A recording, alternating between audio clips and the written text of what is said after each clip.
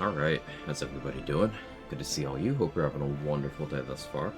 Hope you're staying safe and prepared and squirreled away and whatnot in light of, the world ending today or whatever.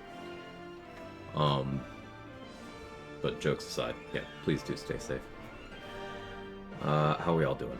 Viton, that command still isn't a thing. I'm just gonna time you out for an arbitrary amount of time next time you do it, because I think it's stupid.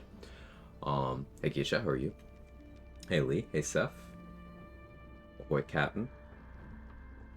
Hey, is that Psycho? Is that Salko? Salko? First time chatting, I think. Sometimes Lyrica's always wanted to see one run from the start. So it seems this is my time. You're amazing. Oh, that's very kind of you to say. Happy to have you along for the start of a run. Hey, cheeky little pup. Hey, Zaref. Actually zero? Actually zero. Hey, Danny. Morning, Faye Lord. Got a question? Hit me. Hey, Max Matt. How are you? Hey, Merlin. Good to see you. Danny, thanks for streaking. Hey, Fireball. Hope you're well. Alright, so yeah, I'm also not clickbaiting the other thing. I'm gonna try to be live for 24 hours. I've done a 24 before. More planning involved, but if I feel too much like shit, I can either take a break or take a nap or something. So, I'm just gonna be live for a while. No big deal. Been playing BG3 since 6 a.m. That's my guy right there. He gets it. You get why this game has had me in its clutches for 2 and whatever years now. Alright, so the premise of the run.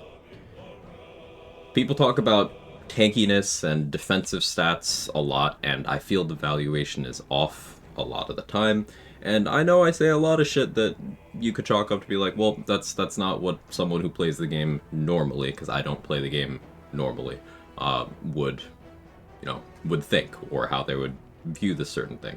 So, as always, I do like to put my money where my mouth is, and I want to do a run where my AC is never allowed to go above 0. So, I'll be using a mod. Name of the mod is... where is it? Choose your scores. It gives me a ring that allows me to do a bunch of things. The only thing I'll be doing with it is lowering my AC to, I don't know, like minus 50 or something, so I don't have to think about it. This doesn't have any effect beyond what it would be at 0, but it does mean that effects like haste, shield of faith, all of that will not actually do anything. So the only way people miss me is if they roll 1s. And that's it. Otherwise, they can't miss me if they make attack rolls. Hey, dude. AC, nah, damage reduction. Now that's the good stuff. Yeah, that is the good stuff. Let's actually just double check what mods I have on. So I want to go with choose your scores. This is going to be mostly bare bones mod wise. Clown Clone Jaheira, because they never should have patched this. Doppelganger Jaheira had clown makeup until patch 3. Never forget. Origin dialogue tags, just nice quality of life UI thing. Reaction point on UI, same thing. Amazing Drider Man, because it's too funny not to. Tyrant of Flavor Town, because it's too funny not to. And Withers Big Naturals, because there's a bug where sometimes Withers doesn't have massive gazongas, and that's not okay. So we have to fix that bug. And then the mod that makes Will's, click on portrait lines actually from Will's voice actor.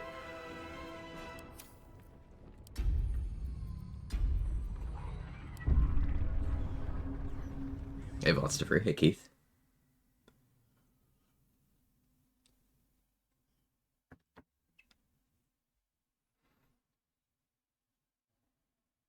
Mostly bug fix stuff, I see. Yeah. Only reason I'm using choose your scores again is because it was the easiest way I could figure out how to do exactly what I wanted to do. Literally unplayable game without Withers Big Boobas. It's true, Fireball. It's very true. Curious, how does it work with critical miss? You still get hit? Sorry, the dumb question. Not a dumb question at all, CryptoDog. It's a very good question. So critical misses just fail no matter what. someone could have 0 AC, and if you roll a 1, you still miss them, unless you have some sort of automatic hit thing enabled. So, what that means is, in this run, if I ever get paralyzed, ones will still hit me. If I'm ever paralyzed or asleep, those will still hit me. Even if I have crit immunity. Sometimes. War God's Blessing also might be able to cause critical hits on weird numbers as a byproduct of this. But essentially, I'm still going to be playing into crit immunity, because I still want to shave the damage off the top end. And consistency is important, especially when you are intentionally taking a lot of hits. Can't wait to see if this is barb-oriented or wizard. Could be both. I'm not restricting respecking, so I'll change as I see fit. Pretty sure one to paralysis is still hit. Yeah. I'm pretty sure it is too, Say. Also, hi. I thought of you when I was planning this, too. Say was one of the first people who got me onto, like, alright, here's what defensive gameplay can do. With, at the time, a lot of our collective focus was on AC, but as we all got more experience, it was like, okay, wait, hang on. What about standing in this spot? What about resistances? What about just mobility? So, yeah.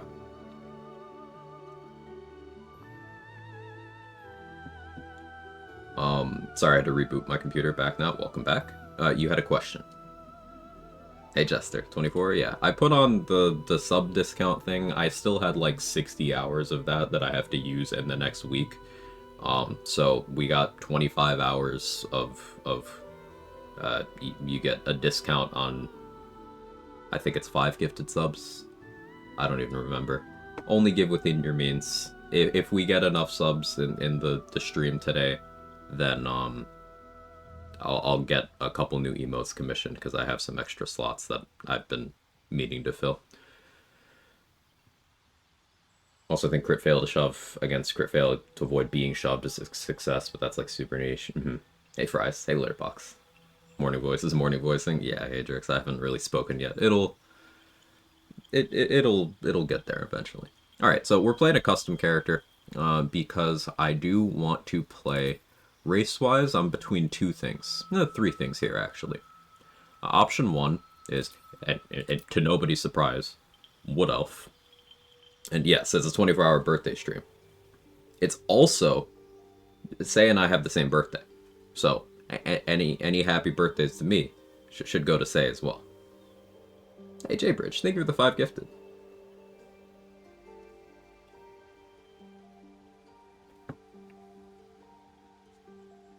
Hey, Siri, thank you for the 5 gifted as well. So my birthday tomorrow. It's highly likely that a huge chunk of, like, this continent loses power tomorrow, so I'm doing this today. And tomorrow's normally my day off, so the actual day is tomorrow.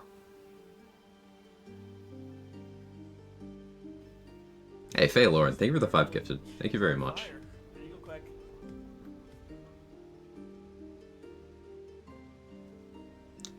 I was watching one of your VODs where you got to the Goblin Camp to the Mountain Pass, clicked accept, of course, camp, did the Will Missouri scene, killed Raph, went to bed, left camp, put you back in Goblin Camp rather than the Mountain Pass. How did that happen? That's connected to Karlach, Faye Lauren. There's a specific dialogue option you have with Karlach if you attempt to leave the map and get a triggered, forced long rest. You can talk to Karlach in the camp, and she'll be like, hey, we're getting pretty far from those paladins, but that will only be there if you've not progressed her story, like, at all. So, whenever you see anyone do that lineup that I did, it's like, recruit Karlach, send her to camp, then go do that immediately, is usually the process. She's just a girl and she's on fire. There you go, Quag.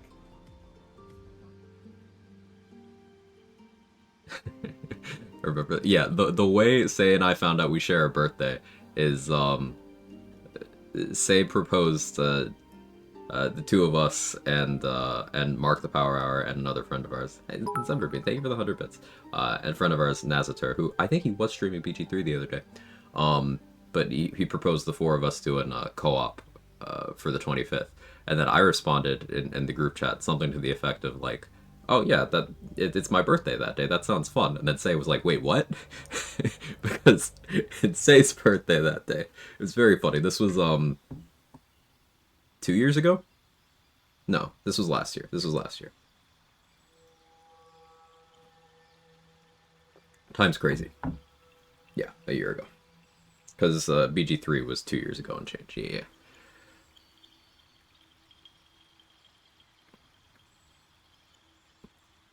Hey, Jaybridge, thank you for the 300 bits. And Adrix, thank you for the gifted sub.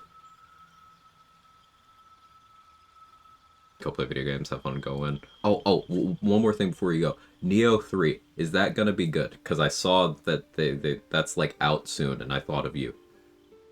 Should I start playing those games?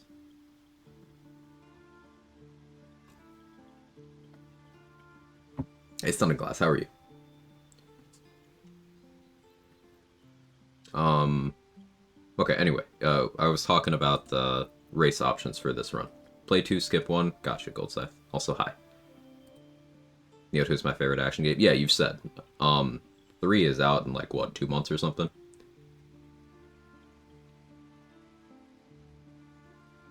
Hey, Mick, how are you? Alright. Race options here. We're looking at 2 weeks.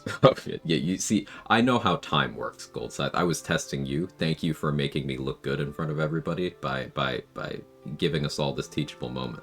She's just a girl and she's on fire. Quag. Hey, Raid. So options here. Wood Elf for movement speed. Movement speed is, in most situations, the most valuable stat in Baldur's Gate 3. Because you can do so many things with movement speed. Think about it. Even if you're like a fighter who's all in on action economy, if you don't have the movement speed to like actually position yourself to make all of those attacks to hit enemies, you can't use them.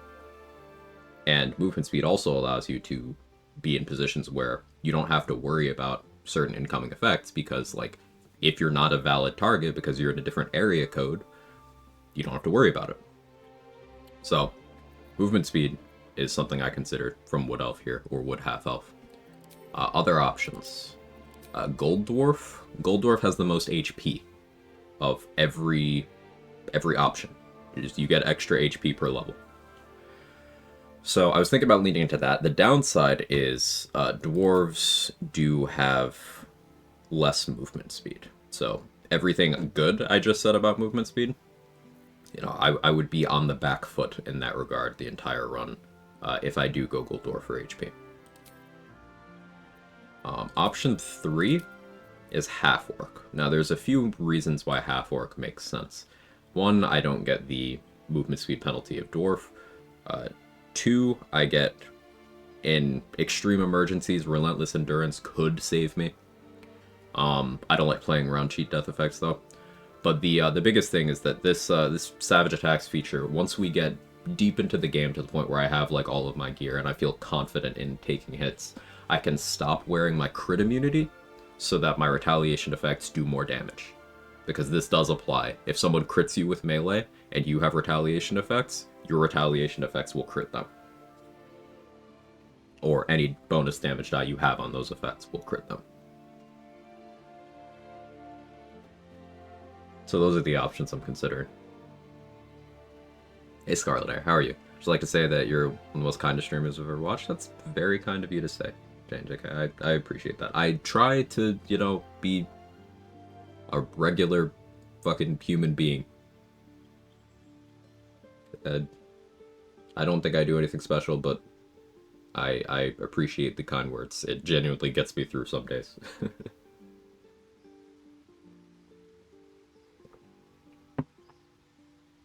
Made a new tab today, first time trying to half orc. Typically play elves because I can make them pretty. Yeah, I'm fickle. I mean, half orcs you can make them pretty too, but it is harder, right?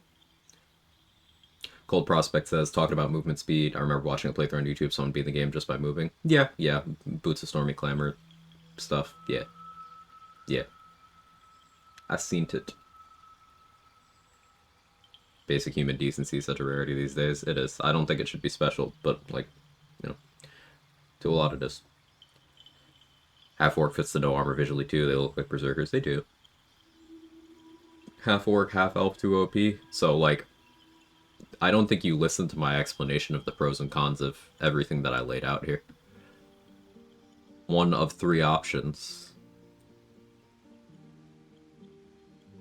4 options, you know. Elf, half-elf, gold dwarf, half-orc. In what way does me being torn between 4 options indicate that one of those 4 is more OP? Doesn't make sense. Very well. Chew. When was the last time I played dwarf? Pretty recent. I play dwarf fairly often.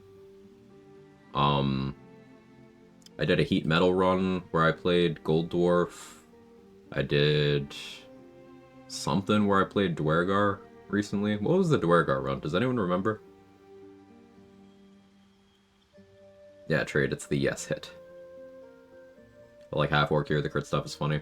It was no dialogue. No dialogues where I played Dwergar. Thank you, Hazel. Yeah, so that was very recent.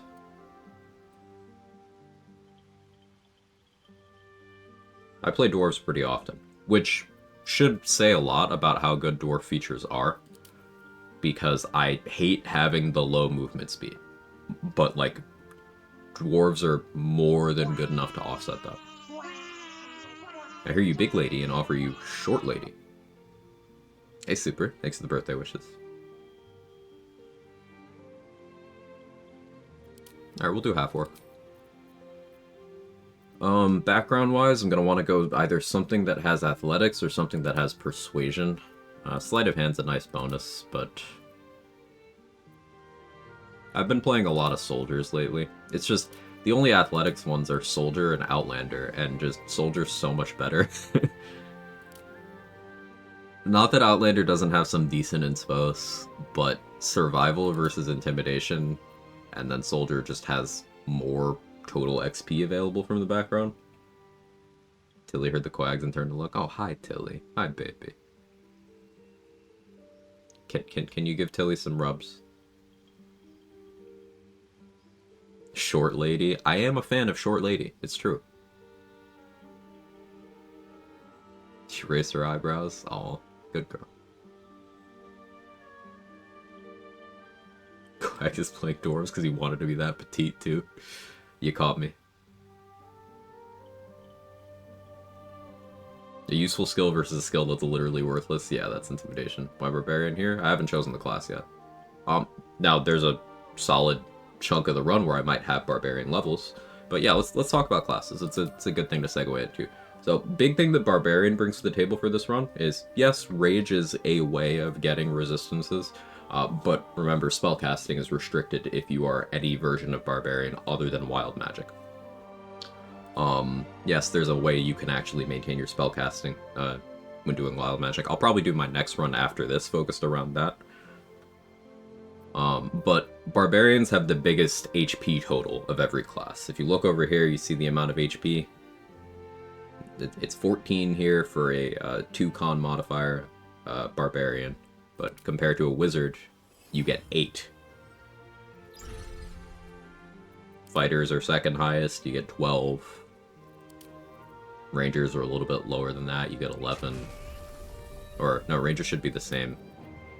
It's warlocks and clerics that are in the bracket below fighters. So it's like barbarians, then most of the other martials, then the casters that are not wizards and sorcerers, and then at the bottom, wizards and sorcerers. Sorcerers do, at least on Draconic Bloodline, you get a little extra HP per scaling. But amount of HP is a consideration here. Now, I will be multiclassing in this. I'm not restricting out respecking, so I can still try different things out. There's a few directions I can go. I can go hard on movement speed and prioritize that for a while. That can sustain me through the entire game if I wanted to. But I do want to get to a point where I am taking a lot of hits and just kind of flexing. So I'm thinking I want to build in a way where I can take Heavy Armor Master as my first feat. And then you know, the usual of walking around in adamantine splint or helldusk armor and just kind of not caring that people are hitting me. Because things that just use regular weapons won't really have options. So that's a start. I'm gonna want good mobility.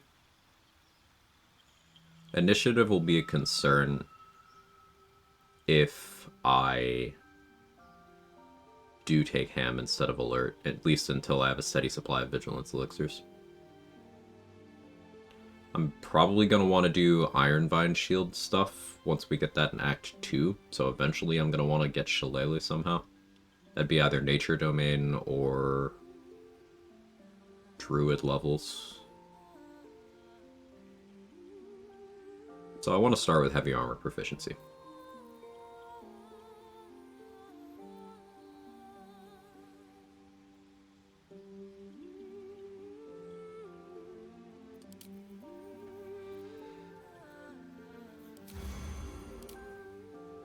Nature Cleric?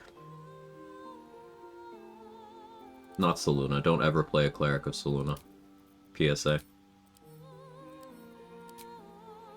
It's my favorite class, Cleric. Welcome in, Grimmy Reaper.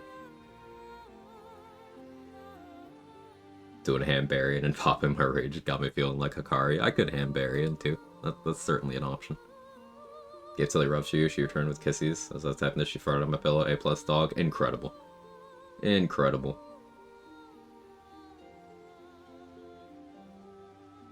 Interesting, why no Cleric of Selûne? Because it's mostly detrimental stuff that you get in terms of the unique interactions. So, like, for example, Night Singer's Favor, the necrotic resistance until long rest buff that you can get in the Gauntlet of Shar, Clerics of Selûne just can't get that. It's just, they're not allowed. You click on it and it just doesn't work and you get the debuff instead. Also, because Selûne is a good deity, you don't get any of the evil cleric options, and the evil cleric options are usually just better.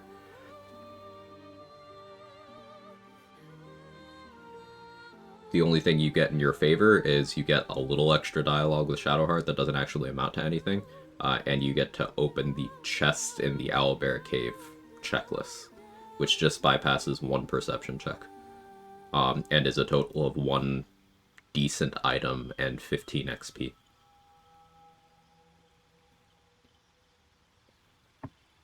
Yeah, I guess in theory you could pick up the chest, put it somewhere else, and manipulate someone else into touching it, but the amount of effort it takes to do that is greater than the amount of effort it takes to just kill them. Doing 0 AC? Yes.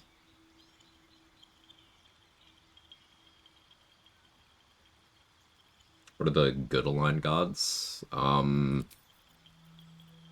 Most of the ones up here. I think they're all considered good until Lolth, and then Lolth onwards. Lolth to here are evil. And then these two are either good or neutral. No, Illustrate is good. So, evil, evil, evil, evil. Good. Good, good, good. Neutral, actually. Good. Good, good. In terms of her actions in the game, evil, but in terms of the setting, good. Neutral, neutral. Neutral? Good. Neutral. Good. Evil, evil, evil. Good. Good. Evil. Neutral or good. Neutral or good. Yeah, that. How Heavy Armor Master, if not wearing heavy armor? When did I say I'm not wearing heavy armor?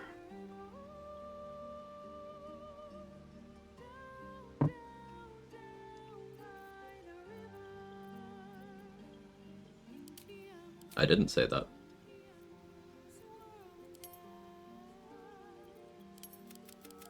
Alright, we'll go 17 strength, get to 18 with ham. 16 dexterity. Now, this is a run where I could, in theory, compromise on my dex. If I wasn't going ham, I'd consider running 14 dex, but I am going ham, so I need as much initiative as I can get. We'll do 14 con. Um, what if I take Warlock for levels 2 through 5? 2 through 6 even. Because that'd be a way to get extra attack. I'd have Armor of Agathis, I'd have Hex. I could be doing Shadow Blade, Booming Blade, Minor Illusion. Problem is I don't get mobility if I do that, because I don't get Long Strider. But, you know, Fleet Fingers Click Heals got me. If no one got me, they got me.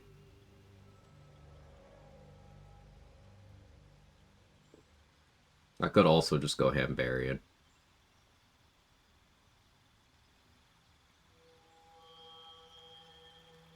Thinking.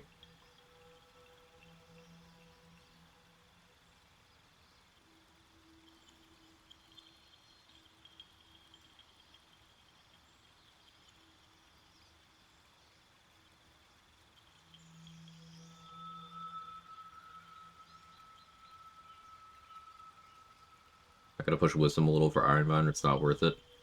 Low Wisdom. I'm thinking about Wisdom right now. It's a question of, yeah, as Mick said, what do you need Wisdom for?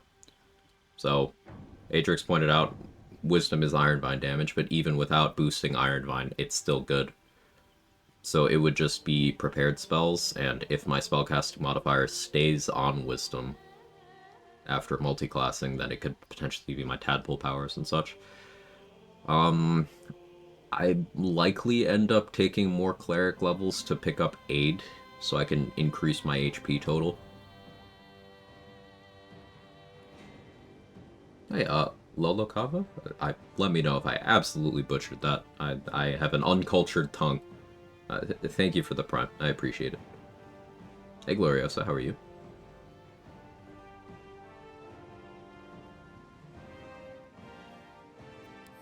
Heyo. Listen.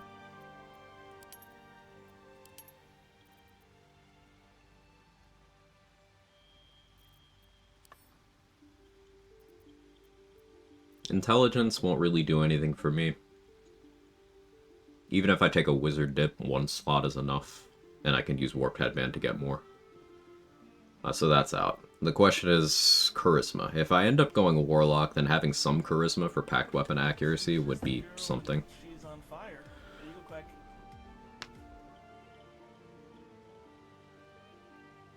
You're thinking on builds, I'm thinking on names. We're not the same.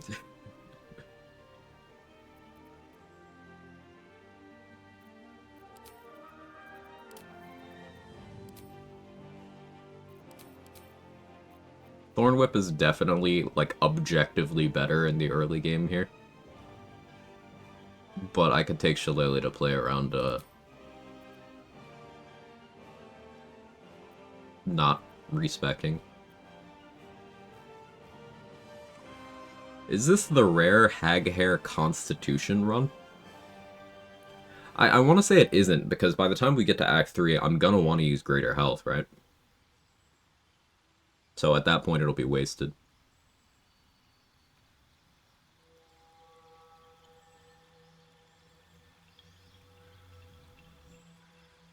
Hey, Superman, how you doing? I guess because I'm planning on respecking, I will take Thorn Whip. And we'll take Charisma for early game dialogues.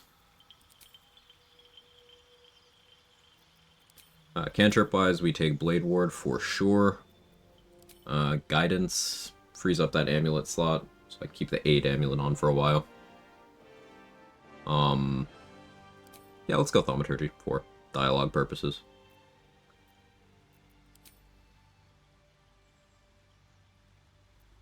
Alright, Athletics from background, Persuasion from class. Let's randomize. What she got here?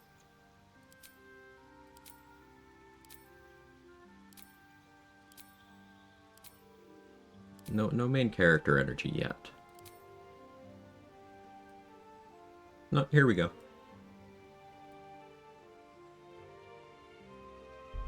Does the hair need to change? How do we feel about the hair? If you do at least 3 cleric, you can just aid to make up for it anyways. Yeah.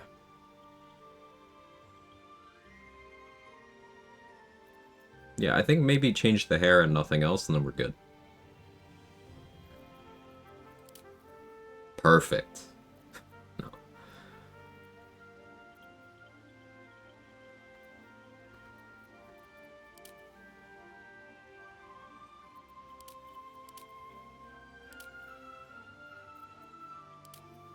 The Gale hair? Yeah, we'll do the Gale hair. Alright, come up with a name. I'll be right back, real quick.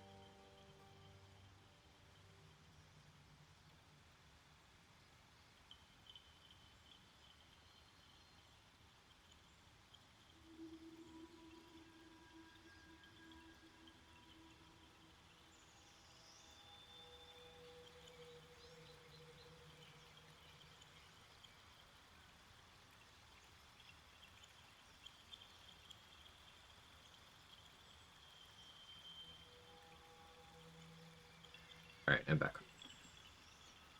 Alright, what do we got name-wise here? Scroll up. OBS allows me. Buy Azura, buy Azura, buy Azura.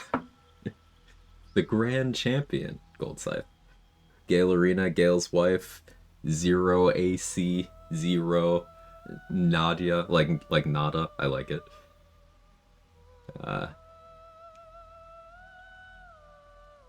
These are good ones. These are good ones. You guys are creative. Am I actually doing 24 hours? Yes. Tawny, fuck you. What up, Bob? Oh, it's a 0. Ooh, that's good. 10 goblins. Nihil, nihil, nihil. Oh no, it's gotta be nihil.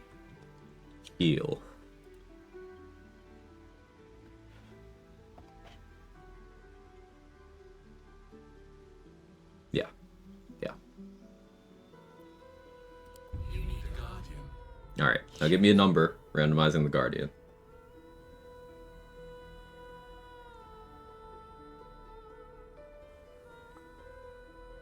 4, 6, 17, 8, 6, 6, 12, 1, based. 14, 7, 9. You know what? I'm gonna go with 1. 24, obviously. Ooh, actually, that's a good idea. Let's do 24. Let's do 24. 1, 2, 3, 4, 5, 6, 7, 8, 9, 10, 11, 12, 13, 14, 15, 16, 17, 18, 19, 20, 21, 22, 23, 24, and send it. I didn't see. I didn't look. Let's get into it.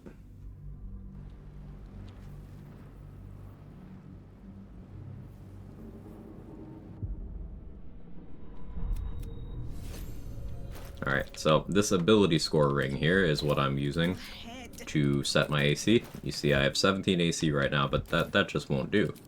That's just not acceptable. So we're going to change armor class.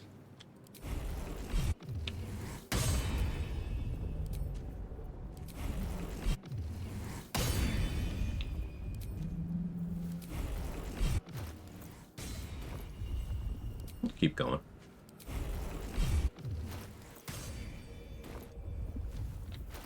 Yeah, that's enough for now.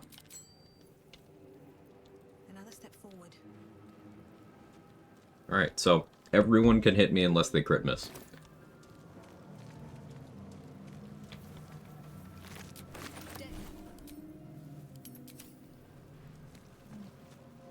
Not minus 24. You know what? You're so right. Let's move. Because 24 is the number that, I don't know, someone on the internet told people somewhere that 24 AC is good in this game. So every once in a while you'll see someone creaming their jeans over 24 AC. I'm here to tell you 24 AC is dog shit. But...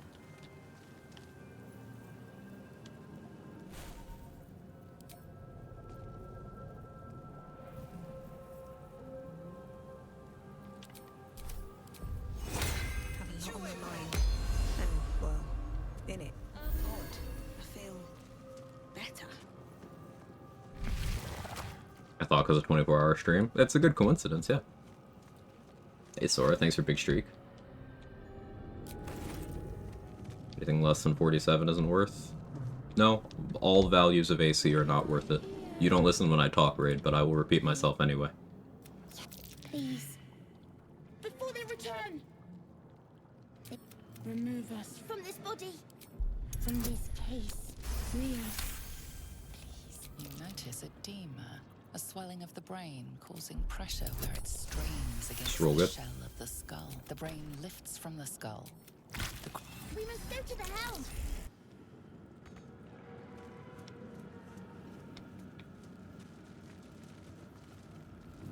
38 AC for Vostead himself. Minus 38.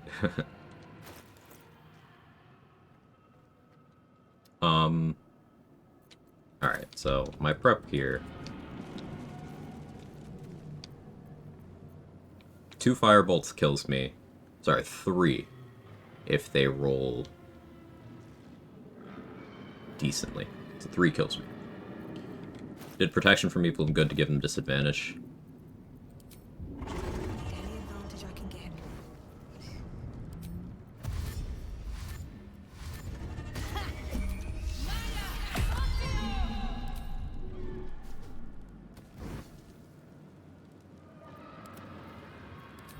We had this AC damage reduction discussion so many times. We did primary motion. Glad to hear you retained it.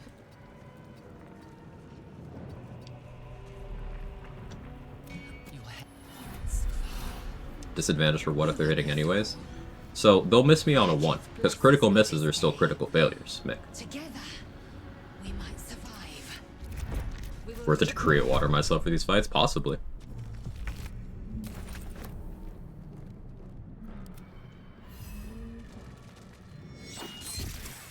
Could roll us.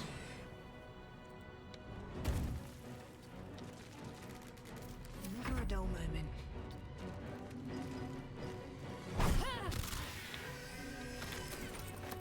Very well. I will ascend.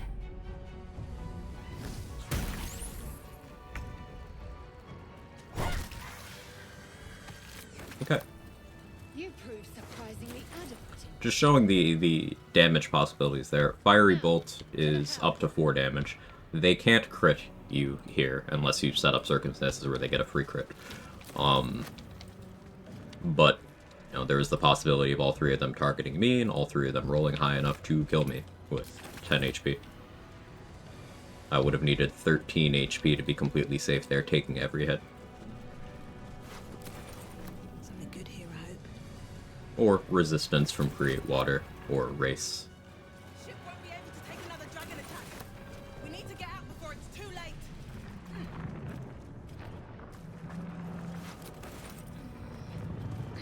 Cast Sleep on myself. Crit me, Imp Guy. Crit me, Batman. I want you to do it. Thought enemies take priority targets with less AC. So the Nautiloid has a lot of shackles on the AI, let's put it that way. I'm assuming, this is just an assumption, I'm assuming that that's the culprit there.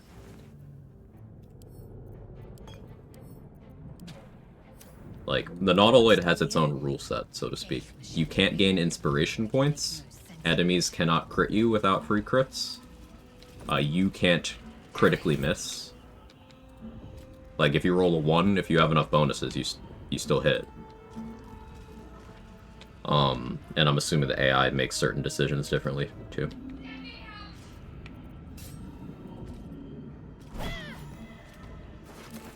That half-orc extra crit die is going to be nice.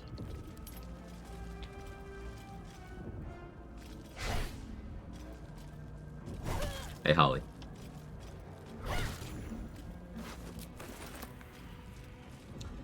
So, off topic, since I progressed Karlach's quest in my game already, any point trying to get Raph's armor? You can get it when you actually want to leave Act 1. Adamantine Splint is a better defensive armor.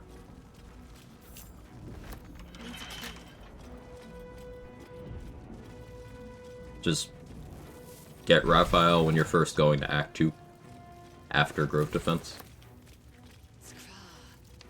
How many hosts of these gay infected? As Ansel says, the XP is still very much something. And if you find yourself not in a position where you care to use the armor, you could always use it as a credit card, so to speak.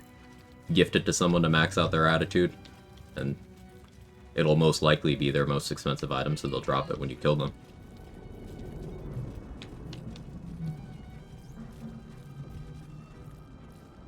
Action, not reaction. The console hums to life. That's my wake-up alarm.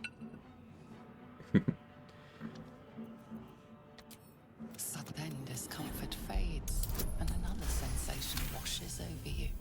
A shiver. You're Dangerous company. Let me come with you. I'm nihil. She. Don't need to worry about taking her shield this time. In fact, what I should be doing is... What to do? hand axes. Swift as my feet can carry me. Sorry, not a PayPal. How does armor from a devil sound? Me trying to use cash anywhere in 2021. We are nearing the cave. What's next?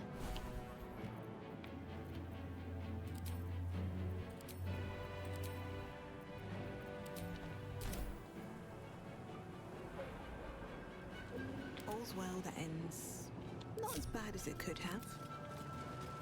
an efficient path. Is that blood? No, never mind. I don't need to try my absolute hardest here.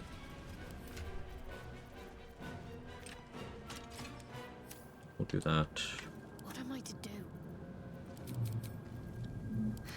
I've got a long road ahead.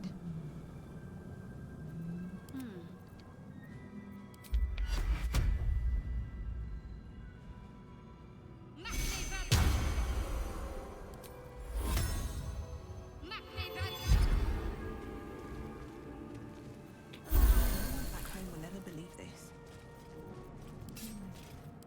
A good opportunity.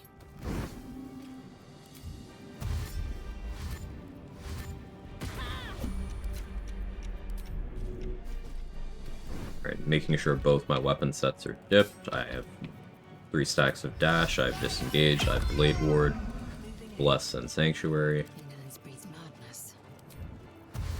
A vital boost. Without delay. I don't sweat use of companions on the Nautiloid too much. It's whatever, it's the Nautiloid. Might prove useful. If I did care, I would just use that speed pot and sanctuary and just dash my way through. But I don't. Still breathing, despite everything. Slept well before stream? I slept okay. I slept okay. We need to get out of here now. Why did it take us first, wouldn't taking us later and killing the Intellect Devour get more XP?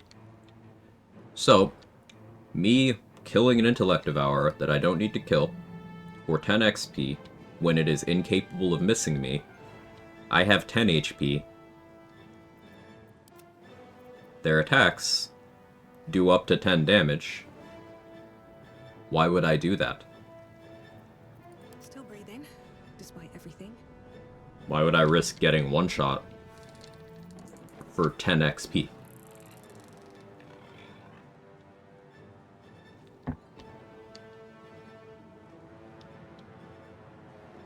Best be on my way.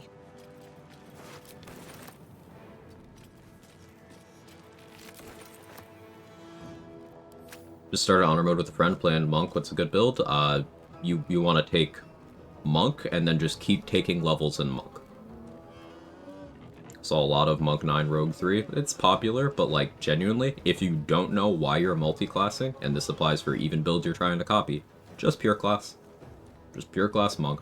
I'm personally a really big fan of taking a 1 level dip into something that gets heavy armor and then doing monk stuff in heavy armor. So like 11-1 is pretty good. I sometimes do some 9-2 ones as well, but the biggest monk level, the most important monk level, is level 9. That's where your damage caps out for everything except Shadow Monk, I should say. Shadow Monk's caps out at 11, but just stay pure class monk and learn the class, is what I would say. What's in here?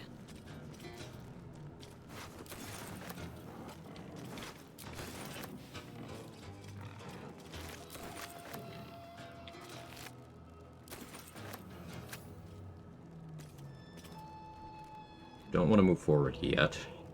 I don't want to spawn the second wave in. Though I do have Sanctuary, so I could get away with it.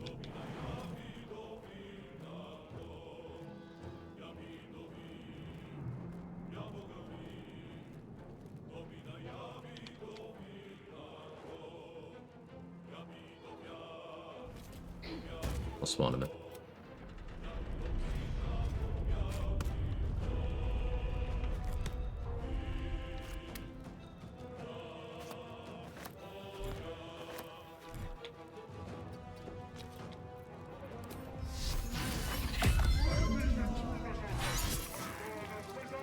Drunk Monk's probably the least of the subs, but as far as what that means, that's like, oh no, you're the weakest member of the Justice League.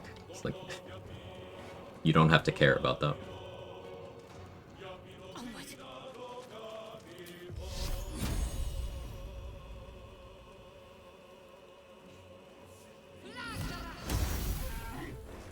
But Shadowheart's not allowed to hit.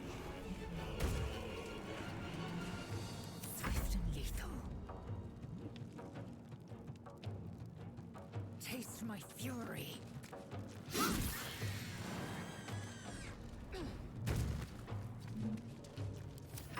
How do cleric do damage?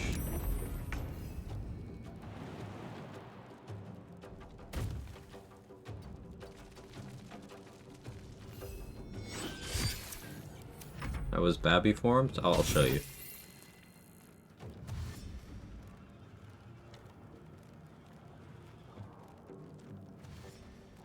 Bless is just so great in the Nautiloid thanks to that sweet 100% accuracy. Yeah, Shadowheart is the most accurate companion on the Nautiloid, by the way.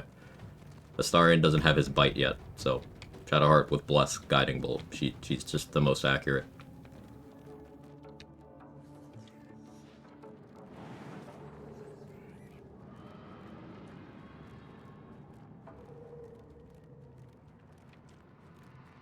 So even if you are playing as Astarion, you're less accurate.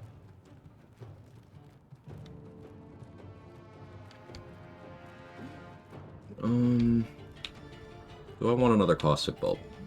I do still have a few turns of Sanctuary.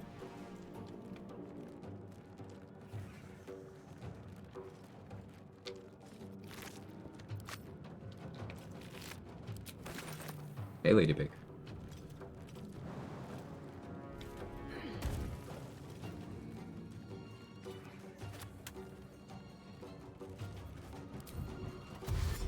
With haste.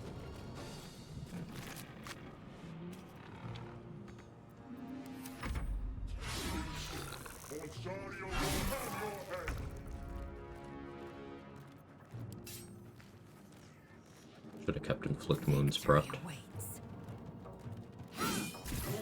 Oh, good roll, Lazel.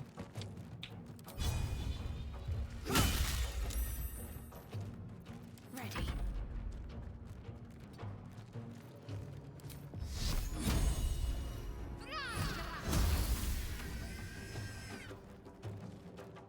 Moving.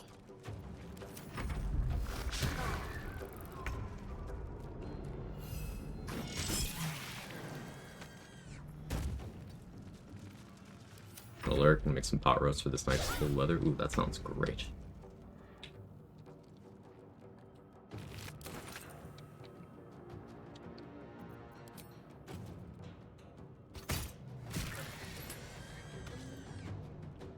Alright, realistically, I think that's all the XP I'll be grabbing. I didn't move barrels over, Damn these but like, imps. I'll try to snipe the Mind Flare.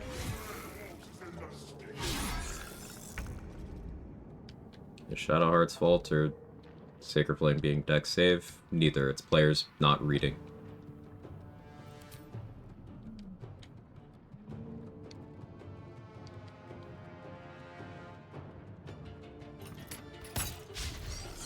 Time to strike.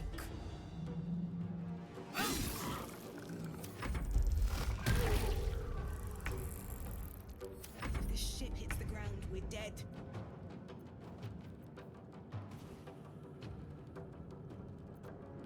Just how of you.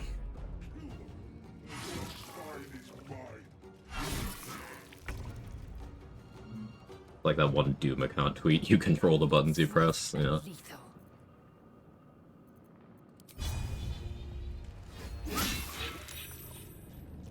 One. Faith will protect me.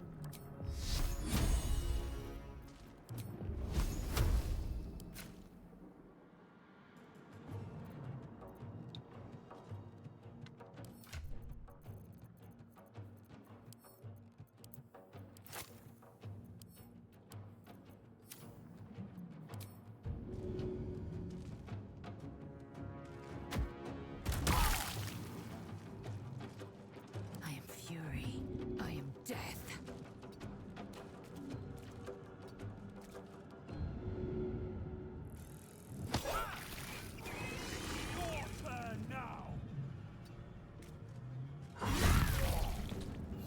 The explosion, that's incredible.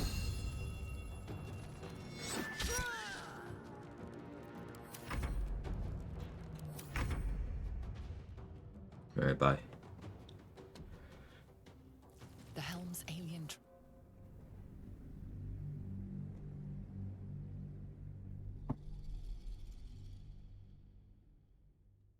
Yeah, it was pretty clean autoling.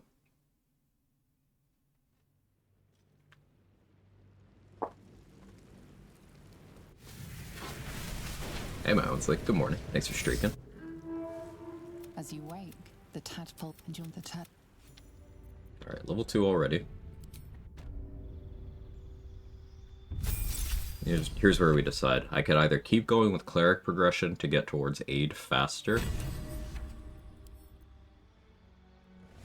but I'm not going to do that.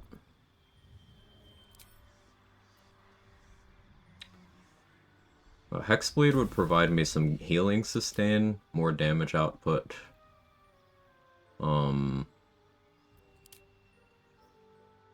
If I had more charisma, I would probably not hesitate to take the Fiend here. Because Dark One's Blessing could be nice. But I see myself being on Elixir of Bloodlust eventually, so...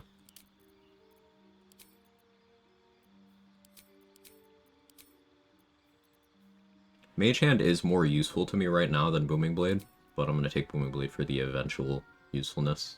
Like, once we get Spell Sparkler, I could build Lighting Charges with that. It's something.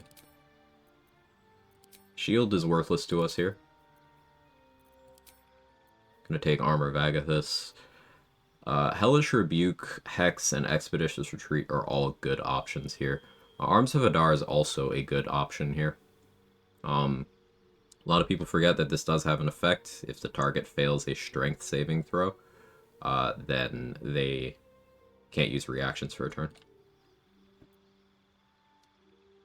And it's in an AoE. I'm leaning Expeditious Retreat for Speedy Light Feet gameplay.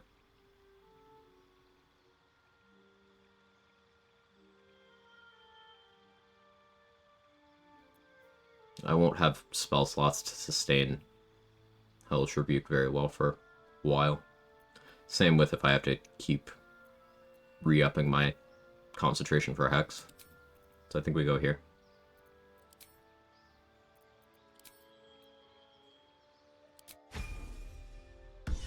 Okay, we do this. How are you?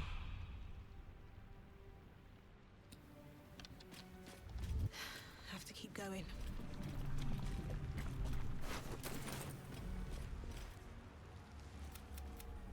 You're alive. We might have escaped, but we need each other. Alright, with Shadowheart in the party. Gonna revive Lae'zel. Something the matter? Must we? No, thank you. If you're sure. Hey, Gingerbread One, how are you? Big lady's pretty? Yeah. Not taking True Strike. True Strike is a good cantrip.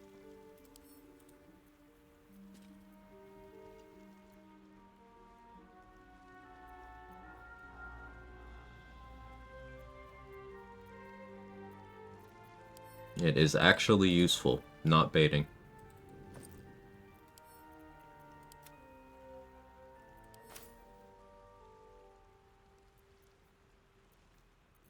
I could use whatever weapons I want now.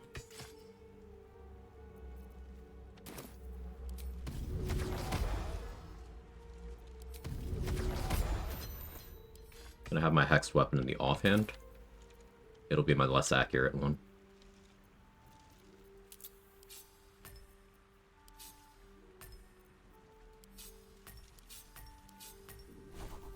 Don't need this anymore. Go Sanctuary.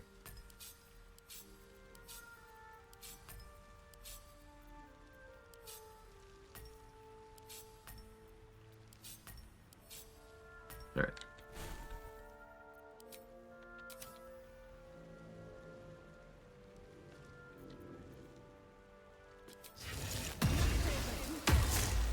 Let's go here. Something's on my mind. Together, come. Our search begins. I will Go to camp. See so much hate for it, never understood that viewpoint. A lot of people think that any cantrip that isn't for the purpose of dealing damage is bad. And like, they have it fully backwards. The non-damaging cantrips are literally better than the damaging cantrips. Because you never have to worry about them being outscaled. Anything of use? Like Blade Ward, Minor Illusion, There must be a settlement somewhere nearby. Mage Hand, they never lose their value as you get better offensive options, because they're not trying to be offensive options.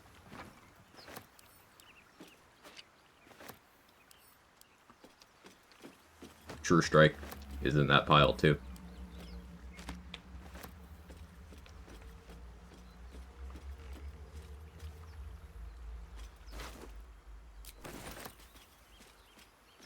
What's in here?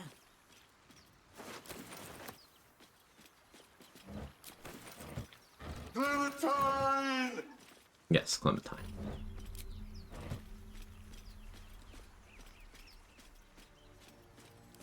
Interesting times. Can't keep me out. Ooh, that was close. That was close. I forgot to say watch this. So, these intellect devourers on the beach, absolutely not fighting those right now. I don't need any of Again, I have, right now, 22 effective HP. They could kill me rather easily. these. So, we don't want the smoke. Everything. Blade Ward is so nice. Blade Ward is incredible. Blade Ward is legitimately one of the most powerful spells in the entire game, and it's a cantrip that people think is bad. Looks unstable somehow.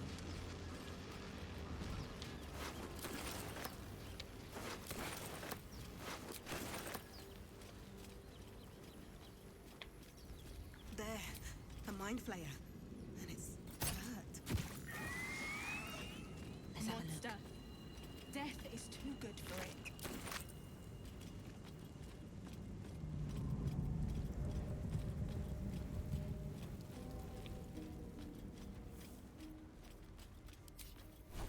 Let's get my keybinds in place.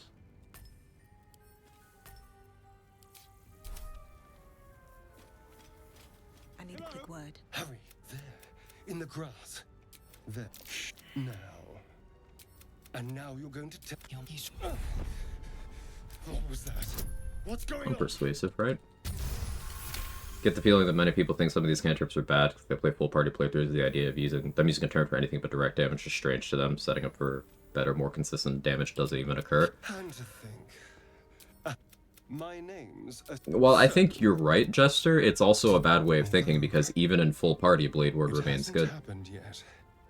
Because you could have someone with large effective HP turn on Blade Ward and stand there so that everyone else could deal their damage. But as you said, they don't think about setting up for more effective damage.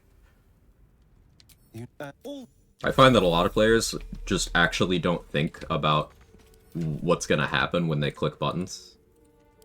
It's like they'll make a play and then be like, but then why didn't it work? It's like, well, you didn't think about it. At least things have stayed interesting. Just programming yourself to think for a couple seconds makes a pretty big difference.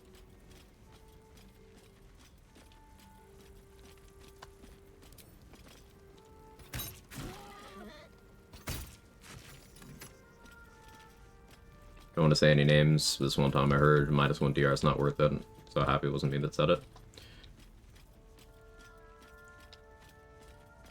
Some people value defensive stats differently. I choose to let my experience reinforce my position that damage reduction plus resistance plus high effective HP is simply better. It's more consistent, it's less effort, it's more accessible, and it's more flexible. I hear shouting up ahead. Question, I know you're not a fan of long resting often for buffs and such. How are you going to manage your cleric spells this playthrough? Same as always. I play a lot of cleric. I don't need to long rest a lot. Like, Sanctuary is a first level spell. If I'm clicking primarily low level spells, I can get them back with short rest potions easily enough.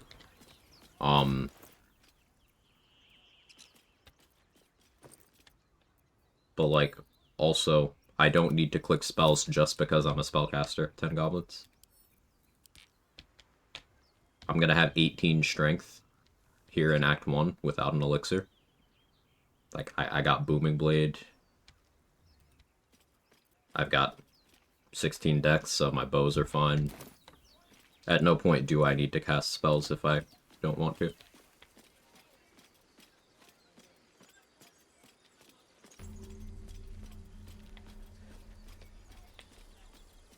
You know what else is flexible? Not me. I slept wrong, my joints hurt. I feel that.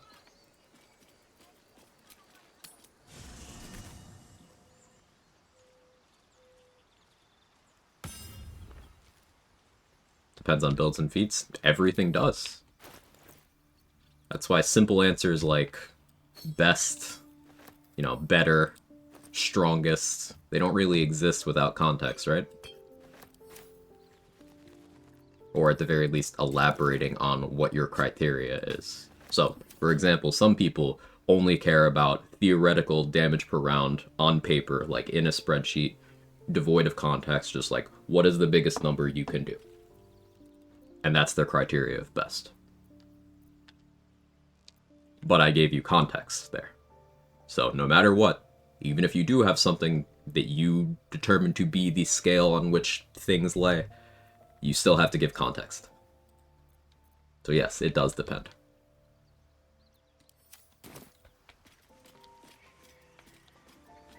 More for me?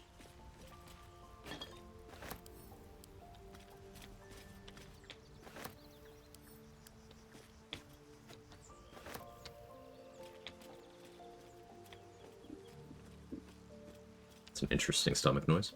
What's inside?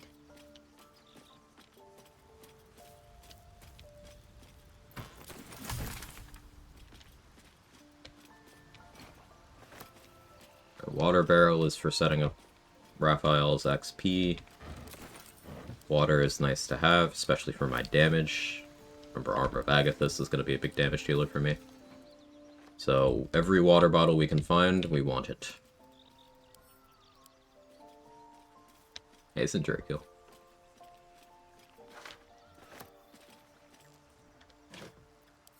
That was a bird cooing in game. Hope you do eat a couple times. Yeah, I will eat.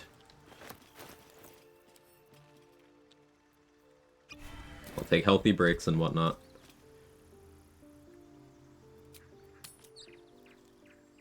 Hope you've been well. Yeah, I've been doing okay. Hope you have been too.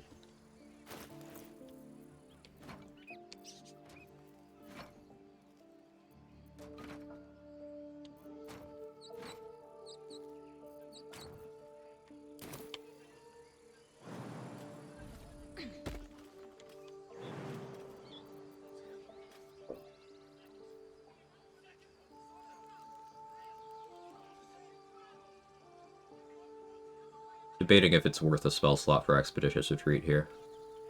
I don't want to use Sanctuary yet. Gonna have to Blade Ward.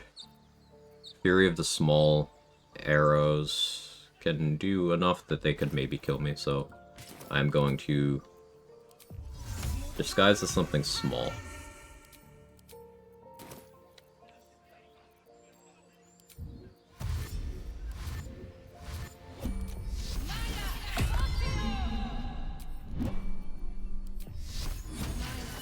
To not be in turn-based for that.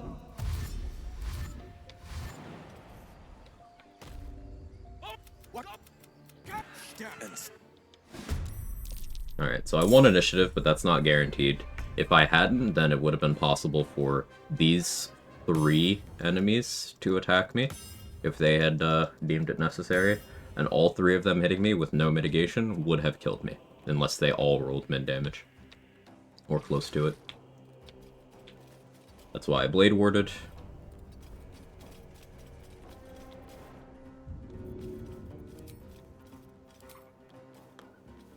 Alright, we're gonna throw a Void Bulb here to put Will in a position where he's more likely to get more targets with Arms of Fadar. That only fails if Will somehow manages to roll a 20 on the saving throw there.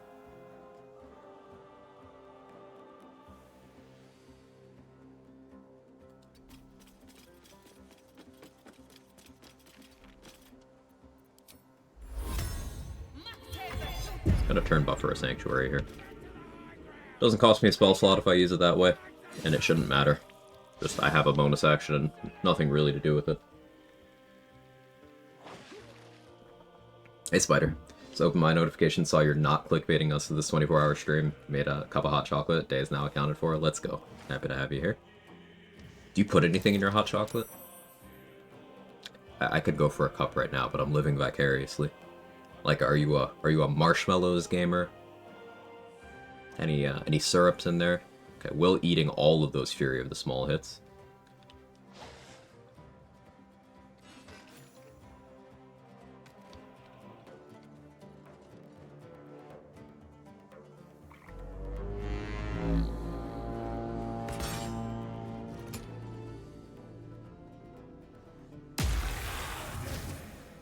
Good job, Zevlor. Rolled like shit on your damage, but you got the hit in. Not so much, more of a plain Jane guy. Nothing wrong with that. Call me Obi-Wan because I have the high ground. I'll like the thing that people smoke.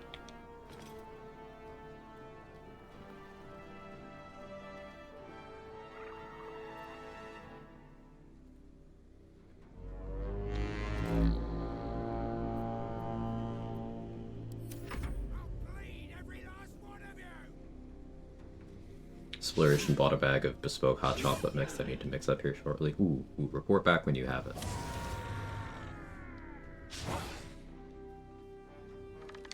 So just as a reminder, everyone can hit me. They only miss if they roll a 1. Hey Jackson.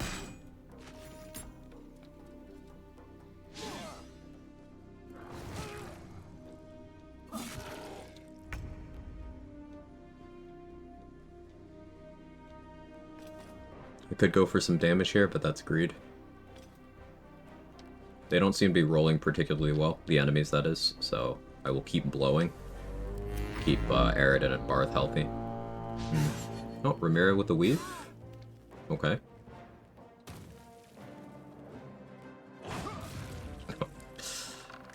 Bugbear crits, man. 19 damage. Pretty average rolls, too.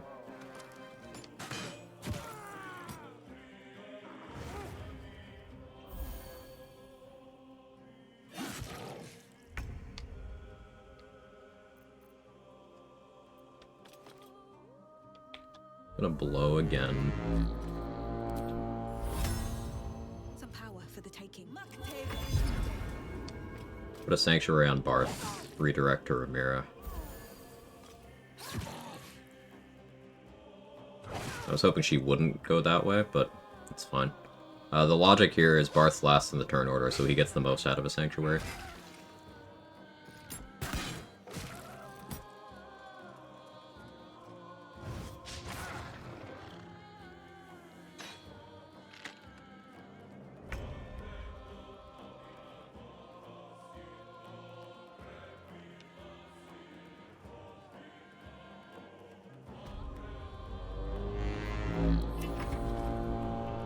That's my start streaming one. That bugbears ended more than one of my solo honor runs. Enemy bugbears are super dangerous. They just have really good, consistent, high damage output.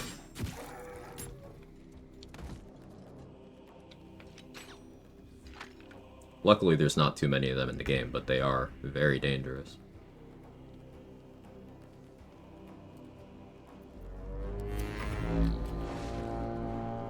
Quag, since you aren't clickbaiting, any other kind of baiting you could show us today? I could show you. I got nothing. Used to throw a potion of Featherfall on Zevlor here, so he jumps down and nukes the goblins. That puts Zevlor at risk, and I don't want that. I want him safe. Zevlor is worth a lot of XP later in the game. He's worth some XP here in the early game for some quests too.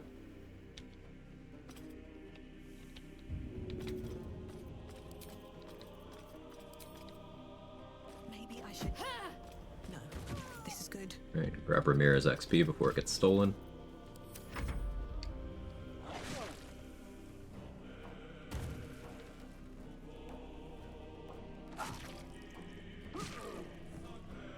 Didn't manage to get Barth, but that's okay.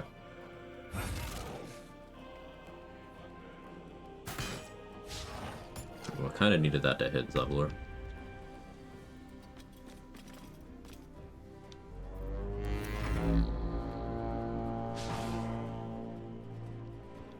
Fight's lost me more than 4 honor runs, even after making myself small to avoid fear small. It's a fight where having good defensive strategies is important. This is the fight that I reference anytime someone tries to say that the game is better on D20 initiative, because functionally the initiative die here works out in a vanilla game unless you are a level 3 character and thus able to be a swashbuckler or a gloomstalker. It means that the turn order is fully random. And what I mean by that is nobody has a sufficient initiative modifier to guarantee them a placement. So even with me having the highest initiative that you can possibly have at this point in the game, it was not guaranteed for me to be first. In fact, I still could have been last.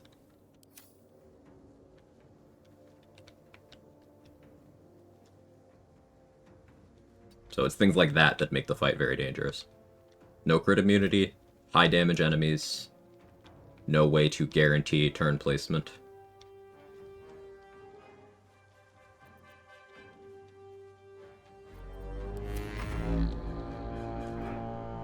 When was the last time I had a max XP growth with everyone surviving this fight except Will? I haven't really paid that close attention. So I'm pulling people from Last Light and Diverge of the Shadows. Who did I forget? Did you get Barkus?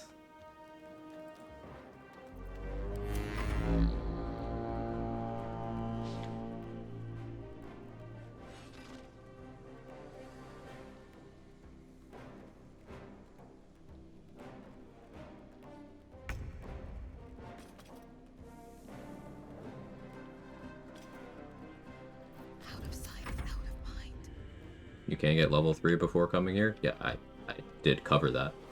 Means you lose exploration XP in a pretty hard fight. You don't need to lose the exploration XP to do that. But it is gonna mean going more out of your way. You do not need to go to the chapel and do that fight for that XP.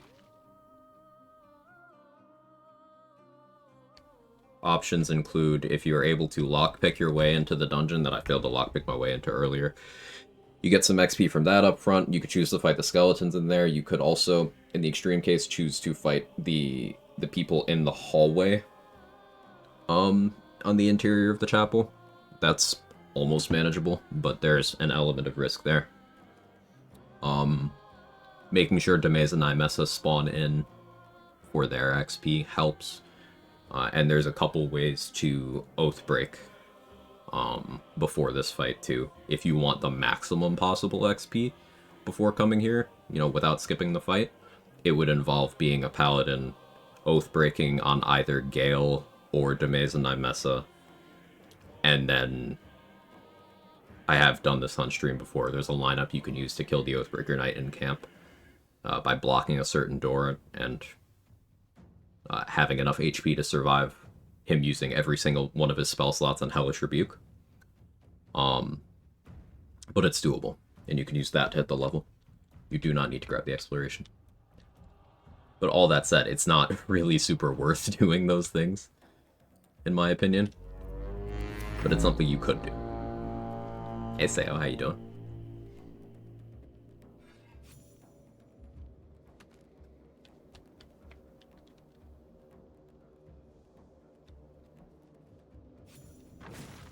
Open the gate! Good.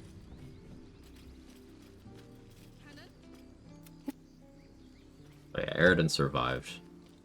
If not over, then through.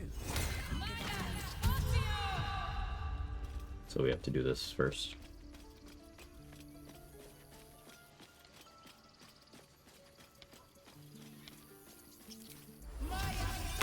Children! You led them straight to us, and you shoot my foe. You see the tiefling's jaw clench. He's about to erupt. Go for this, it's more potential XP. Nice.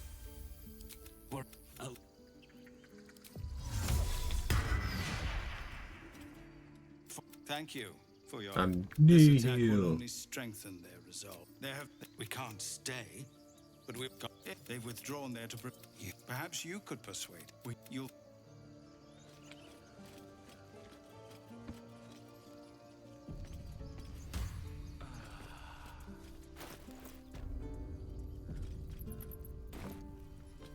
Start working on level 3.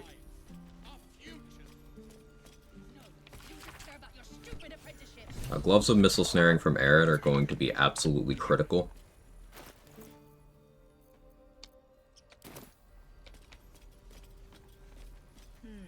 So I'll have to budget for those.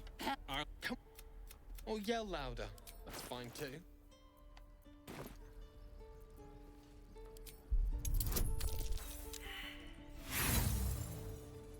It's not worth using an inspo here. This is slightly XP negative, but pick option 1 if you fail that. Roland will still stay, you just don't get the XP for talking him into staying.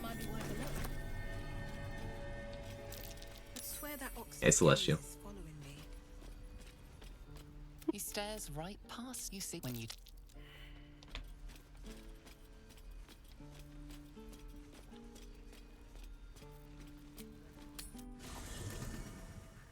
Let's grab Lae'zel, bring her to talk to Zoru. How far can you progress before being able to fight Demeza and Nymessa and them not getting killed? If you go too close to where the Gith are, there's probably a number of long rests after progressing to a certain point. I think going to the Underdark also is a trigger. There's a couple different triggers for Lae'zel just killing them and breaking free. And I know one of them is you getting too close to the Gith. Is this monster with you?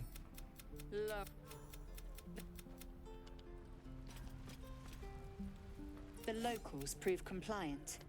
The tiefling. Memorize all the inspos? No. Sorry. No, I need to be ready for a fight. But I'm useless with a sword. I don't know the DC on the half-orc one, so I'm not trying it. You rip! But I'll keep at. Oh, yes. Are you sure? We're up to 3 inspos now.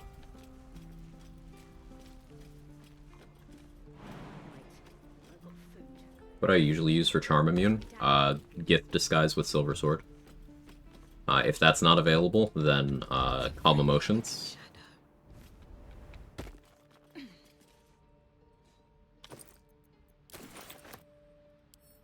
If that's not available, then I will actually go for high saving throws.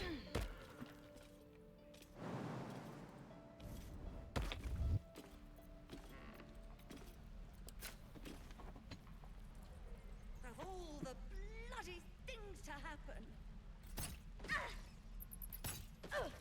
You're gonna be sorry. Every last one of you. Need to find a way forward.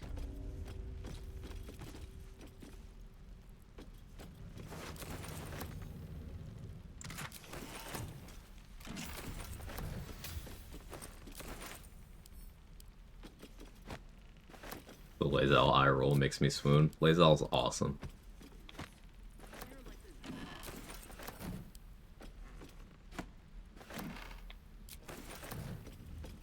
As long as you document it when you fuck around and find out it's a technically silent science, I can speak Moodle.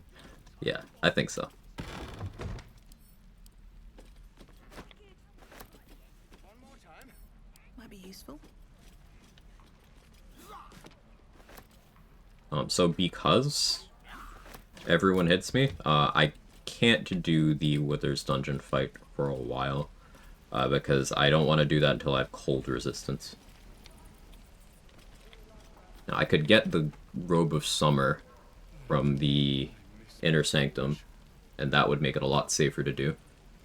Because Ray of Frost crits from my current HP can be a very big problem. But even without crits, 2 of them hitting me is functionally the same as 1 of them critting. So I don't want to go over there for quite a while. Arrow of Transposition this early is something. We take those. We'll get to the city soon. I am not. I'm gonna disguise as a halfling here. Halfling has a dialogue option with the Gruel Lady to get a second serving. While we still can.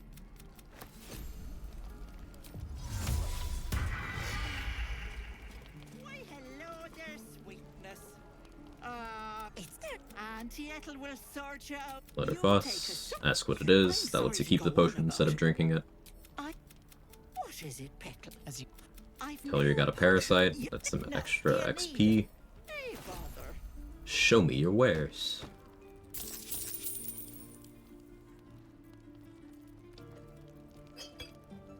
Be careful. trader has no problem. Alright, I got Ethel to combine the 3 strength pots in her inventory with the 1 on the table. So every time her inventory resets for a little bit, I'm going to do that. You can do that up to a stack of 20. My selection's pretty slim. I had to leave most of my equipment in Elturel. Damon. How much am I going to be trading with Damon this run? Honestly, not that much. I might skip Damon Attitude.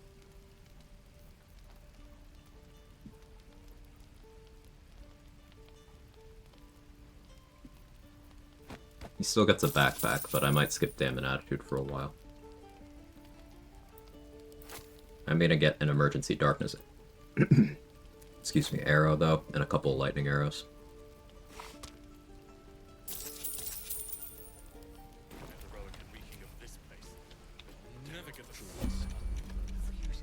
The Ethel Staff good for monks? Read. Read, and then you tell me the answer.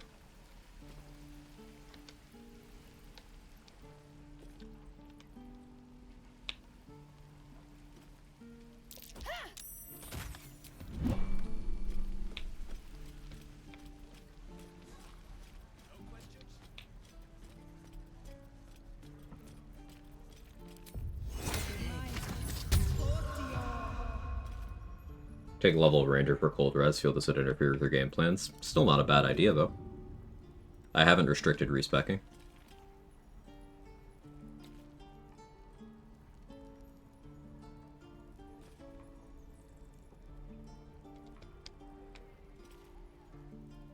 Think you can take me on?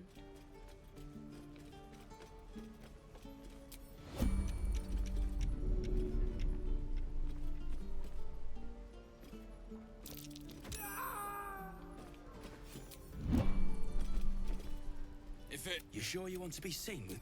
Now I'm gonna take the... They chased us. All the way from the... We've... Didn't work out, though. But gold ain't any use if you... All I've got's the...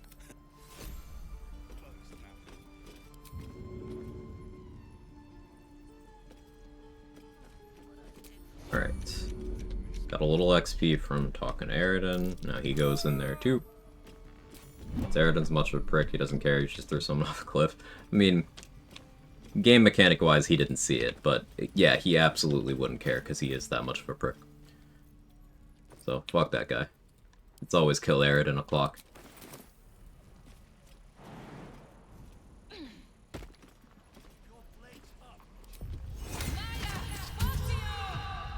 Starting to clear the grove so soon. Getting this XP early on makes sense. Remember, I don't want to take major combats until I have a significant enough pool of damage mitigation. So taking the non-combat XP early is sensible. Want to do a monk run, so want to know if that's good early game. It's +1 attack unarmed is good IMO. Then use it. You do not need to outsource your basic thinking to me. I'm happy to give input, but like, you're asking me to answer a question you already know the answer to, so you don't have to think about why that's good.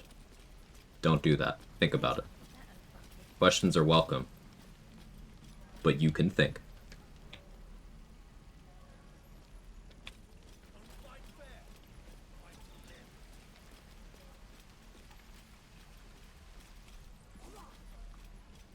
One more in here.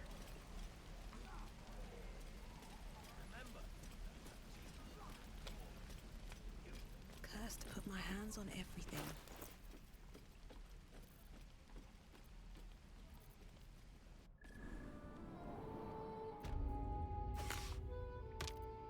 Put that there, that over there. There's actually a lot I can do with a Hill Giant Elixir and Minor Illusion.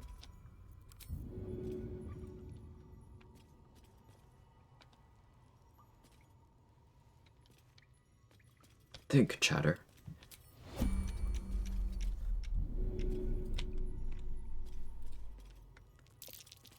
Streamer, is it good to play the game? No. Just out of view. You have to go entirely off of vibes and post about your vibes-based assumptions for the updates. No play. No testing. Very well.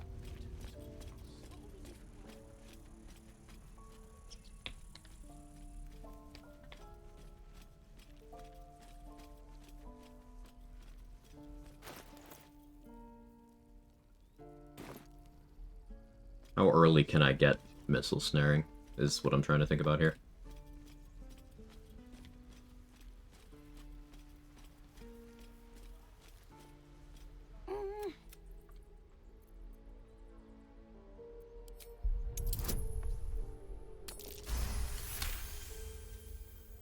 Watching his hands, you realize he's miming opening something. He nods, then... Got that XP. I am a warlock, so I think I can get this Mattis XP.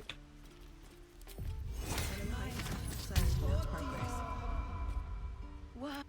Go on. Take this ring. Go on. Take the ring and watch your... Call it. Heads. I've got more where that came from. I wish I had better things to sell. I don't know what you mean. Hey, that hurt. Uh-huh. And I promise this isn't a tinker's... Last chance. You want to look at my stuff or not? Alright. So that dialogue path is available to rogues, wizards, and warlocks. I don't remember if sorcerer gets it, but you can pick a series of certain options and you won't get mugged by Mantis, there's no checks involved, and you still get the 45 XP.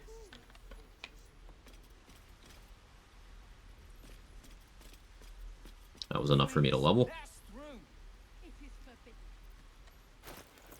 Which I don't think I want to do yet. I want to have a word. Let my daughter go. She's... I'd sooner trick. Now Arabella's being judged. Hurry. You get back. What? You?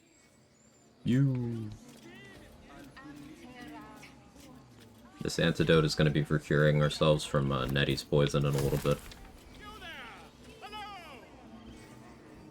Let's back up what Volo has. A few questions, if you please. There's no overstating my interest. I wouldn't mind grabbing a magic missile right now, but I need to be saving my money currently. And we bag up his entire inventory.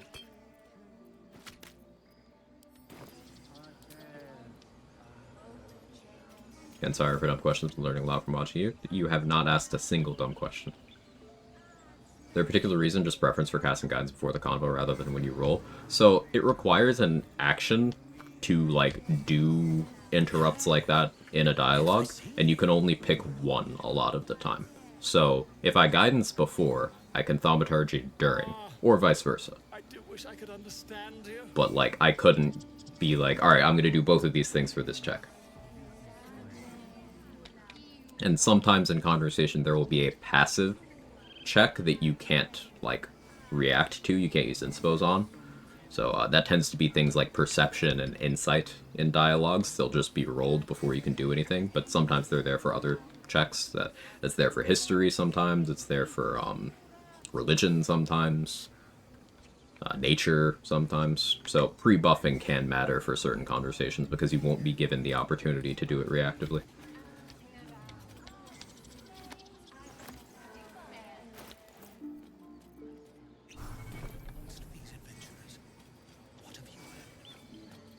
Worse for sorcerers too, thank you, Soma. The Grove Tiefling Kids is probably the most underwhelming conclusion of their story arc in all BG3. I mean, I think they kind of served their purpose in the story. Ultimately, the game's not about them. They're just some people on your journey. I don't really have a problem with their endpoint. Don't get me wrong, I do think it's a shame that you can't save more of them, but...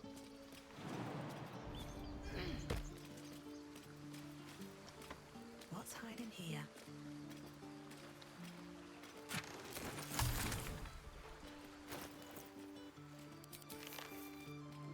I don't benefit from armor, so...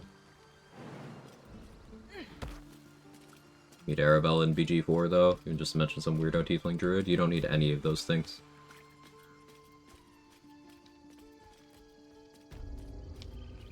Alas, I've never learned to converse with your kind. Especially not BG4. Yes, I'm quite aware. Not everything needs to have an endless stream of sequels in diarrhea form. You can have something stand on its own creatively. It's okay. It won't hurt.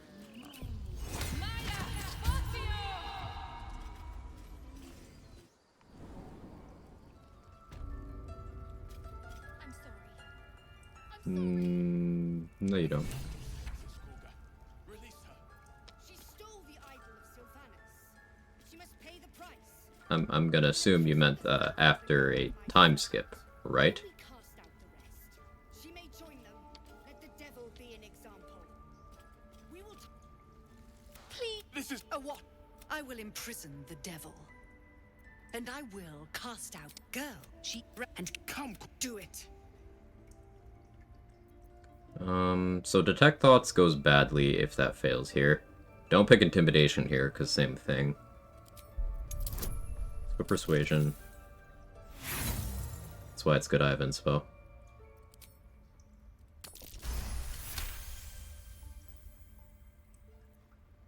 Very out. Halcyon isn't.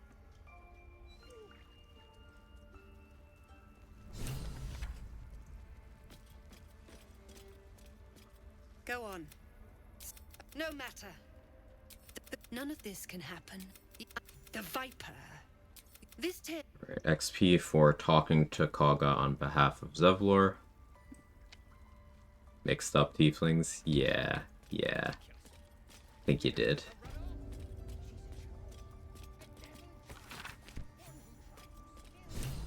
Did mean like an IRL 20 years between releases, also in universe time, possibly longer.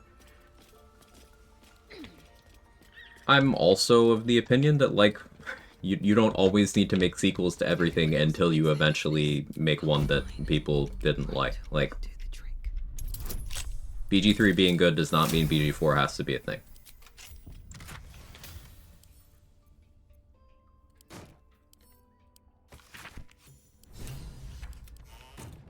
Time to press ahead. Light on my feet.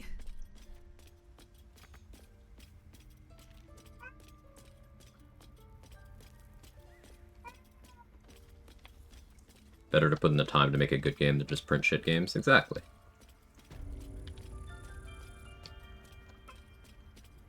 Hi, Kevin. You are a cat.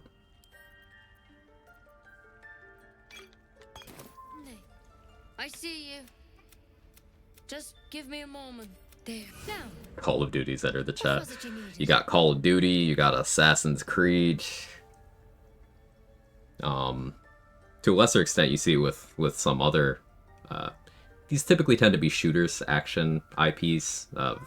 Far Cry got a lot of criticism, weirdly, for its last couple entries. It's like, it's exactly the same. It's like, yeah, that's because that's what those people have been asking for forever. Like, the ship has sailed on innovation in certain IPs.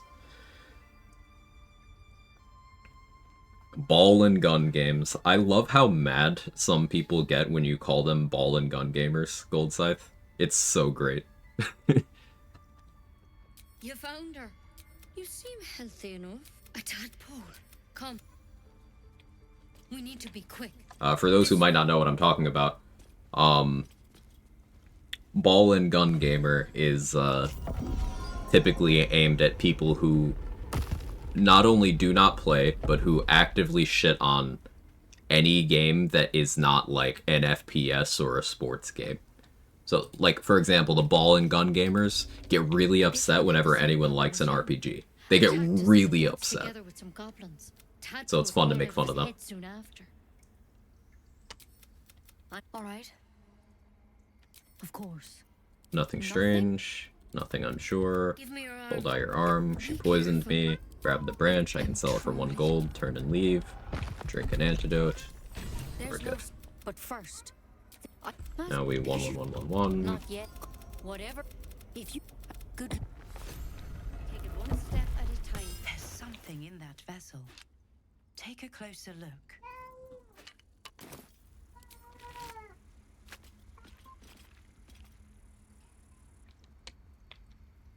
I was thinking Alfira. Gotcha. Better be cautious.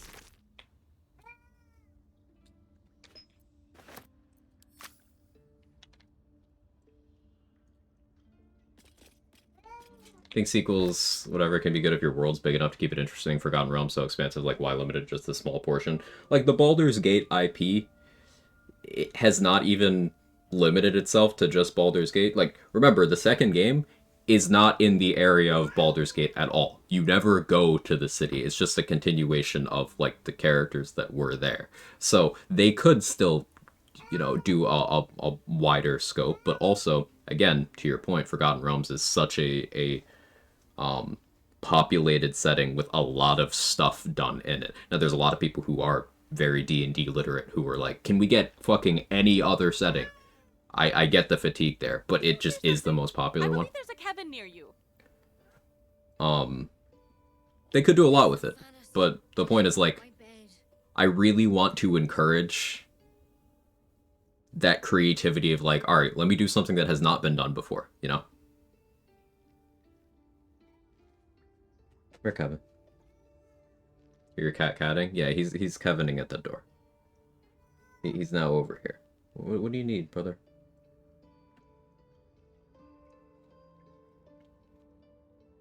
I don't think he knows what he wants. You good, man? Why do you take my shirt out of my hamper? I think he just heard something interesting and he wants to go over there. No, that's not for you, man.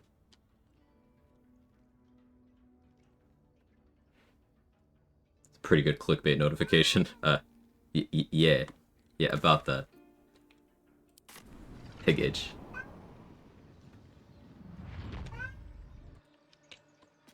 With haste.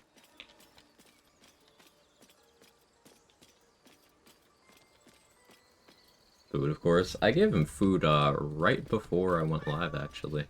No traps, please. He might want his water topped off. I'll check on that in a minute. But he's okay right now.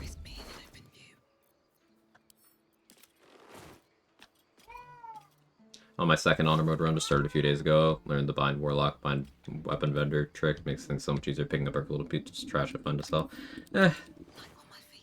I don't personally see the need to do things like that, but, you know, if it's a point of convenience for you, do whatever's most effective for you. Alright. He's very persistent. Hang on. 1 second. Alright, what are we doing here, Kevin? Here, I won't even go to the BRB. Alright, Jake is doing it too, so clearly they both want something. What is it? What do you need? Wow, that is dry. There was water in here like an hour ago. Okay. I called it. 1 second. Do you hear something? I believe there's a Kevin near you.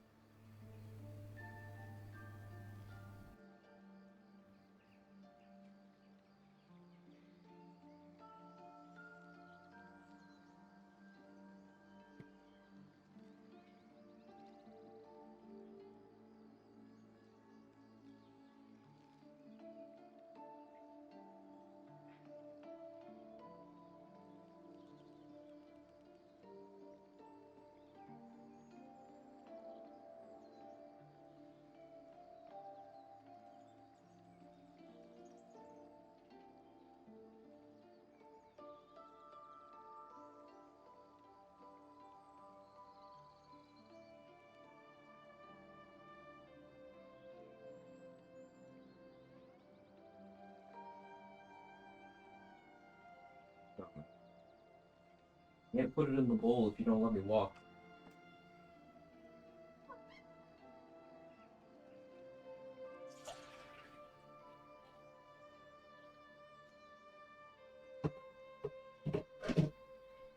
Alright.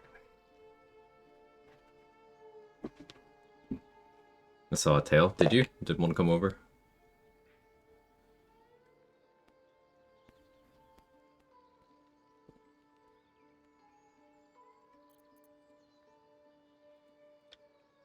If I was talking about anything, I don't remember what it was, so sorry.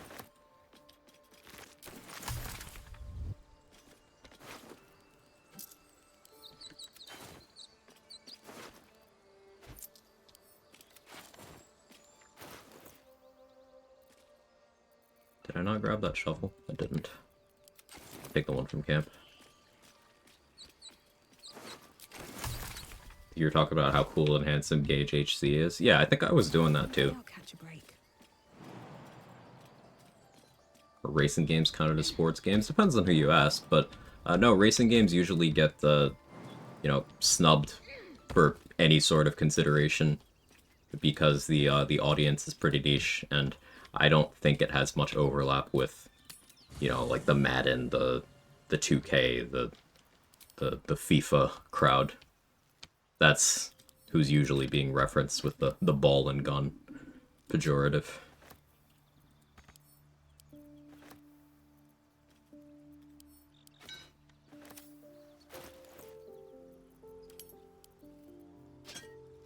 I did pick up that shovel.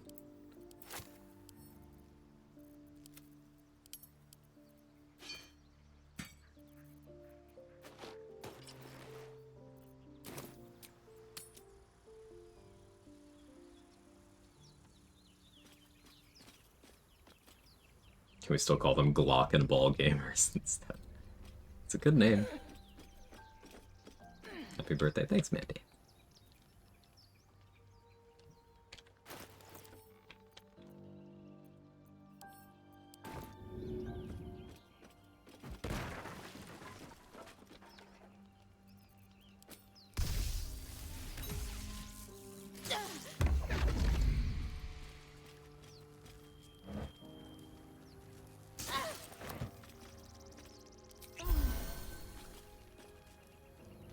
The big tick.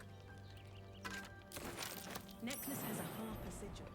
Why were they here?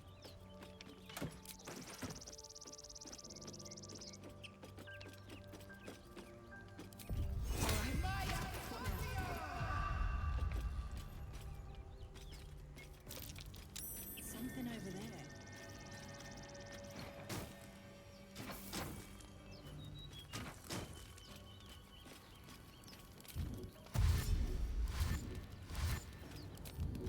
Deadlier than ever.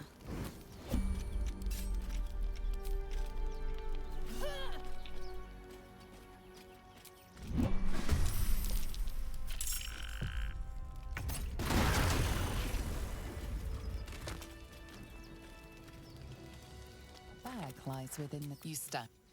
I was supposed to use this pouch on the last run. I forgot.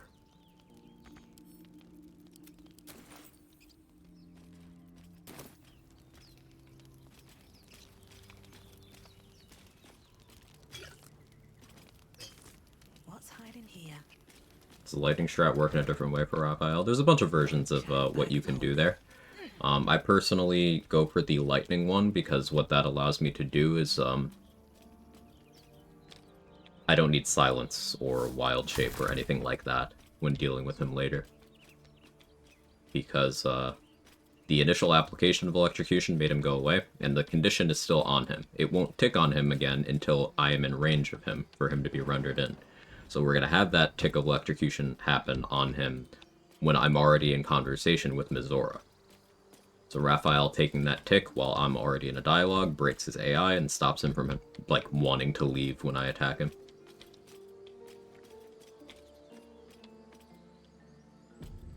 So it's a smoother way of doing it.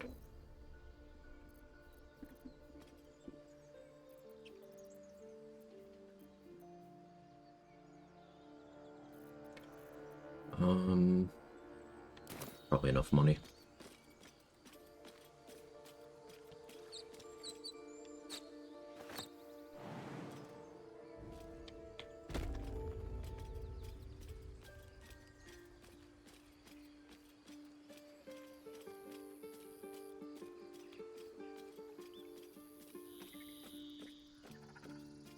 Oh, I missed.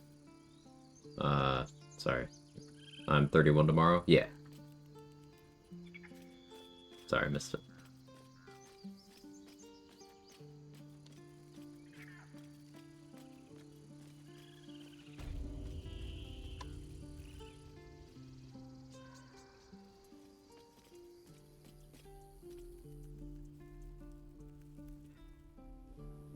I should have lied. Danny, thank you for the 31 gifted subs. That's a lot. Thank you very much. I should have lied. Well met. Is there anything you need? Act fat, just some bits and bobs I no longer need. That's... Thank you. She's just a girl and she's on fire. There you go, Quag.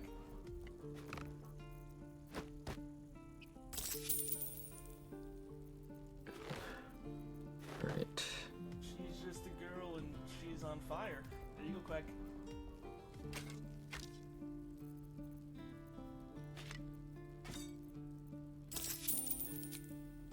She's just a girl and she's on fire. There you go, Quag.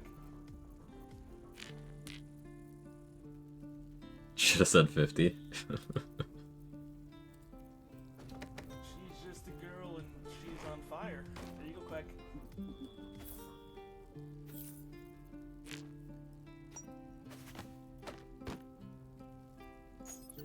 She's just a girl and she's on fire. There you go, Quag.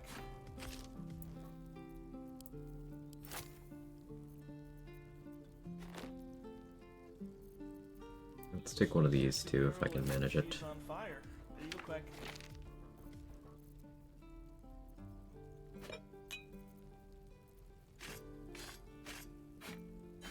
She's just a girl and she's on fire. There you go, Quag.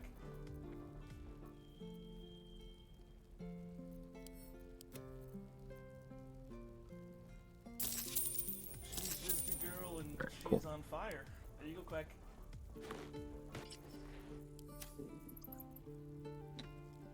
Happy early birthday, you're cool. I appreciate you. Also make sure to eat food. She's just a girl and Thank you, Dan. she's on fire. Yeah, I will. I will.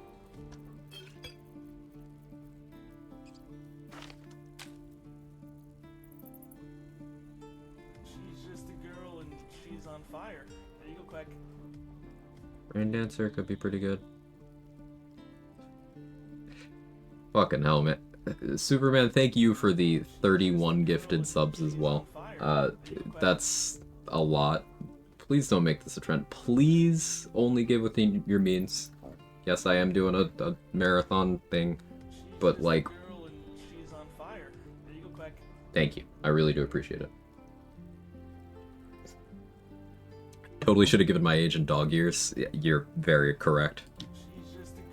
I sometimes forget that some of the nicest people in existence are part of this community. But yeah. Thank you very much. Both of you. She's on fire. There you go, Quag.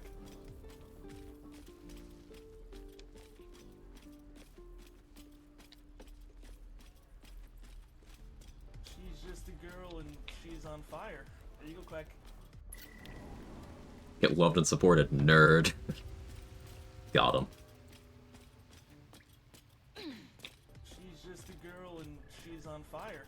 There you go, Quag. Seems like a good man. Oh yeah, that alert's gonna be going for a while. Well, Mike, you saved Arabella from the... And I want to steal that. Anything else? So the Ring of Protection is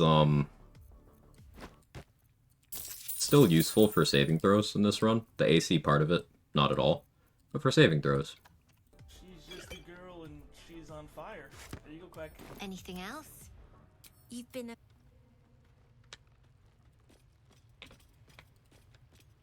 Here we go. She's just a girl and she's on Hate that I don't have the means to do this as well at the moment. I am proud of you for not doing it because you don't have the means. You gotta take care of yourself before you can do anything for anyone else. She's just a girl and she's on fire. And I don't mean that in a selfish way. I mean, like, don't put yourself in a bad position on my account. She's just a girl and she's on fire. There you go, Quag.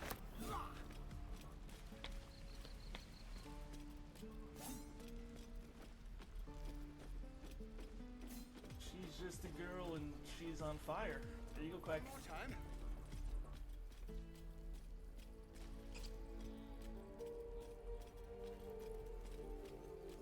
She's just a girl. By the way, this is what billionaires should be doing. There you go, Quag. Hey, Mickey, thank you for the 5 gifted as well. Very, very generous. It's been lovely having you around. You do not have to do this, but it's still very appreciated. Thank you. Fire. There you go, Quag.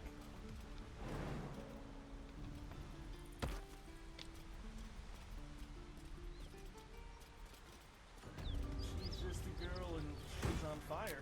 There you go, Quag. Why did I guidance? Guidance isn't what I want here. She's just a girl and she's on fire. There you go, Quag. Blade Ward works on fall damage because fall damage is bludgeoning damage. So I'm not ready to talk to Karlach yet, but this does get me over to the Risen Road waypoint the fastest. She's just a girl and she's on fire. There you go, Quag.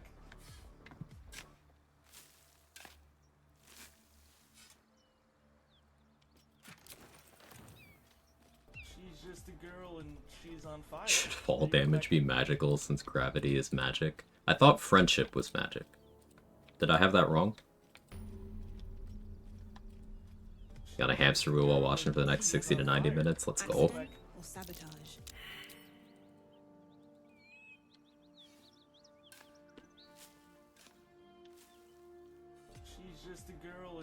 she's on fire. Hey, Thropsy. So is friendship gravity? I think that's what the takeaway here should be. Yeah, I think Fireball is cooking. Open up. She's just a girl and she's on fire. There you go, Quag. Gravity is friendship. The Earth is just trying to pull you in for a big hug. You know, I'm gonna think about that the next time I'm having a bad time. She's just a girl and she's on fire. There you go, Quag. Monster Free, thank you for the 31 gifted subs. Nothing we need to worry about. At ease, friend. You're welcome to. I kind of didn't expect to get this much across the entire stream rather than in the first 2 hours. So like, already surpassed expectations. Thank you very much. Thank you very, very much. There you go, Quag. Need any supplies? Expressly because you said not to. Feed now. I figured. Ooh, Vigilance Elixir. She's just a girl and she's on fire. There you go, Quag. Want the bomb too. Can I make that happen? She's just a girl and she's on fire. There you go, Quag. It's kind of tough. She's just a girl and she's on fire. There you go, Quag.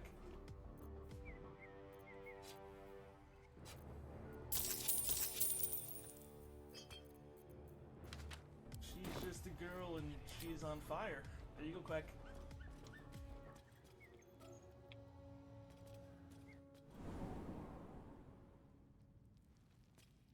She's just a girl and she's on fire. There you go, Quag. Alright, so we're just loot looping here, grabbing money. I do recommend hitting this toll house early in your runs. There's not only a lot of stuff to sell, but also sometimes you can get some good consumables. The gloves that are located in here are like you might hear me talk about Paladin not being, something to my taste, but legitimately the gloves here are among the biggest arguments for Paladin, like positively as a class, because getting heroism passively from using Channel Oath is a really good defensive feature. So I'm a big fan of the gloves that you get here. Just take away. Very, very good. Hey, Anonymous, thank you for gifting sub to Leaky. Trap. Mick, that better not be you. Cautious. She's just a girl and she's on fire. But thank you, Anonymous.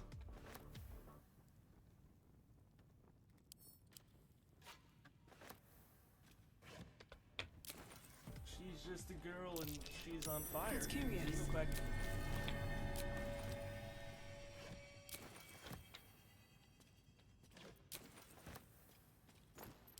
She's just a girl and she's on fire. There you go, Quag. Bunch of money. Yeah, this trip was worth it.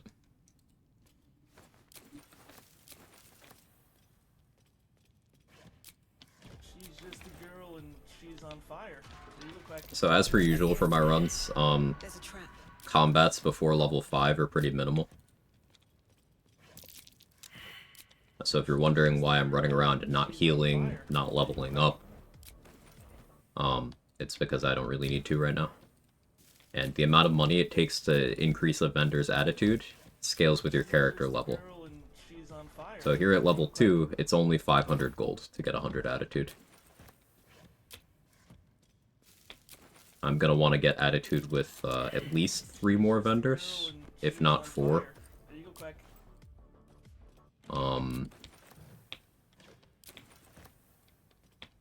And that'll be a little expensive. There's a pressure plate in the chair. She's on fire. There you But go, I'm Quag. missing something. Can I explain attitude? Absolutely. The better... So, basically the buy and sell formula for vendors takes a few things into account. Attitude and persuasion skill are the 2 things, mainly. And you can get up to a listed minus 200% there. Now, that's a weird way of communicating the information, but basically, once you hit that threshold, you are selling things at cost. So the listed value you see on items here is what vendors will offer you. You can't go above that. But attitude affects both how much it costs for you to buy things and how much you get for selling things. So if you're selling off a bunch of trash, try to sell it to people you have positive attitude with, because you'll get more money. And if there's like two vendors that sell the same thing, but you have positive attitude with one of them, you're going to spend a lot less buying it from the one you have attitude with.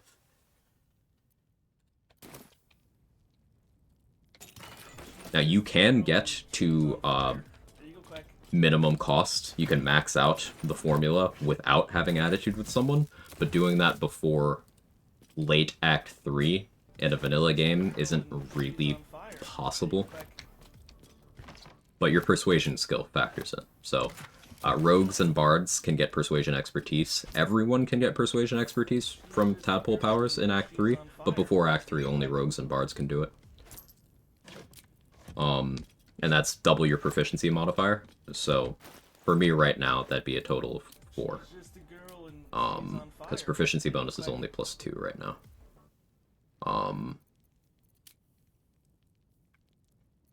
Where is it? There, +2.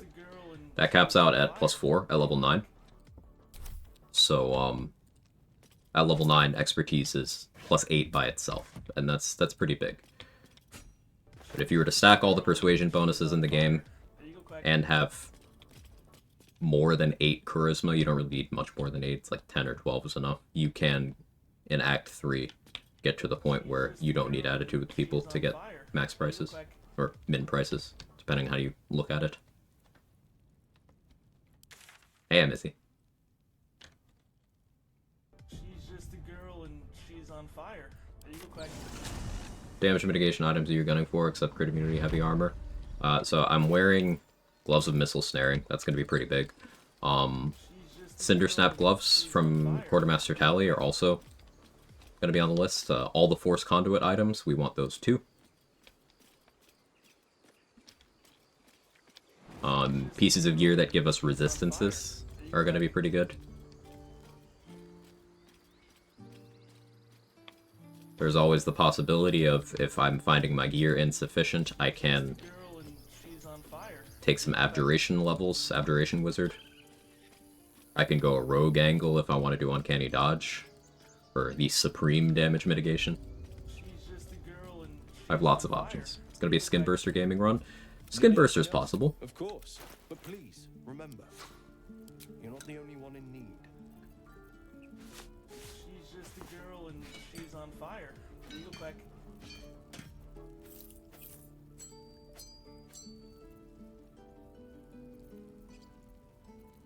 Getting a trident is good. We can disarm people with that. There you go, Quag.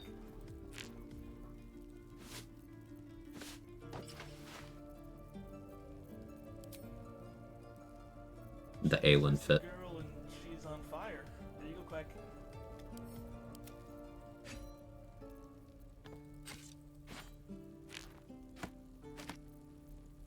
She's just a girl and she's on fire. Rotten food is worth keeping around. It has uses.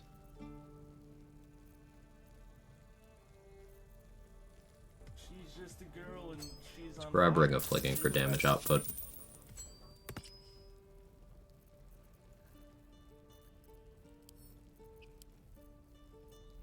She's just a girl and she's on fire. There you go, Quag. This girl's gonna be on fire for a while. We've been on fire for a while now. She's just a girl and she's on fire. There you go, Quag.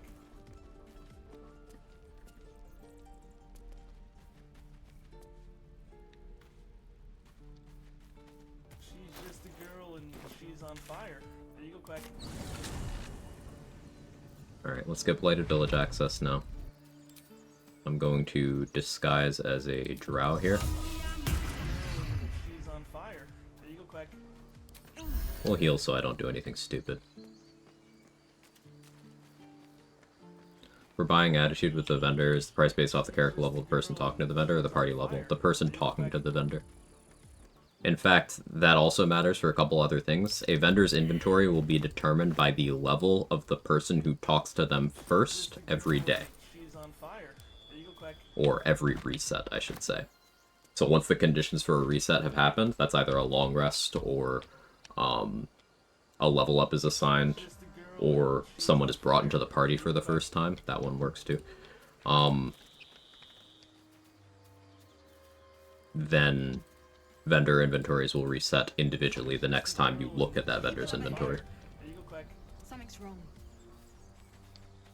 So, a practical application of this is if you want some, like, low-level scrolls, like, let's say you ran out of Protection from Evil and Good scrolls, or Cloud of Daggers, or Magic Missile, something like that, and you're having trouble seeing them in inventories because you're too high level, have someone who's level 1 talk to the vendor first, and you'll only see the low-level stuff. Stares in response. The injured man locks your... Do you have orders for us? She's just a girl and she's on fire. Absolutely. There you go, Quag. Why let its hosts... Abandon their hosts as soon as they need to. Vile parasites. She's just a girl and she's on fire. There you go, Quag. Well, I was having trouble finding Misty Step scrolls in Act 3. Yep. Misty Step's another one of those that's very annoying to get after a certain point. The level of available spell scrolls goes up every 2 levels.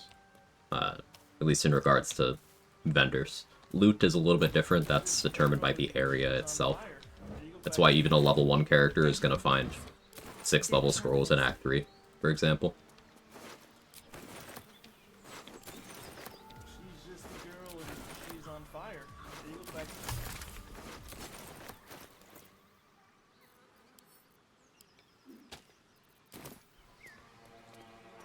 She's just a girl and she's on fire. There you go, Quag. Something's waiting up ahead.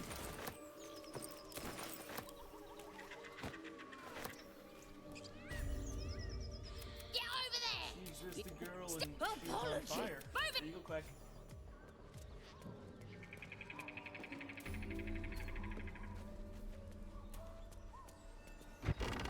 She's just a girl and she's on fire. There you go, To Quag. get the ideal XP here, you want to go downstairs without reading the book. Then go back upstairs. Girl and she's on fire. There you go, Quag. Then read the book. 15 XP. Then go downstairs again. 15 more XP. For some reason you have to do it in that order. If you read the book first, then go downstairs, you only get 15 XP and not 30.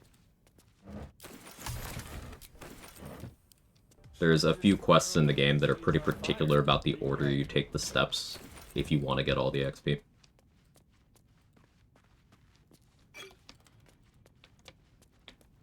She's just a girl and she's on fire. There you go, Quag. Being a lady drow disguised is unnecessarily attractive. It's true. It's true. She's just a girl and she's on fire. There you go, Quag. Gonna be doing all those XP quirks. Not all of them. I don't really need to go super out of my way here, but That's curious. the more XP I get, the more of the build I have online.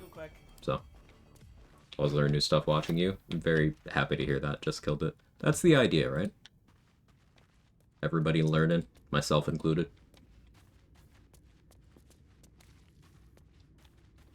Softer than a whisper.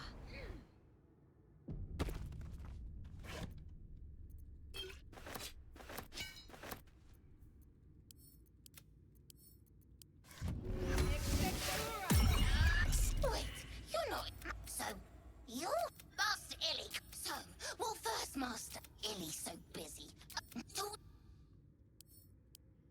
Oh? Right? So, wizards, warlocks, and certain flavors of sorcerer can just talk to Shovel and get the ability. You don't need to scribe, you just have it as a class. And this persists through respec, so if you want this on any run, you can just respec into... warlock is the simplest, but... and then just do this. Sorcerers, all sorcerers can do it, but with certain kinds of sorcerer, you scare her too much. You can override that dialogue by talking to Shovel in a different act, and then it'll just add the ability.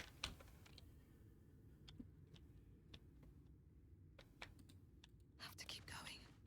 Best be on my way.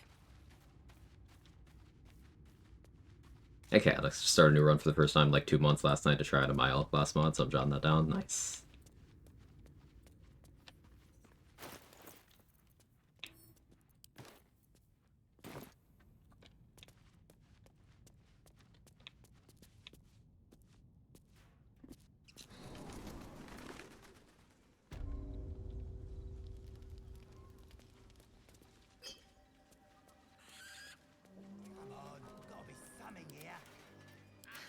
I've got a long road ahead.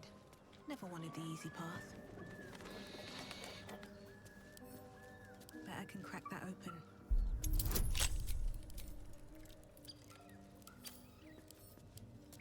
No point to doing that.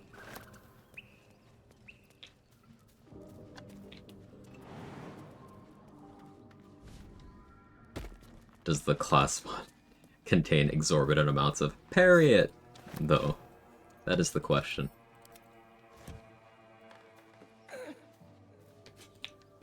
Do I need parry it as a sound redeem?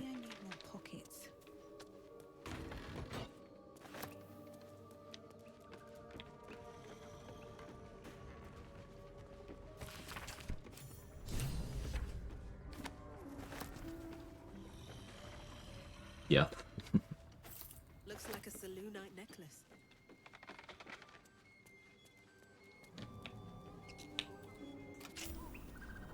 My else? Yeah. Definitely. Maybe I'll look into that.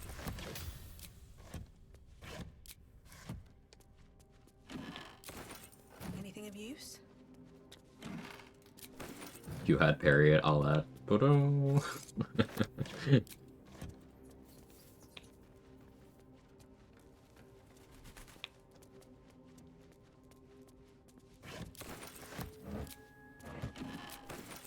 So if anyone has questions about my routing decisions so far here in the early game, or for anything that's coming up, feel free. We're here. I'm just doing the chill early game stuff. Once again, for any newcomers, I don't tend to get in combat before level 5, because you just don't really have to. There's a lot of stuff you can do, even without making suboptimal long-term choices.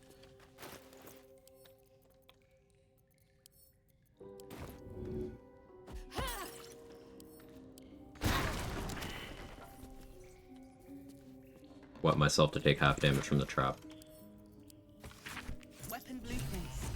They call for Sousa bark. If only I knew where to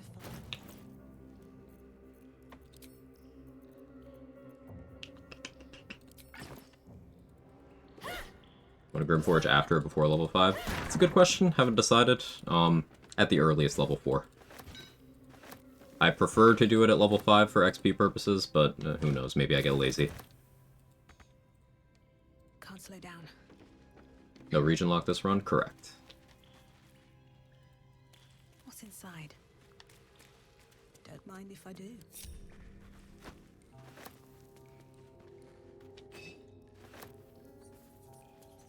I consider adding chat messages on their screen. I like watching bots on YouTube misreading chat messages. I've gone back and forth on it, Lee. I have considered it. Some people like the... I don't want to say anonymity, but some people would feel more uncomfortable chatting if their messages were just on the screen forever on the VODs. On the other hand, I know a lot of VOD watchers would like to have more context on what I'm responding to. I do sometimes try to, enunciate more when I'm reading certain messages, but it does slip my mind sometimes, because I'm streamer brained first. I like the conversational stuff, so the VOD side does suffer a bit, but if there are any viewers here who really do use the VODs channel a lot and would like me to think about adding chat messages on screen again, feel free. It's not something I feel too strongly about either way, but it has crossed my mind.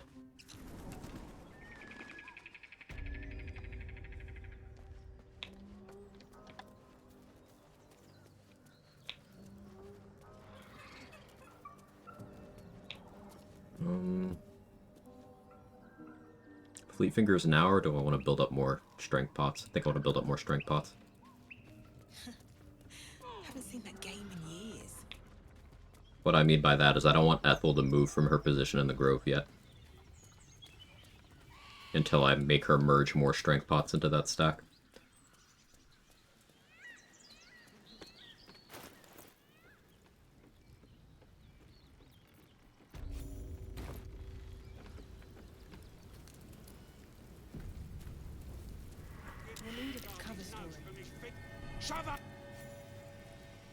So you don't need to be a drow for this. You can also just smear shit on your face and you're good.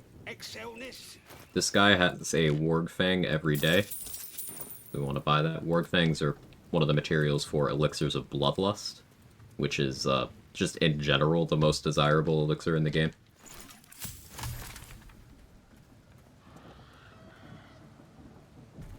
Frequent VOD watcher and would like to see chat on screen. Good to know. Chat on screen would be nice.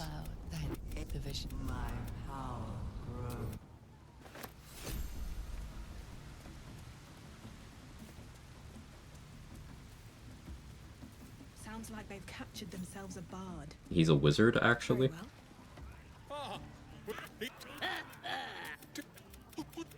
How's the run going? It's going well so far, Lady Vex. We're still in the very early game, still getting situated. Welcome your greatness. But I haven't made any mistakes yet, so. The early game here, affectionately called the loot loop by a lot of players, is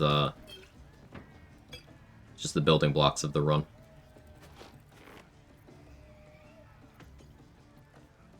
Boots of Aid and Comfort would be good, but I'm not positive that I'll use them yet, so can wait.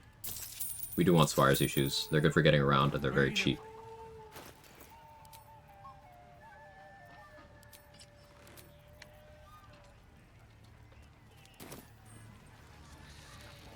Any potential pitfalls in Act 1? Act 1's the most dangerous part of the game. Your player power is at its lowest, and your self-control is being tested the most. So something to keep in mind is you do not need to pick fights on site. You don't need to even do things in what you would consider a conventional order. I've seen a lot of people surprised by the fact that you can go do Underdark stuff, like before resolving the Goblin conflict. But you can. And if anything, you should. Because things like getting critical hit immunity from the Grimskull Helm or crafted adamantine shield or armor, it's the most important defensive thing you can do for your character. So doing any combats before having that is taking quite a risk. Hey Victoria, thanks for the butts.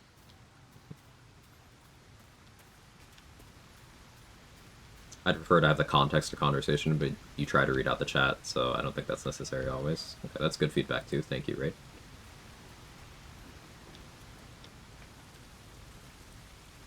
But more specific things that I'd consider pitfalls in Act 1. Fighting those Githyanki over by Joaquin's Rest. They are a difficulty spike above what this map normally has you dealing with. Because they have high initiative, they have high damage split across multiple types, they have consumables that they use, they have a hold person user,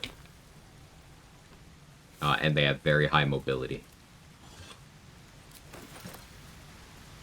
Githyanki archers are one of the biggest reasons why investment into AC is just kind of a scam, and I don't recommend it ever, really, because you need 31 AC and critical hit immunity to guarantee that they can't hit you. They have high accuracy.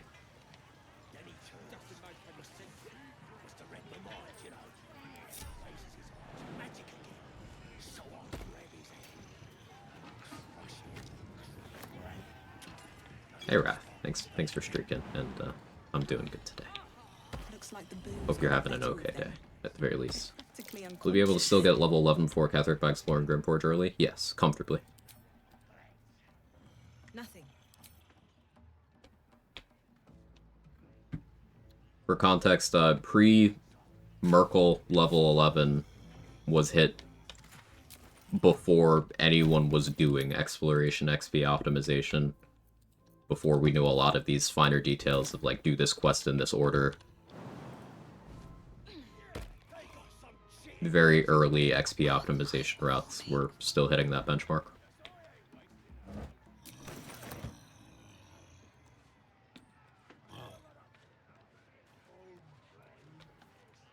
Usually just use a spectator in the Gith fight. The problem with that is you could end up in a situation where either way you are forced to then deal with an enemy far above what you're capable of. Like, the spectator does big necrotic damage, it's got multiple kinds of status effects it can inflict on you. The befuddle is effectively a stun, so you can't get immunity to it until an Act 3 item that you won't have. And it's a 2-turn stun, so if that hits, you're probably just dead. If you don't have paralysis immunity, you're probably just dead. Fear can be a problem if you don't have immunity, but you can at least get that pretty easily. But the big necrotic damage, having necrotic resistance is hard right now. Easiest way is Liviatar Scourge from Abdurak, but if I were to pick a fight with him right now, he has Hold Person, and he has Inflict Wounds. I have died from Abdurak critting me with Inflict Wounds before. It's not really something I want to invite right now.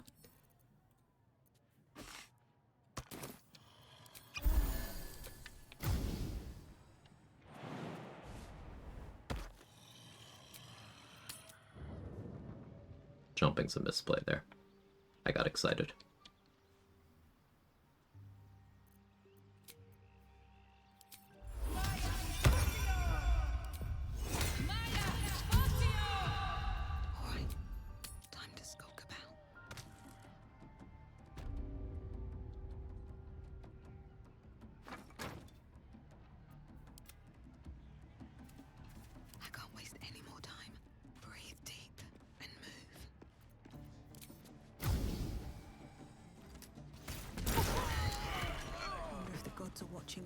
I like using the barrel that's already here for this.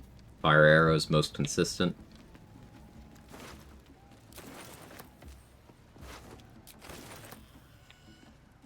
But that'll fill my pack. Can you buy Abdurak's Hold Person? You can. But ultimately he is a cleric, so I'm not 100% sure that he won't just cast the spell. That's something that I simply haven't looked far enough into. But you can buy his scroll, and that is a good strategy to have. Curious question, your subjective opinion for the average player without all the solo honor mode tricks, what do you think's the hardest fight in the game, boss or otherwise? I would say Gortash at the coronation. So if you were to just walk up to him while he's standing next to Raven Guard, you know, flanked by all the Steel Watchers, and say, yes, I do want the smoke, I'd say that fight, assuming, you know, no other context.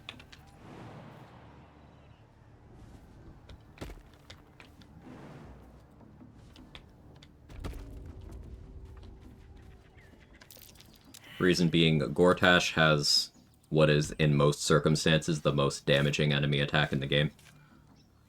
In his transformed state, he has 3 immunities. And there's quite a lot of enemies doing quite a lot of different damage types in the room.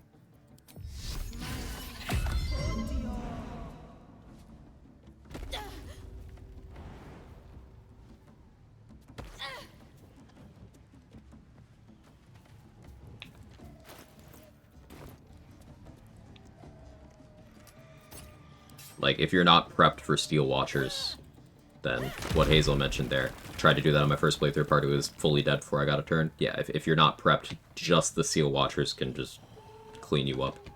If you are prepped, it's a very fun fight. It's one of my favorites. But if you're not, it's rough.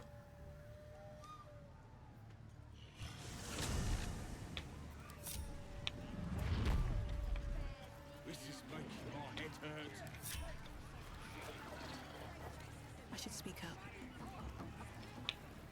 Greetings, your most excellent drown. Proper stylish. Add a couple of coins and... As the symbol glows. Give me the poetry. Hey, Calfire. I'm doing well today. How are you? Well now. Sandy's. If you have 300 gold, you can demand a bigger wager against Krolla's gold. Because she has a little over 300 in her inventory. If you have Speak with Animals, you can just tell the chicken to just go through the posts, and it'll do it.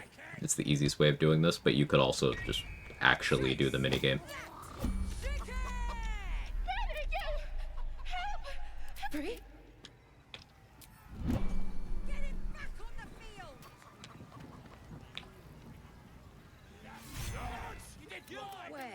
Hand over my winnings. Checklist option for Drow.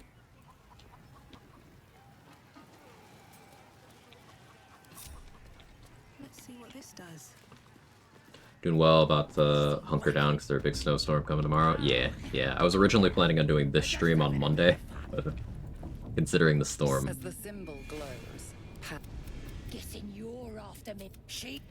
Poison the plant as Dirge, more XP for normal killing. So, it's more XP to poison them as Dirge, but only after killing all but the one that is part of the dialogue for poisoning. So Sharp Eye Merg is the one who's in the dialogue there.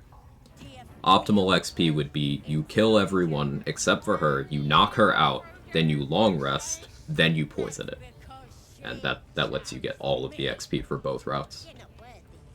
And if you are Dirge, you get the XP for the inspiration. Same with Charlatan. So it's worth doing for those backgrounds. I don't tend to bother otherwise, though.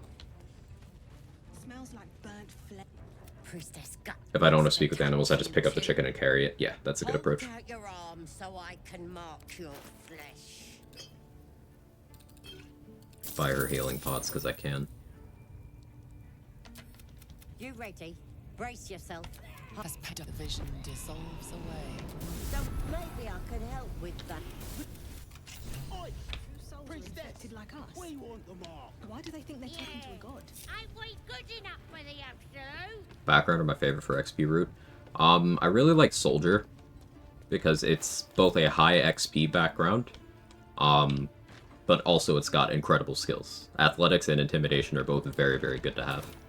So I'm a very big fan of Soldier. However, if you're talking like pure XP, Dark Urge, aka Haunted One, and Sage, like what Gale has, those are very high up there.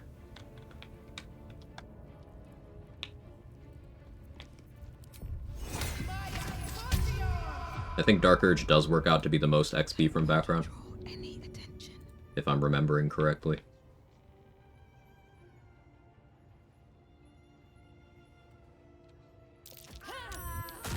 For my least favorites, Acolyte is pretty bad.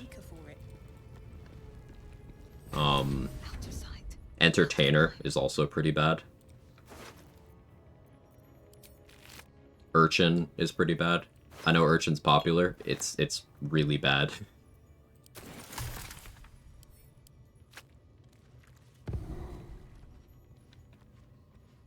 Maybe I need more pockets.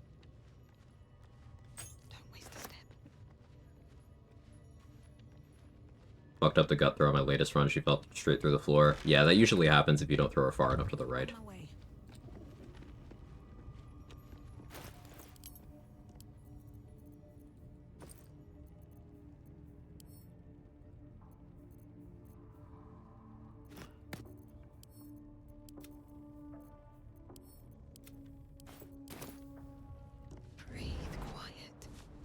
Urchin's bad for XP, just bad in general. Both, really.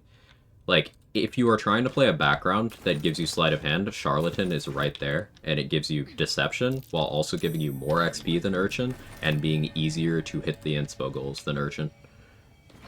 Charlatan is just effectively strictly better. The thing that Urchin gets that Charlatan doesn't is Stealth over Sleight of Hand, which is, or excuse me, Stealth over Deception, which is just worse.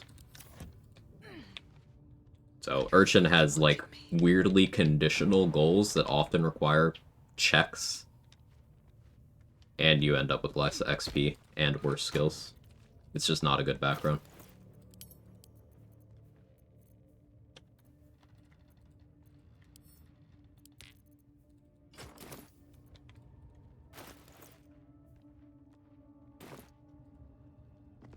Don't waste a step. Yeah, go ahead, dude. Here, I'll do a shouty for trade, in fact. Trade has an XP spreadsheet that includes what you get from each background. You can go over to his channel, check that out.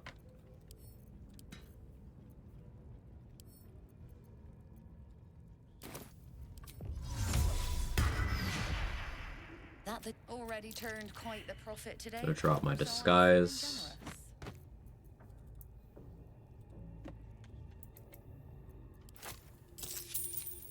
Attitude with Roa.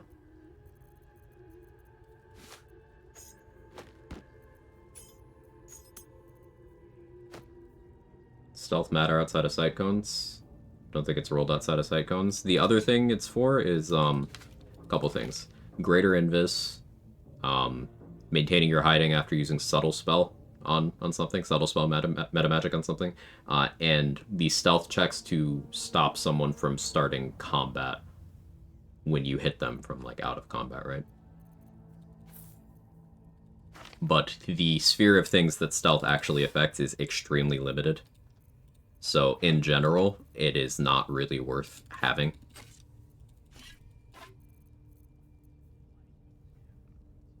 It's a generalization, but stealth is rarely worth it. And sometimes having good stealth can make getting surprise rounds more difficult.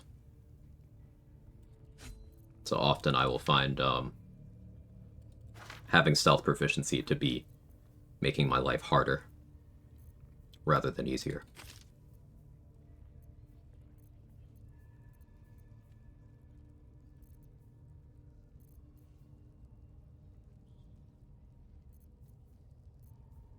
Hunter's Dagger's tempting, but I don't need to get it now.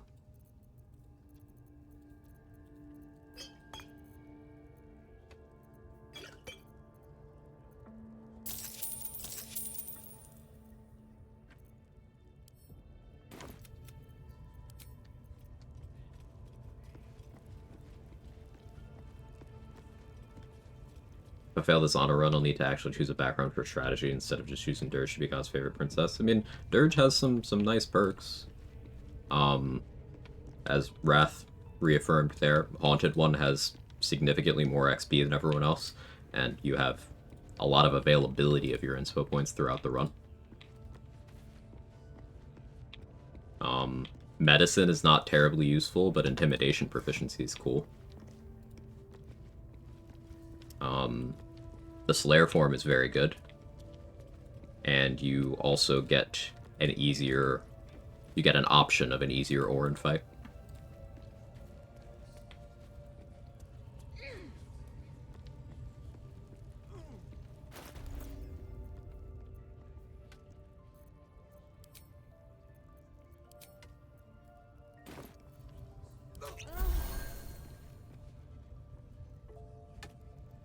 Hey, Comrade Mayonnaise.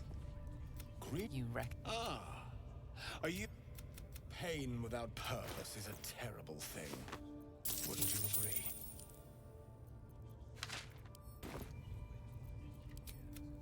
Care to expand your... Stop me Face the wall and let us...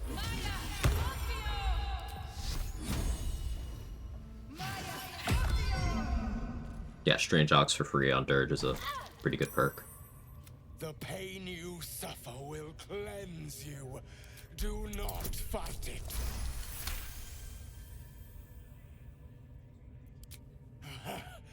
You want more?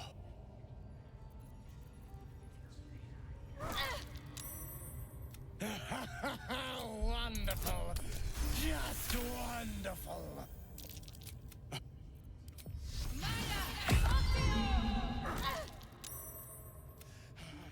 That's it! Welcome the pain. Let it become part of you. Get a bit of gold for the cloak, that's true.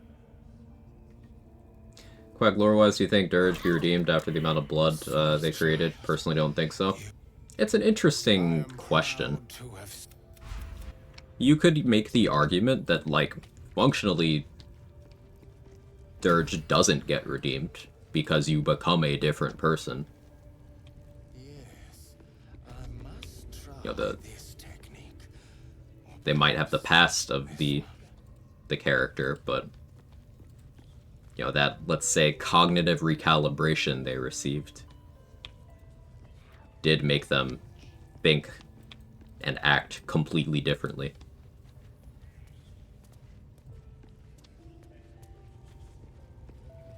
I don't know. It's a good question, though.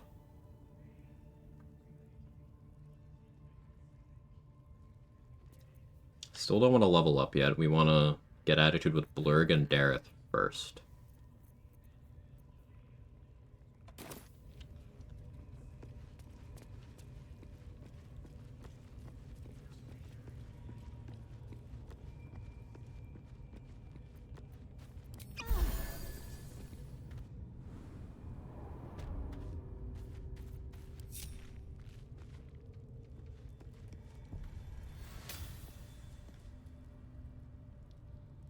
I wanted to get Gale, Origins, Mistress Benevolence in Act 3 through Act 2 Plus. How would I go about it? You would want to make sure that you don't click on any of the Thorm mini-bosses' corpses outside of combat. Until you kill one of them and try to loot them when you're doing 2 Plus. This calls for careful footwork. Best be on my way.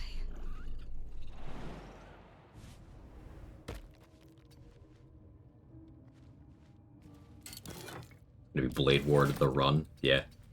Basically. Good question. Like, Redeemed Urge saves Baldur's Gate. It's also their entire fault for it needing to be saved. Exactly. And do you hold them accountable for things that their, like, previous personality did? Like, are people born wicked, or do they have wickedness thrust upon them? The Thorms come back in 2 Plus. They do. Jerry is pretty easy the second time around because she remains at 7 HP.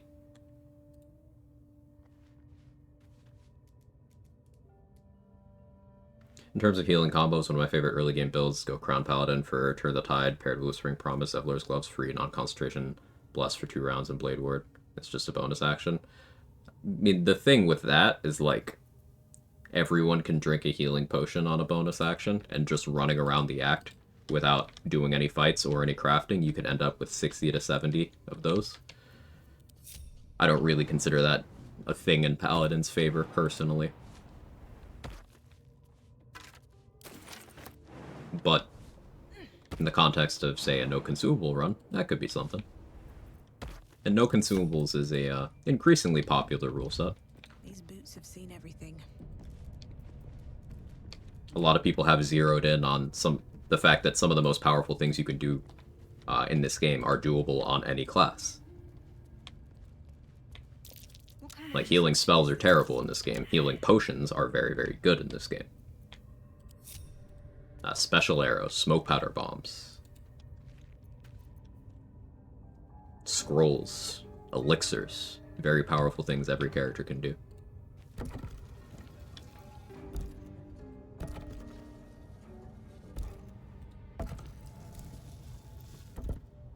Which exploration XP do I save for level 10? All of it, except for the Kresh side door, Moonrise, and the Gauntlet of Shar. Those are the only spots I don't save for level 10. This goes very far down. We'll have to go in to see the bottom.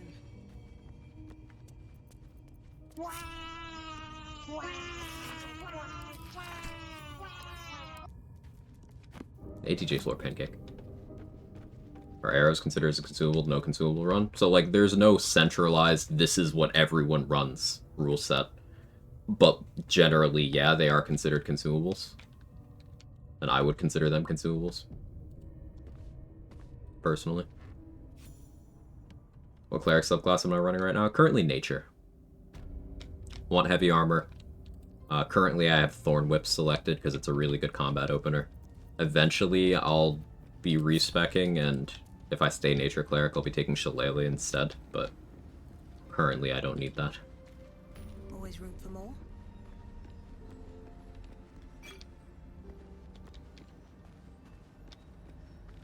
Nature.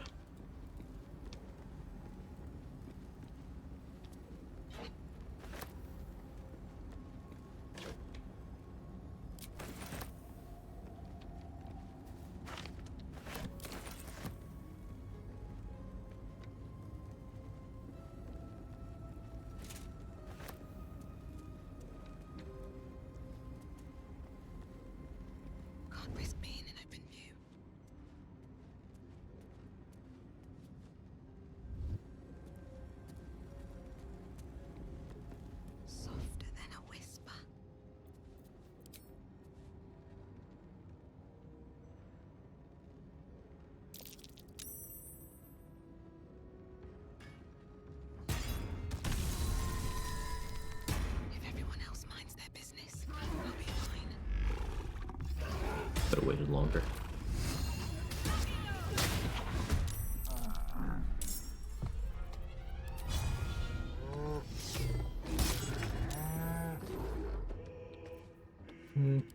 Sure. Bad order, but it's fine. Need to find a way forward. Love no consumables, but I allow healing potions. Banning them makes the run basically impossible IMO. No, it doesn't make it impossible. And like for a lot of people, banning healing potions is like the specific thing that they're mostly thinking of. It forces you to get some value out of all the healing-oriented class features, because most of them are completely functionally invalidated by the existence of healing potions.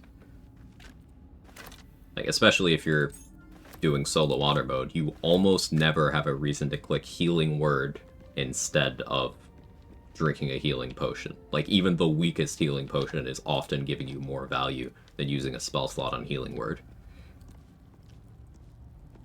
And that is healing word, like, is one of the better healing spells because it's not touch ranged and it's on a bonus action and it upcasts.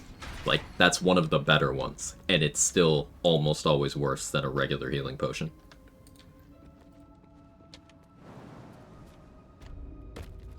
So, banning healing pots is meant to make you play differently.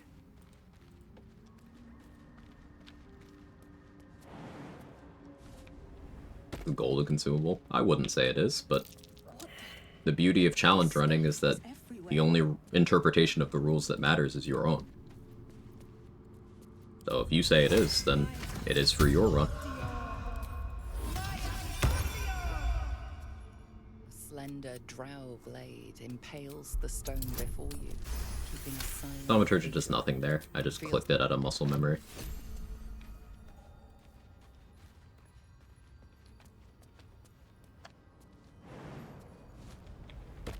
Just out of gods.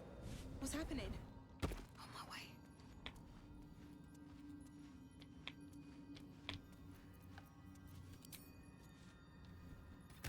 You don't want to jump down right here, because that's a boulette spawn. Make sure you jump sufficiently on the other side of the gap.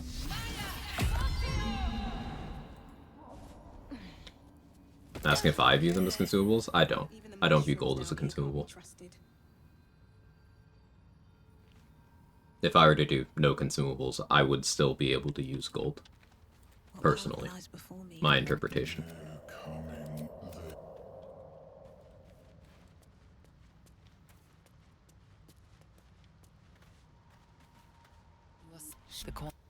State your purpose. Then the pussy. There's a bag here that you have some difficulty looting if these torch stalks go off, so I go in turn-based mode to grab all the stuff.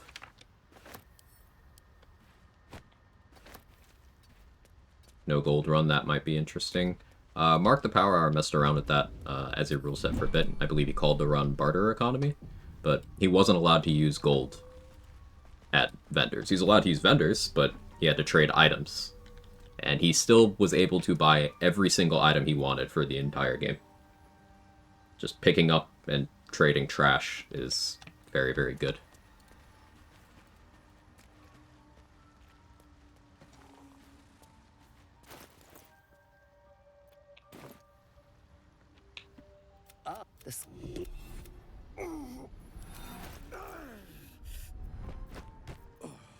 Or perhaps not. Your mind is far more complex than that of the fungi. Right, attitude with Blurg.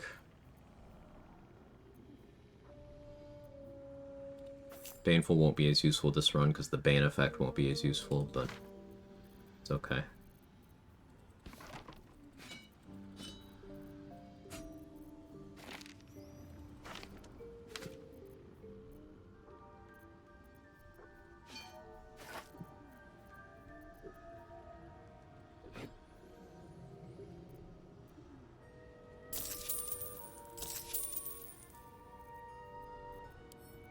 We'll bag up the healing potions and the sleep scroll.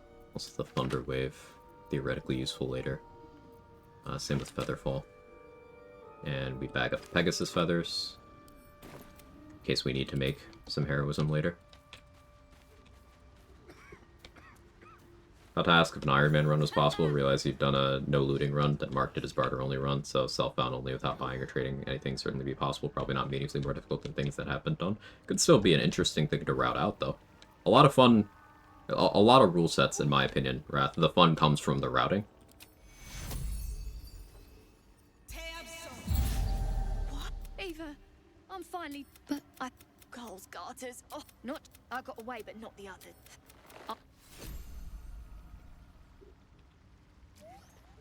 What is the creature doing? Have this. I sense your resolve. Sure, I can handle the square guard. You get some XP, you get 2 haste spore grenades. Hey DV Raymond, got to Act 3 on my first good dirt run, developed fondness for Chargebound Warhammer. Love the Chargebound Warhammer, great weapon. Very good. See, you see a fella on his own on your way in. Dwarf. Balin's his name. Alright, now let's get attitude with Dareth. Provided I have enough stuff. Should be able to make this work.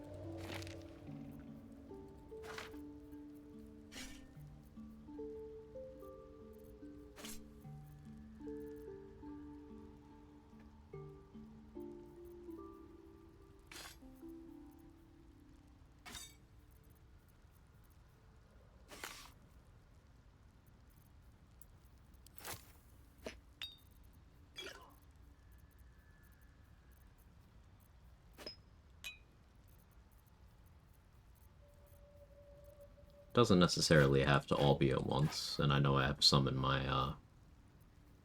camp chest here. 374 is what I've given her. 126.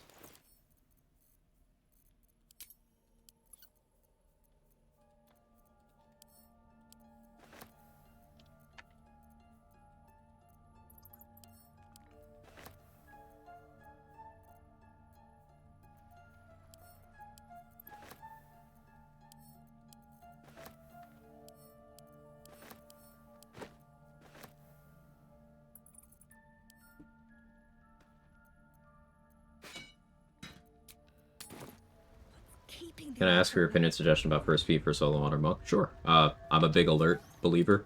However, you could make good arguments for Tavern Brawler for both the stat increase you get and for the accuracy. The accuracy is the real big thing. The damage is nice, but accuracy is something I value super highly.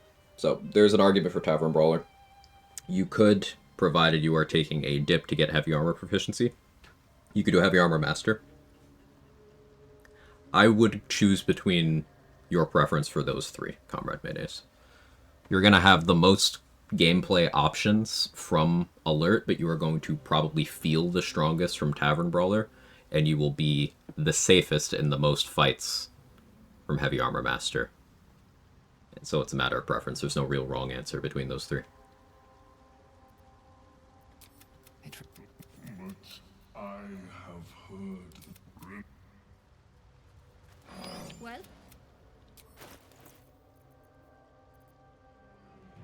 The reason Iron Man appeals to me is because not buying or trading for healing potions would create an arguably meaningful restriction.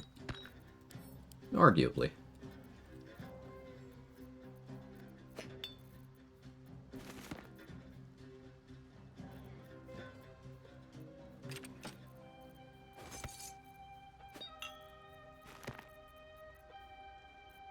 Just bag all those.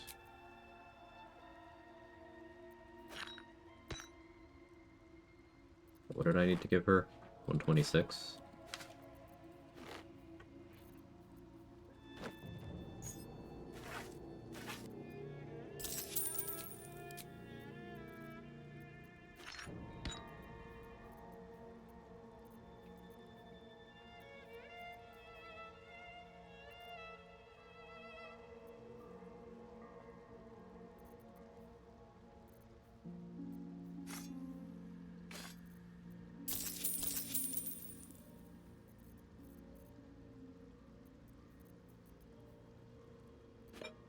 Give me the pink die, give me the jump ring.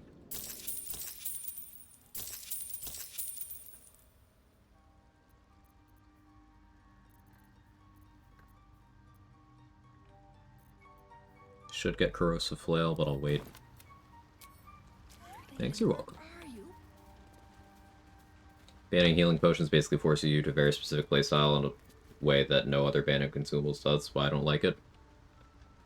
Each their own. It's not as restrictive as you might think it is. And once again, like, basically every class feature that says healing on it is worthless because of healing potions. So if someone's trying to find value in those, that's a pretty big first step towards doing so. But, again, it's like, each their own. Out of sight, out of mind. Silence. Strongly favors certain classes. Every rule restriction strongly favors certain classes. That's the beauty. Forces you to use your knowledge of different classes to, pick the correct one. Now, there are some extremes that can go to that I don't like. Anyone who's around in, like, year 1 of honor mode of this game might remember the quote-unquote ultimate solo honor run, and I really strongly dislike that rule set because it was basically created as a checklist of things that posed, at worst, a minor inconvenience to people who only consume the game through the lens of Gloomstalker Assassin, and a lot of people who consumed the game and that particular challenge set through that lens developed a really warped perspective of how other classes work. Like, there were people saying with their entire chest, like, no, you can't do that with a caster because you can't long rest, so it sucks. So then Say went and did it with an Acid Splash Wizard build with absolutely no effort. There's certain rule sets that encourage ways of thinking I don't like. What's the point of taking Shield of Faith with Gut and your minus AC? For engagement, to get you to type that. If I use Dark Justiciar Half-Plate in Act 2, I will still benefit from Shield of Faith, because it'll be enabling damage reduction on the armor. Maintaining the habit is, it's not hurting me at all.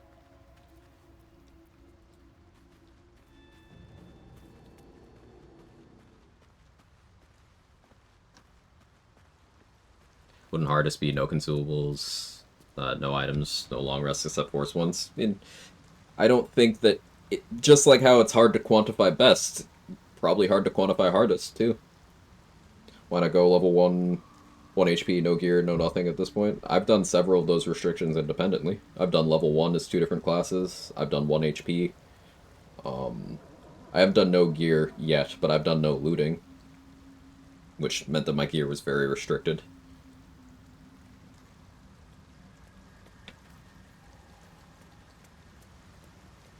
What's in here? I don't know if I kidnap Gortash from Ceremony, eat him off the bridge. Would that count for the trophy? It does.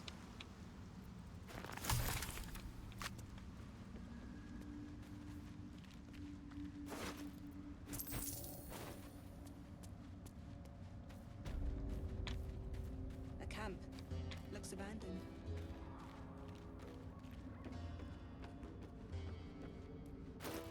Thing I'm deciding now is, do I get Damon Attitude too?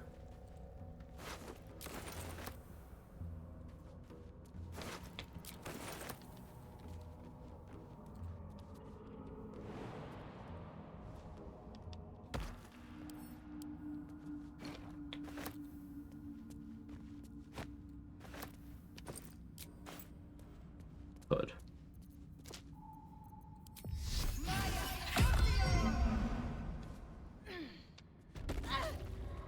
Unless you beat the game without touching any input device, you're cheesing. Ah, I see. So if I did voice commands only BG3, that would finally be legit.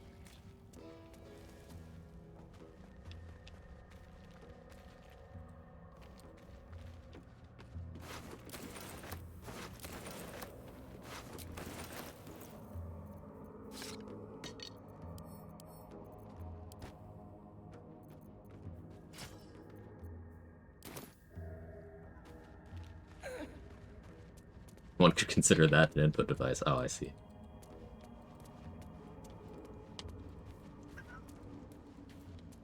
Do you have any birthday traditions I like to keep? Not really, Celestial.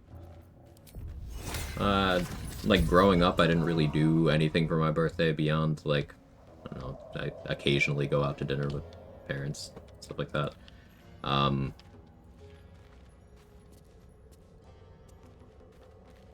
In my 20s, my birthday was kind of cursed for a large number of them in a row. Just bad things kept happening on or around.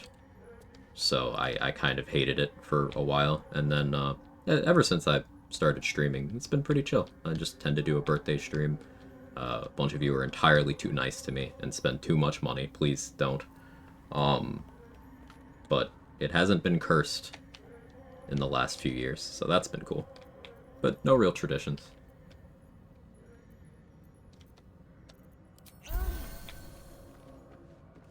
What?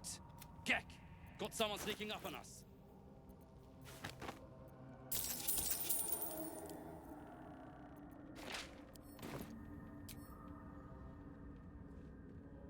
Too loud, sun scum. Heard you stumbling. Can hear you blinking. Relatable to cursed birthdays from 12 to 23. I had cursed birthdays. Reckon I'll hush you before something hungry comes along. His fist I did not look forward to it for a few years. On his gnarled grey skin, you see the Absolute's brand. I am also branded. But spoil my heart. Kill a slave and I'll wait here. Good, but that comes later. Boots first. Then you'll get what's coming to you.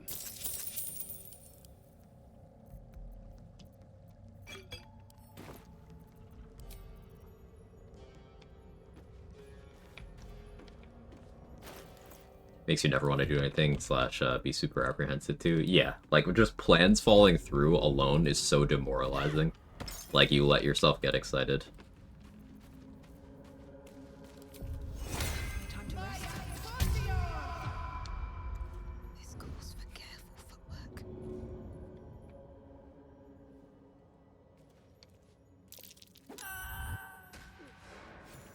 At the ready.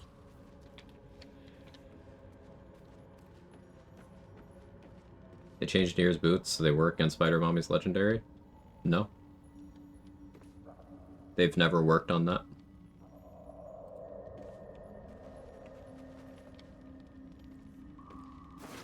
At least not to my knowledge.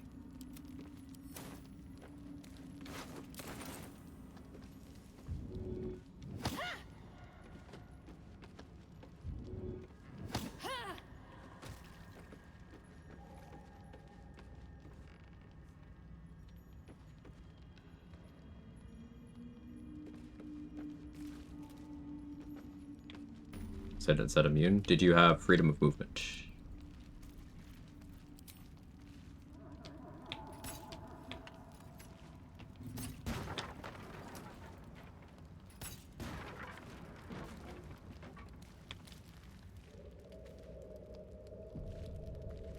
What creatures live in waters this dark?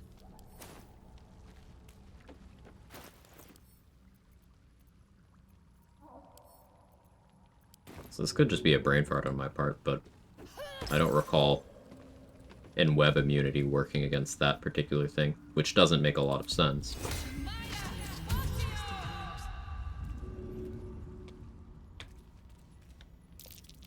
Ring of reaction? Okay, so that's what saved you. But I thought it didn't work. Why did you think that? It does.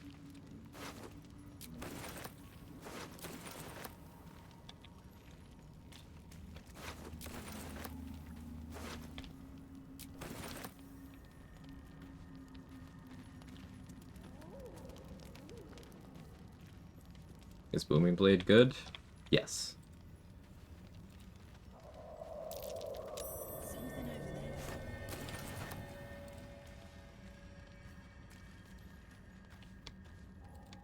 I don't want to go to Grimforge yet.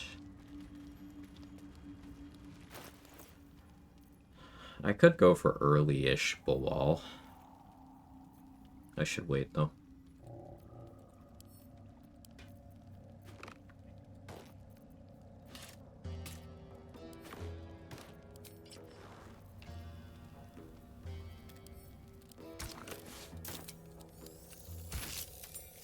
The pink dye was important.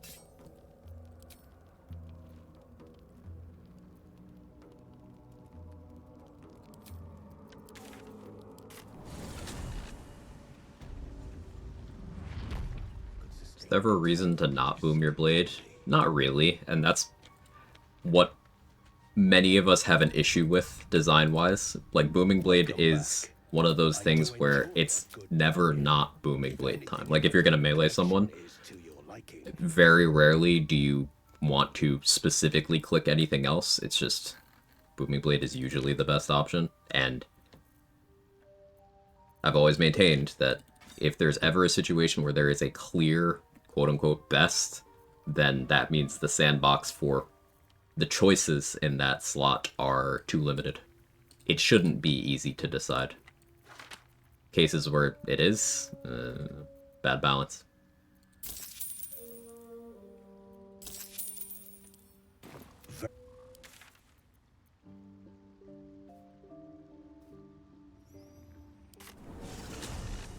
Is it like mini smite interaction wise? So if you mean mini smite like the smites that cost action plus bonus action, then yes. It has those things going for it. Almost everything you can do with those. However, it doesn't cost a spell slot, doesn't cost a bonus action, doesn't cost your concentration, and is widely available. In terms of comparing to Divine Smite, Booming Blade is better most of the time. Divine Smite isn't better for your damage output until you're talking using a 4th level spell slot. Because 4th level Divine Smite is different mechanically. That one can start to edge out Booming Blade depending on what you're trying to do exactly. Of course, but please remember. Hey, Chris Biglock, thanks for streaking.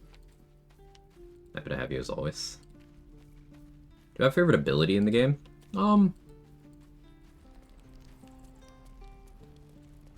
Probably Hordebreaker from Ranger. Yeah, probably Hordebreaker. What's up for discussion? There's some feats I like. Alert. I like Alert so much I have it on a hat. Heavy Armor Master, Tavern Brawler, Dual Wielder. Those are the ones that I find myself using more frequently than others.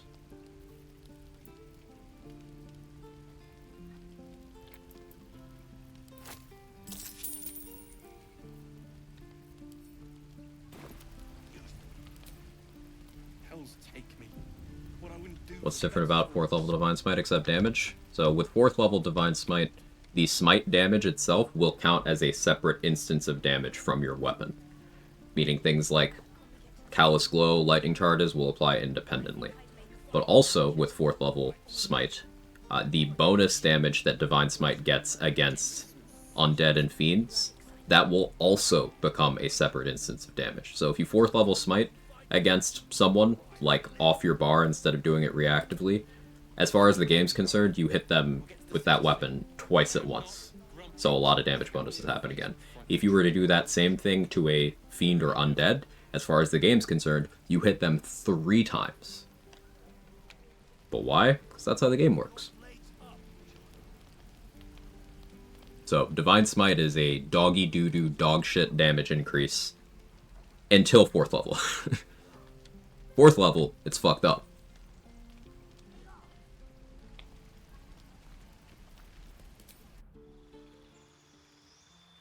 Recommendation for Sorcerer? Alert.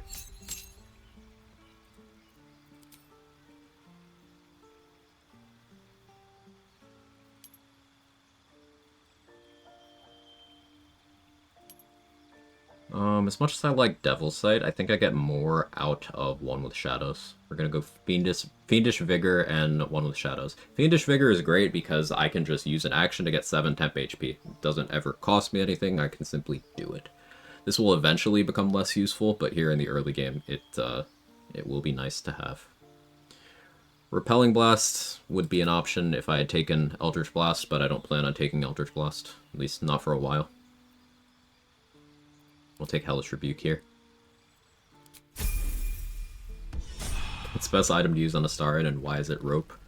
Weird way to say clown makeup, but I'll let you cook. anything. Any bother.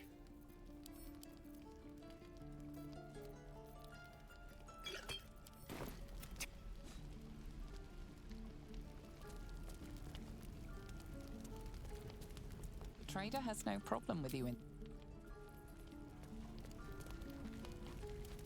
Die. Hey, Beyblade.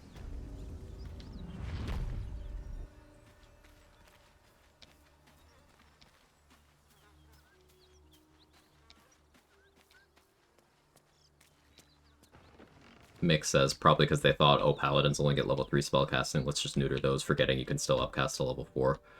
There's a few spells that are weird on certain upcasts, even outside of that. Like, there's some items that will also only check for some spells at certain spell slots. A lot of holes in that particular system. They just didn't really account for upcasting very well with effects. I'm still looking to shift some supplies. Don't have much to spare, but it's more than we can carry.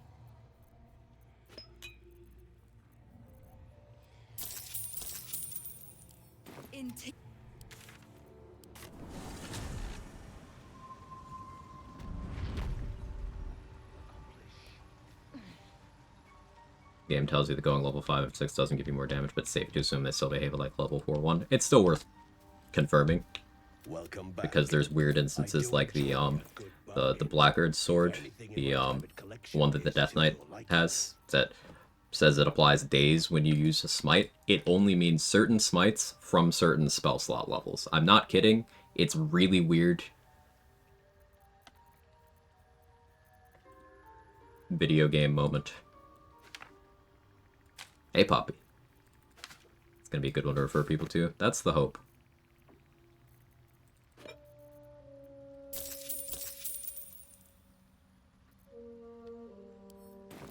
Having a Cloud of Daggers scroll is good, opens up some things for me.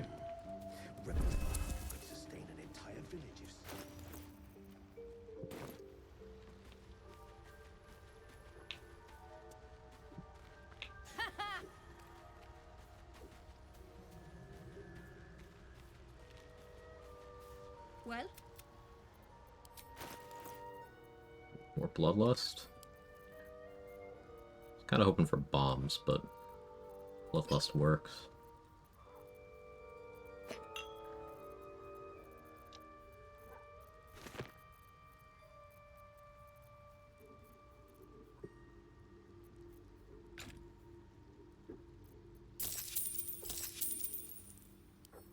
Excellent.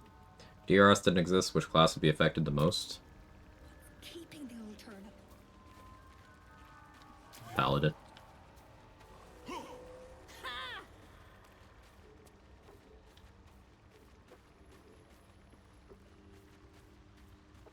Paladin. If you squint, Druid, but, like, not really.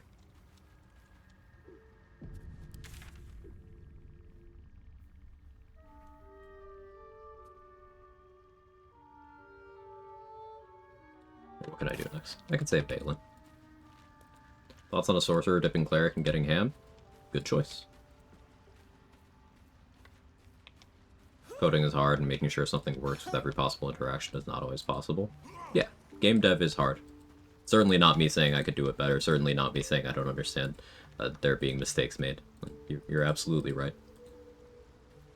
Thought you said you'd start this on Monday? There's a big storm coming through my chunk of the world tomorrow, so I figured I'd do it today.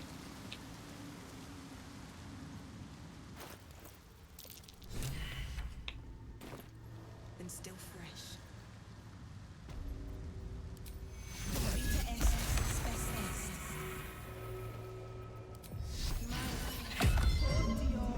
Climate change the hose. Man. Minus 24 AC, the best defensive stat, right? How you doing, Mustard?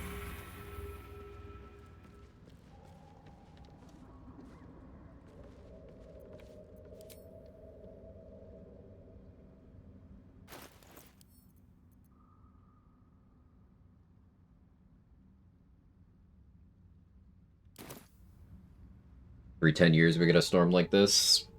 You don't think it means anything that every few years we're setting temperature low, like, records in places that are like, wait, hang on, we're not equipped to deal with this. So, yeah, sure, cool. Big storms happen, but, like, also this shit is objectively getting worse. Do you hear something? I believe there's a Kevin near you.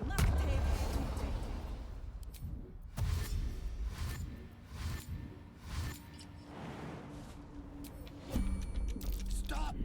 No, I meant gotcha. Scroll. Take.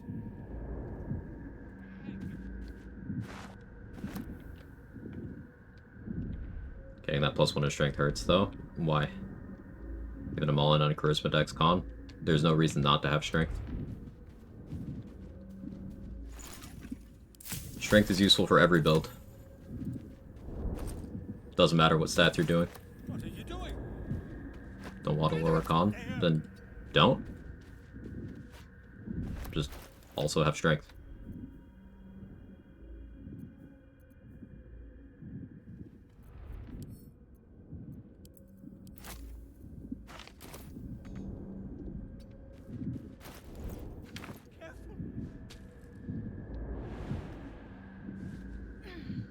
I need 17. I need 16 dex and want 17 charisma. Why do you want 17 charisma?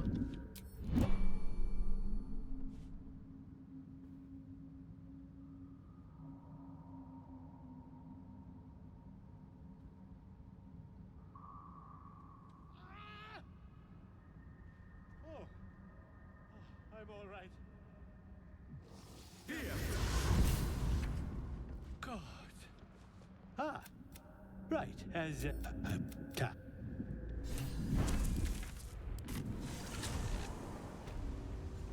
Old enough to know that cold snaps like this weren't a normal thing when I was in middle high school. Now they seem to happen every year. So frequently we have to plan our spring semester lessons with that in mind. Yeah, here in the States, there's pretty infamously a couple of areas that do not have the infrastructure to deal with this. So every time a big enough storm happens, suddenly certain people who were turning their nose up at it are like, oh, but like we need federal aid and whatnot. It's like, okay, so it's okay when you need it because your shitty power grid turns off if Old Man Winter farts in your direction. But cool. There you are. Did you People are short-sighted assholes, especially here. noble stock? His hands are empty as a whole. We'll have to send him back out soon enough. Collecting noble stock. Go on then. You. Give Dareth the noble stock. Even if you're doing an evil run, there's really no reason not to. Giving her the noble stock means that she will mass produce it in Act 3. And a noble stock is a full heal that also clears almost every negative condition in the game. So it is in your best interest to make sure Dareth has it.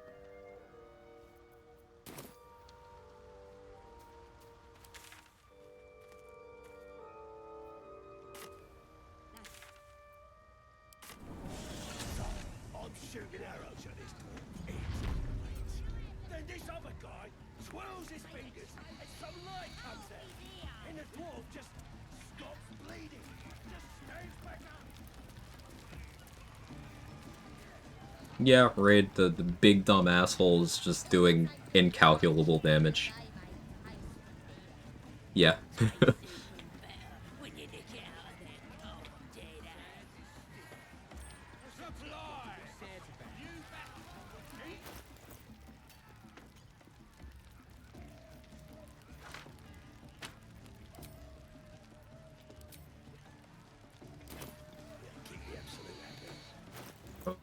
We're gonna go Gloves of Power here. Haven't grabbed Smuggler's Ring yet. I should have, but...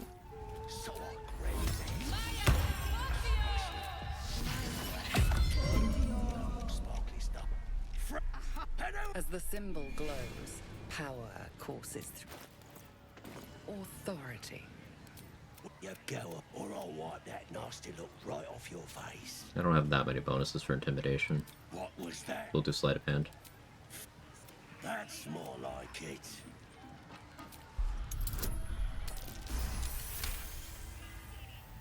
as the You enjoy. Crusher's Ring, my beloved. Movement speed is an incredible stat. The more of it, the better.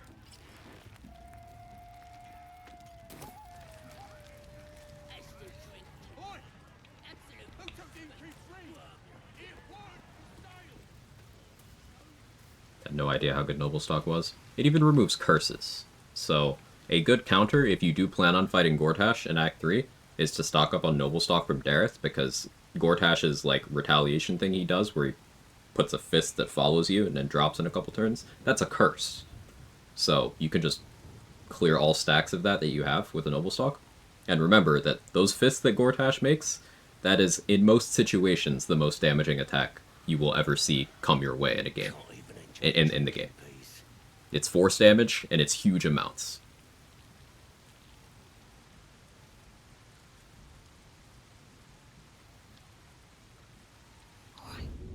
Time to skulk about.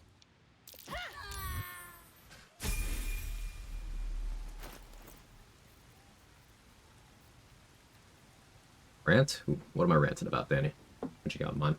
What would your stat spread for Sorcerer be then? Don't see how Strength benefit me more than Charisma for Draconic Ancestry. So, weapons do more damage than cantrips, always, the entire game. So, anything you're doing that isn't spending a spell slot offensively, that isn't also using a consumable, you'd be getting more damage. If you took Booming Blade, guess what? Booming Blade goes off your Strength, not your Charisma. If you want to carry more stuff, that's your Strength. If you want to jump somewhere, that's your Strength. If you ever want to shove someone, that's your Strength. If you ever want to throw someone on the ground, that's still your Strength. If someone is trying to knock you prone, that's most frequently a Strength saving throw. And think about the impact of, like, the difference between 17 Charisma for a +3 modifier doesn't... That's also not more than 16. Until you get, like, Hag Hair to go to 18. I'm assuming that's your plan. But the difference between a +3 modifier and a +2 modifier, 1. It's 1 damage. Is that 1 damage worth having your other stats be bad? Most frequently, not. Currently have 16 charisma, I'm so lost. We're talking advanced stuff, Glenn. You're on your first playthrough. Play. Relax. Enjoy. You don't have to get into the deep end yet.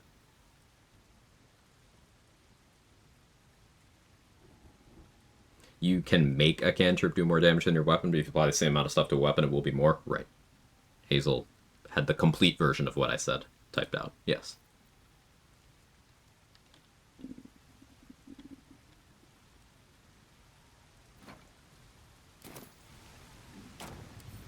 Come on, open up. Casting stats, spell save DC, strength on casters. Okay, so on every build in Baldur's Gate 3, no matter what kind of build you are, if you are doing things in, like, your natural form, as in you're not spending 100% of the time in Slayer or Wild Shape, you do not have a real reason to dump your strength. Not really. Because it just governs too many things, and you get far less out of your casting stat most of the time than I feel like people think you do. So, like, for example, I have 8 wisdom here, and I'm a cleric. I have 10 charisma, and I'm a warlock. These stats were just less important than my physical stats. Now you might think, but Quag, that's your spellcasting. Doesn't your spellcasting go off of that? Let's look at what spells I have. Blade Ward doesn't care. Minor Illusion doesn't care. Guidance doesn't care. Thaumaturgy doesn't care. Thorn Whip, I don't care if this hits or not. I like the presence of Thorn Whip because it's a good combat opener. It's an action refresh. So if I start a combat with this, people will get surprised and I'll still have my action point whether I hit them or not. Also, you can use Thorn Whip to pull objects.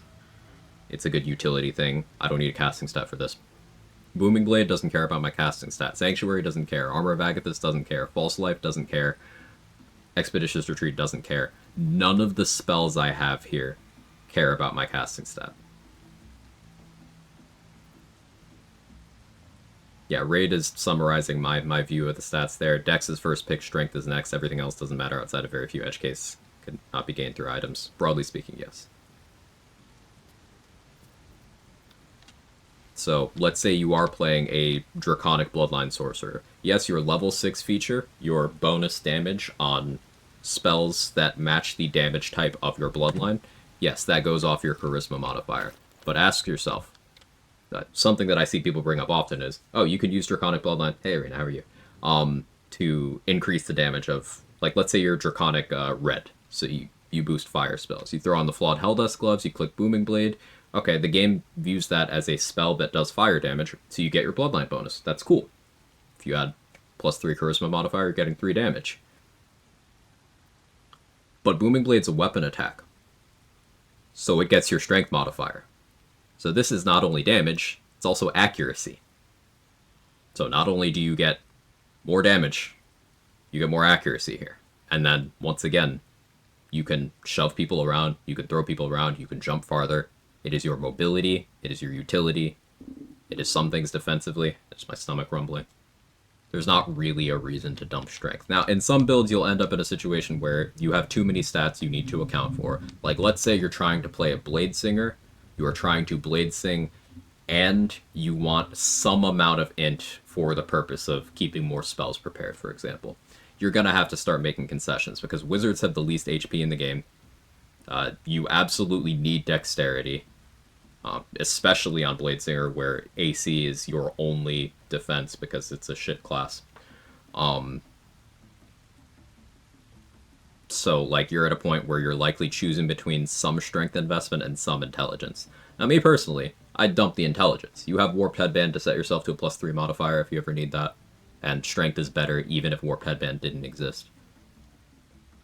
But you could create an argument for doing a balanced investment to each.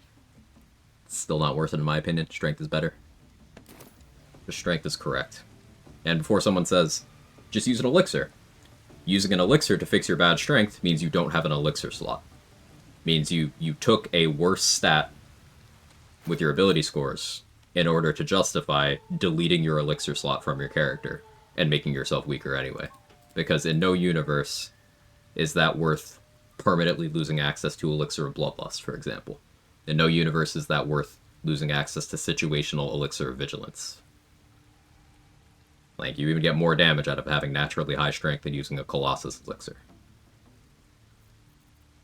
Opportunity cost is a big thing. I think many of those selecting casting stats are of the mindset that they're a caster and not using weapons to attack. Yeah, that's absolutely true. I did highlight Booming Blade specifically because Booming Blade is very popular and has gotten people using it. Like, using casters that have it, thinking that it's going off their spellcasting when it's not. So I did want to bring that up. But yes, I think overall you're right. Sorry, I missed it. My Cleric right now. Currently, Cleric Warlock.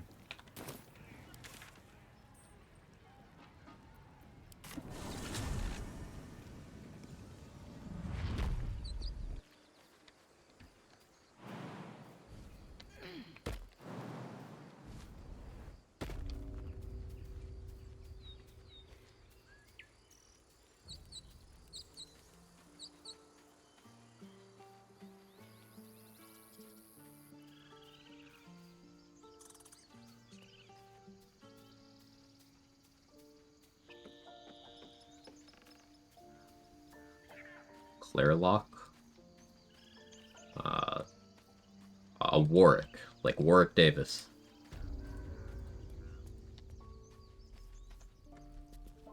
Need anything else? Of course. But please, remember, you're not the only one in need. A warg?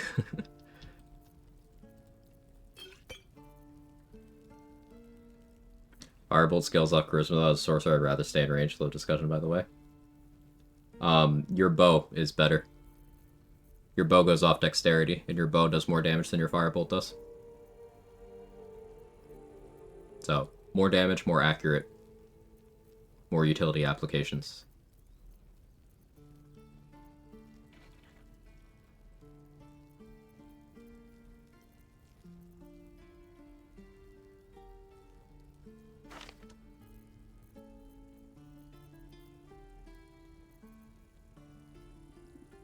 Guess I can't afford that yet.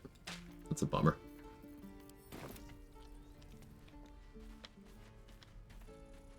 I take being able to use Bloodlust elixirs rather than lock myself onto Cloud or alternate strength elixirs. Yeah, just keeping the slot open is very beneficial. And this is not to say you can't just, you know, invest in charisma and click that anyway. This is not me saying Firebolt is not viable, but when weighing these things against each other, casting stat is Need anything? Any lotions or potions? Nay, bother. just less important, even on casters, most of the time.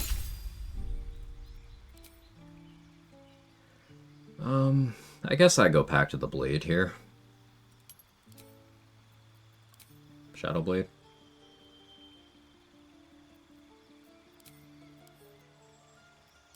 We'll take Hex next level.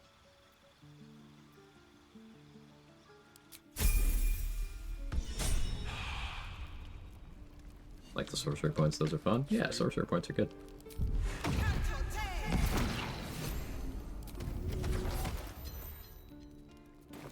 Where did I put that old bucket? Hello, Petal.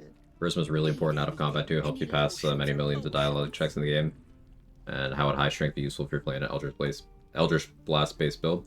So a few things there, Spider. Charisma is not all of those checks. Like there's dialogue checks for every ability score, including strength.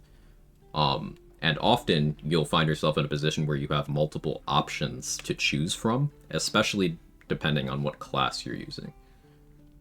Like, for example, Hope in the House of Hope has a dialogue when you first enter, where you'll be given, each class has an option. So like Ranger can roll a stealth check in the dialogue there for the same outcome as a Bard rolling a performance check.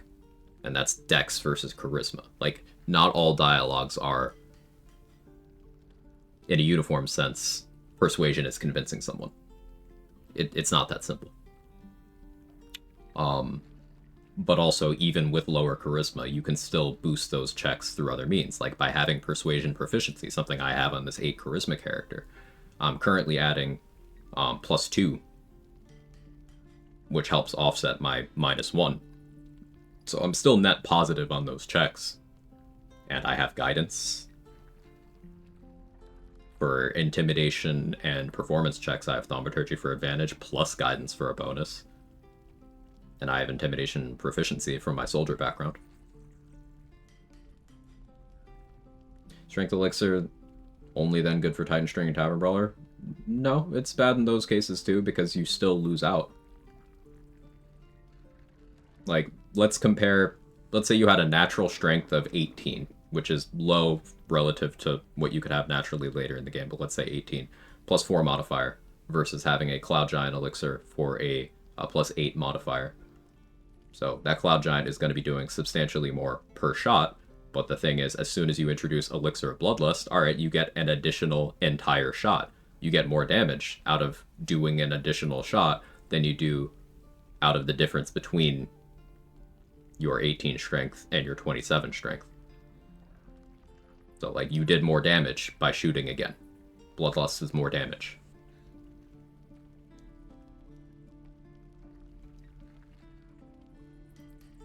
Warlock question. With your current attribute stats, would binding your weapon make it a +0, still use strength because it's higher? No, my weapon is currently going off of my charisma, so I'm not getting very good accuracy on it right now. I'm willing to deal with that because the Shadow Blade will be attacking with advantage as long as I'm not near a light source. So that helps offset, but also I'm not really going to be meleeing too much. I don't care too much about that accuracy. I'm going to be dealing damage through other means. Shooting my bow, throwing things, having retaliation damage effects that go off when someone hits me, they take damage. And again, I'm still not going to be in real combats for a little while here. Hey, Birdman, how you doing, buddy?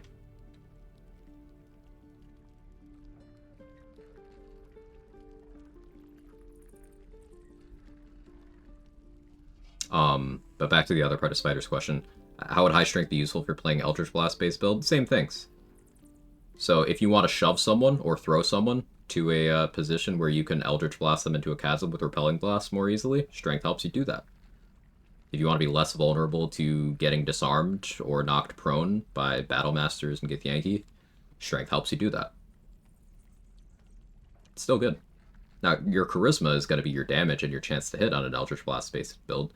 And there are builds where, yeah, you want to invest more. Like in the co-op with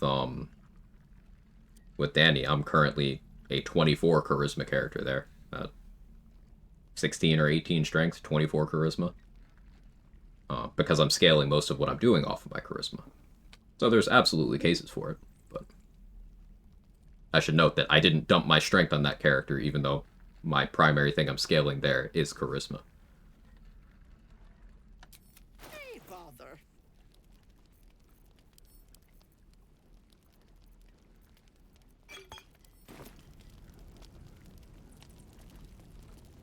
The trader has no problem with you. So we did that. Yeah, jump distance is pretty big.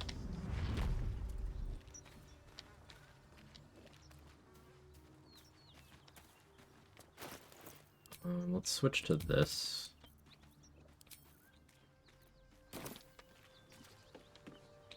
Right, 16 strength on that run, thank you.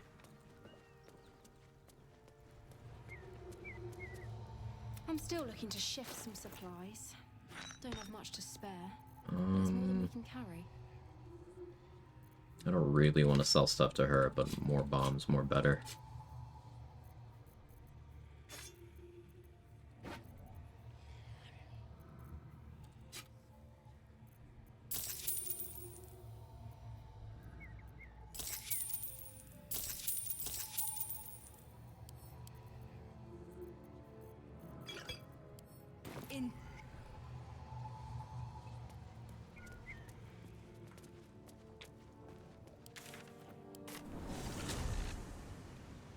How do I get the items from vendor's backpack? I buy them.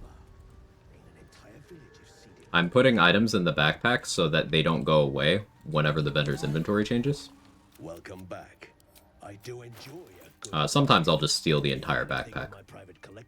But I'm not using it for, like, getting the thing for free purposes. I'm using it for being able to buy it whenever I want and not having to, like, spam rest so that a vendor sells a certain thing.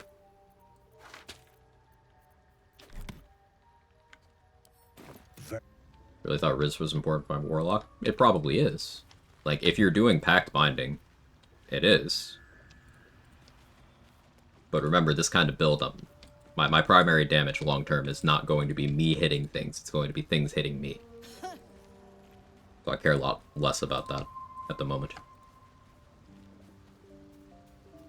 We'll be clear. No point in lingering now. I've got the noble. Fair point. Streamer's telling me I've been playing the game wrong this whole time and must change my strats or be disowned. Exactly. You have to play the game exactly the way I say you do.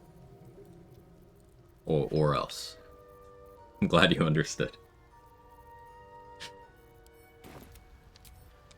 Have I got everything then? I checked and level 5 and 6 smites work like level 4 ones. Good to confirm. Good to confirm.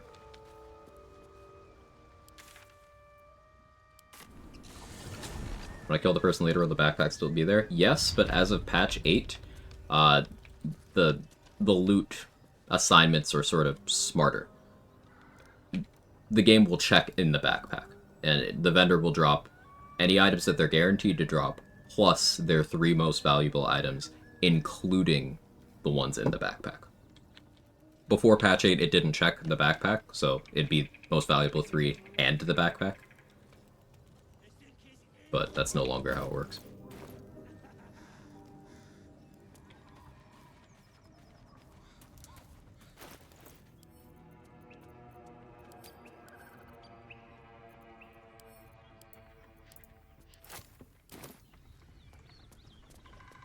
Thanks, you're welcome.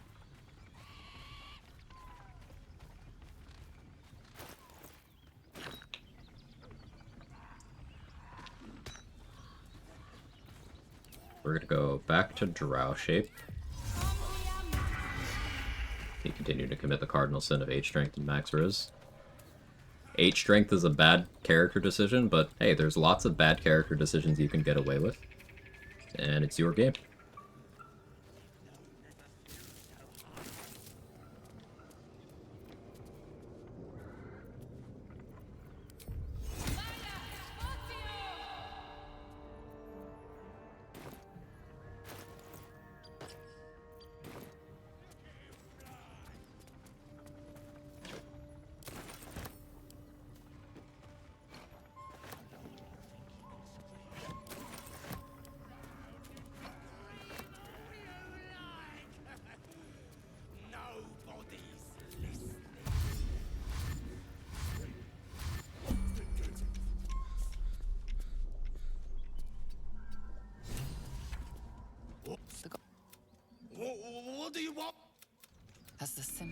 So branded deception's only DC 5 here, but branded drow is checkless.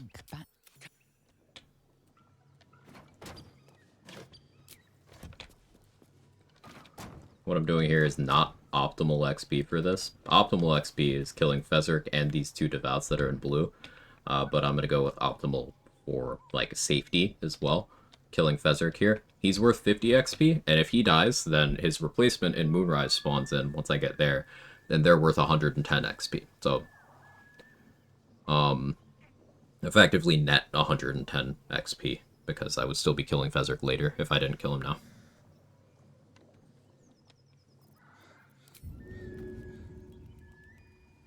What do I have to lose?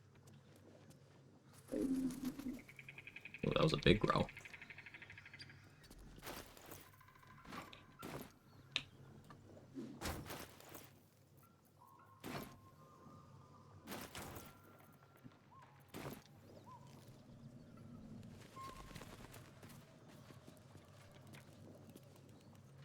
Age strength can easily be supplemented by potions, so why do you say it's bad? Because if you're using a potion, Alucard, you're not using your elixir slot. An elixir slot can do lots of things. Like, Bloodlust, as you mentioned, is extremely good. If you are always having to correct your strength, that means you are never using Bloodlust. At least not as effectively as you otherwise could.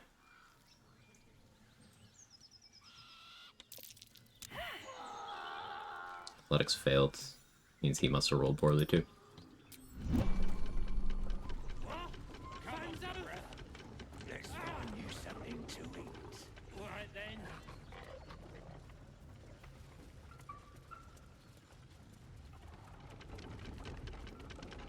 Final saving. Hey man, yeah, I'm doing it. We're doing the thing.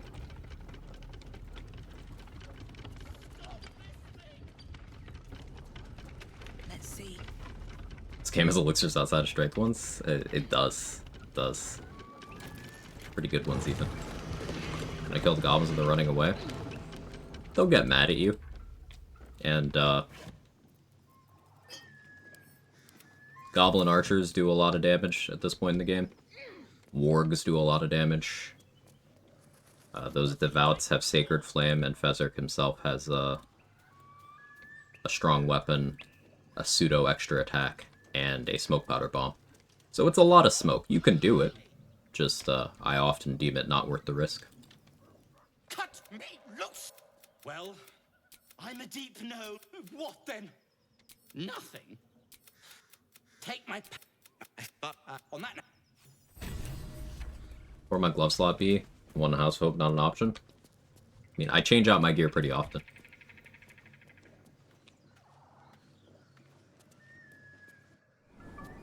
It'll certainly be situational. Expect a lot of switching between Fleet Fingers once I grab those for mobility, Gloves of Missile Snaring if I'm worried about enemy archers, Cinder Snap Gloves later on if I'm fighting a lot of enemy archers at once. Sometimes it'll be Flawed Helldust Gloves, sometimes Sparkle Hands, probably sometimes Icarus Gloves, later on Full Helldust Gloves, Crater Flesh Gloves, Spellmite Gloves, Reviving Hands. Glove slot is the most competitive gear slot in Baldur's Gate 3. There are a lot of very good ones that do a lot of different things, and I'm a big believer in switching gear to be whatever is most useful for the situation you're in. I said you're in.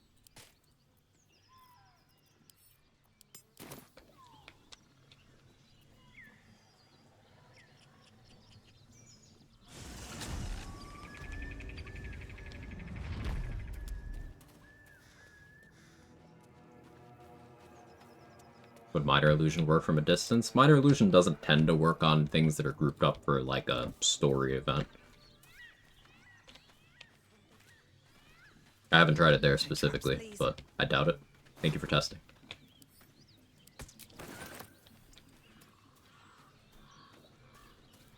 Yeah, Battle Mage gloves are popular.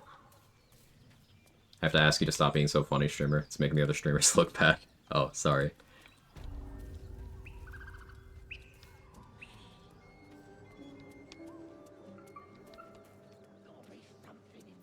I don't need to be a drow anymore. So So again, we still haven't gotten into real combat. We're freshly level 4. Put this on for a little extra HP. We don't have enough cleric levels to no aid yet. Still breathing, despite everything.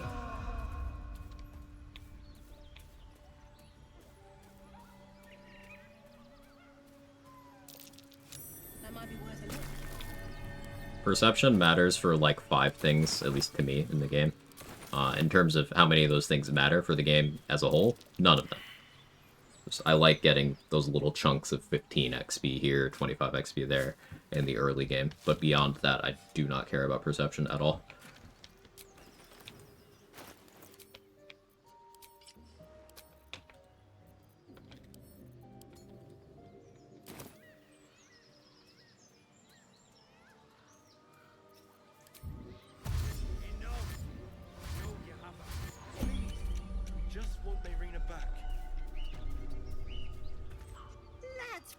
Free dash.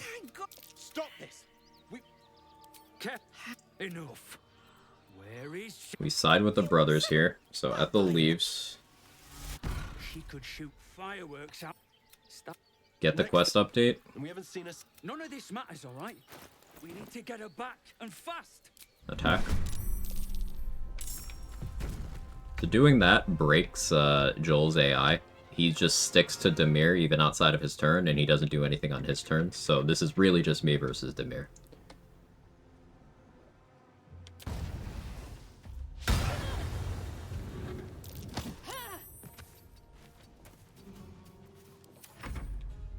Question, will I not be wearing any armor this run? I will be. I just don't have any that benefits me right now, since AC isn't a factor. Favorite build in BG3 is CC Archer. Banshee, Brain Drain, Conduit Ring, Volley Amulet, Encrusted Frost Hat, Snowburst Ring, Hunter Ranger, not the most damage, nothing to move or take action. Hey, that sounds very effective at locking down an area. Damage isn't everything.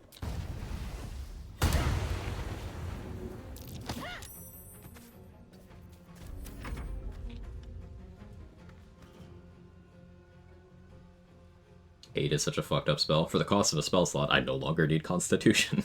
It's great, isn't it?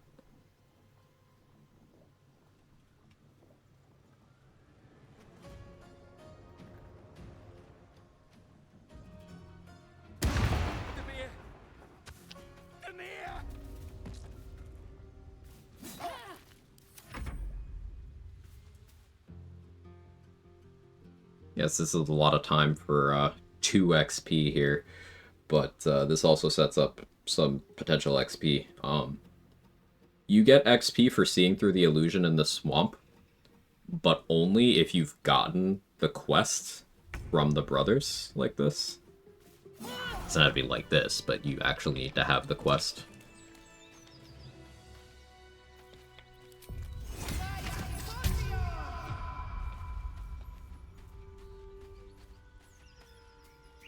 I don't want to see through it. There's arguments for not seeing through it, yeah. I mean, even outside of the aesthetic thing, which that's what I'm assuming you're going for stereotype, but like there's sometimes gameplay reasons you don't want to see through the illusion. It's a little niche, but if you're playing a Shadow Monk, if you keep the area like the gloomy, swampy version, that's better. Because then you can shadow step around, you can hide more easily. But if you're playing something where you want an illuminated area for an effect, like Callous Glow Ring, then you would prefer it stays like this for a couple of the fights. Depends on what's available in your run.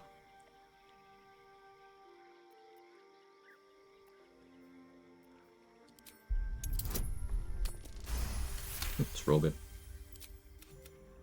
You blink. I want it darker so I can one with shadows. And I got 20 XP because I got the quest.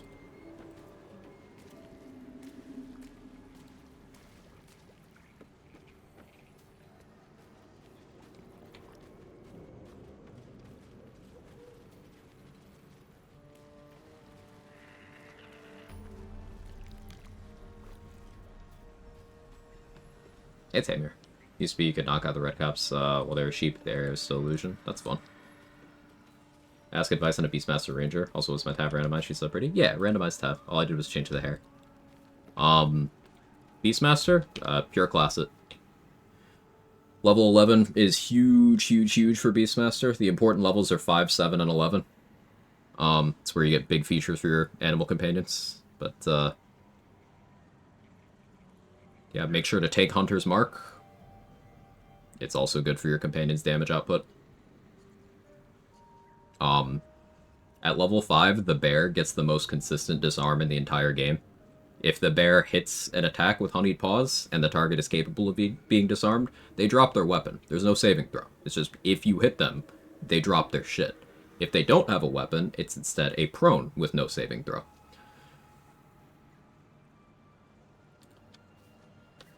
Extremely good.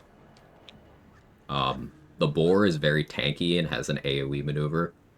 Though, keep in mind, you will have to manage initiative for some of these summons, so the boar has extremely bad initiative. The wolf has extremely good initiative. The wolf is based.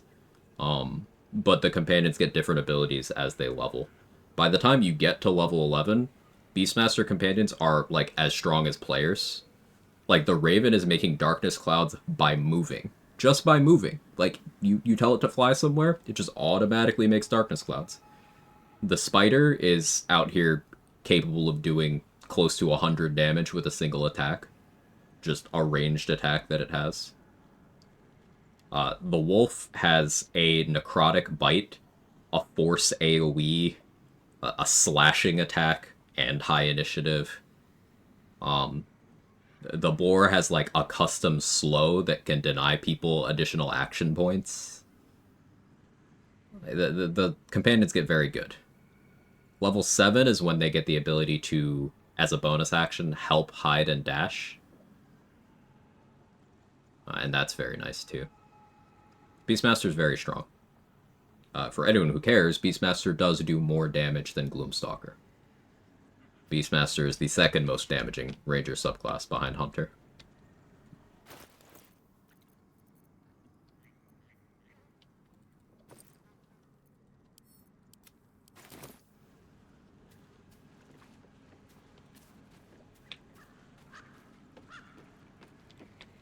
Love the Spider in Act 1, web every surface. Yeah, the Spider also has a very good jump. Very, very mobile.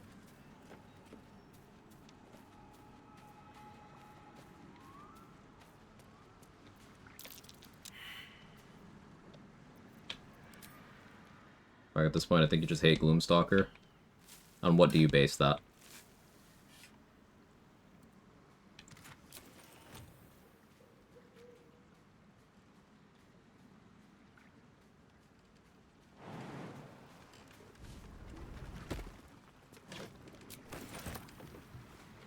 Does Spider do 100 damage a turn?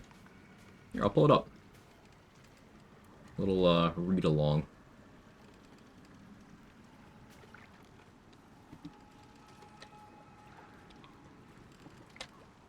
Open in a tab, hang on.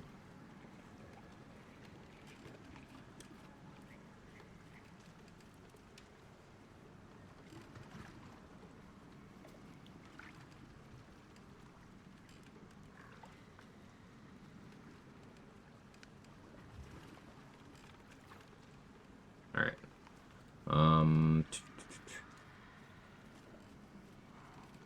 Let's see this. Probably gonna pop up on my end at some point soon, but this attack, Bursting Brood, is from the level 11 Spider Companion. Launch a clutch of brood to infest your target. It's 2d10 piercing damage, and it deals delayed piercing and necrotic damage. It's also 2 instances of damage if you have Prey Scent on the target, which is what happens if you put Hunter's Mark on the target. So, 2 instances of damage, each getting damage bonuses, each benefiting from things like Gaping Wounds. Hunter's Mark benefiting the damage of this. It's an attack roll, so it can crit. It's piercing, so it's very, very easy for you to simply poke someone once with Bloodthirst, or stand next to them with Ballast Armor to double up the amount of damage they're taking. So, what you can do is you can go stab someone with Bloodthirst, apply Gaping Wounds and Aura of Murder to them that way, and then have your Spider spit on them to hit them for round about 100 damage on a high roll. with one attack.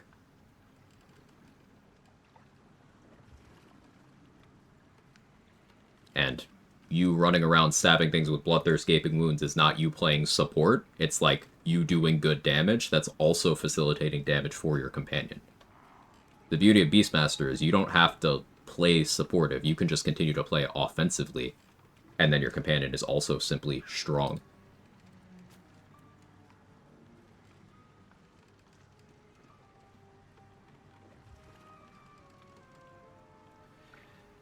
You always bash, gloom, and praise other subclass, so I don't think you listened to what I said, Raid. I said Hunter does the most damage of the Ranger subclasses, followed by Beastmaster.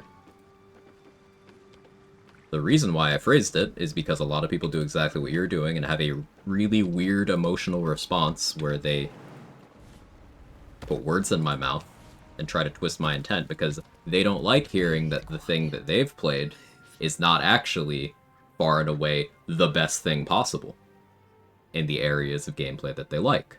Gloomstalker is very widely hailed as the end-all be-all, and a lot of people run around saying that Ranger is bad or the other subclasses are bad, especially Beastmaster and Hunter, off of vibes and feedback loops of people saying and doing the exact thing that you're doing here, instead of actually looking at things like, I don't know, fucking math.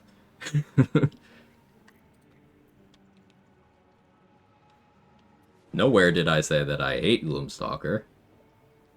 In fact, I'm very transparent about saying that Gloomstalker got me my first Honor Mode win. Back before Honor Mode came out, I was doing Tactician solos with Gloomstalker. I played a lot of it. I haven't played it recently because I've spent the last couple years diversifying my interests.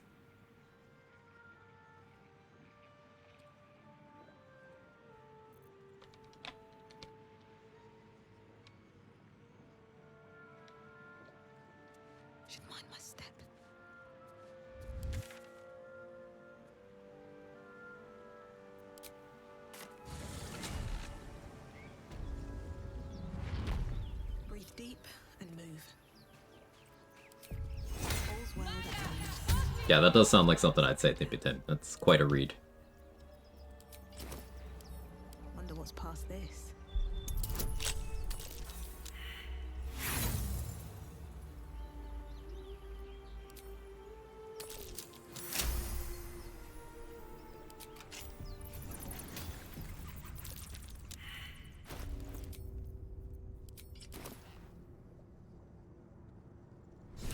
She's always Hunter's better. You kind of say it a lot, so it seems to hate Gloom.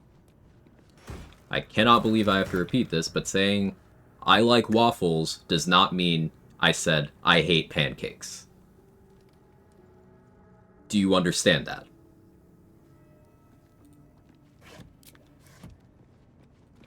This place wasn't built for the living. You are hearing words that aren't there. What's hiding here? Be wary. This place is trapped. Hey Nimble, how you doing?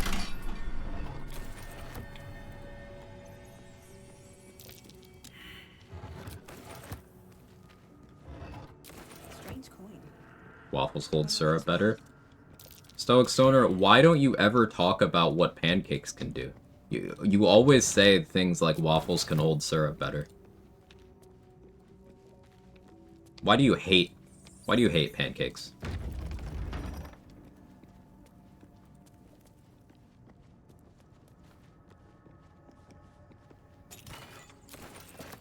You didn't mention eggs. What's up with that? Seems suspicious.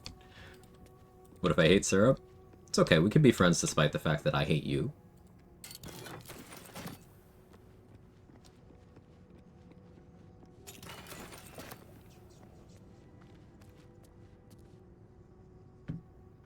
Is killing all the imps, hounds, and the bridge and mind flayer considered an optimal nautiloid? Anything else I should look for? So like, it is theoretically possible to full clear the nautiloid shoop, including the extra 2 cambions. Even without playing with full party, it's theoretically possible. It's just like extremely inefficient to do so. In general, I consider, yeah, clearing the imps and the boars and getting the killing blow on the mind flayer. I consider that my ideal, even though it's technically possible to go further.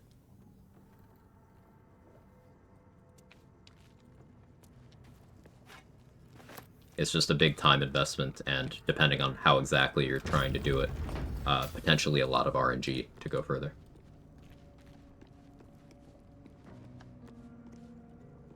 Armed scribes, but no sign of a struggle.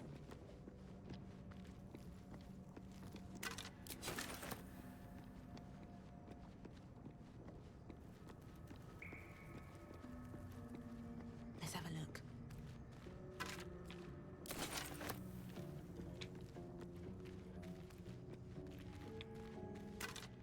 That's no one talking about crepes, literally shaking right now. The metaphor serves its purpose, right? Like, it is okay to compare the pros and cons of different things, and that does not mean you are hating on the thing you are valuing less. As Wrath pointed out, I do very frequently talk about how Ranger is one of the classes in Baldur's Gate 3 that's blessed to not have a bad subclass. Gloomstalker being the least valuable of those in the most theory crafting heavy applications does not mean that it is not like still of value. In fact, earlier in the stream, when I was mentioning level 3 Grove defense being Grove 1, excuse me, being a potentially relevant thing, is like there's only two subclasses that can actually meaningfully affect the initiative there in vanilla game, and Gloomstalker is one of them. So, has upsides. Happy birthday at 12 a.m. my time zone. I'm gonna get some rest. Good night.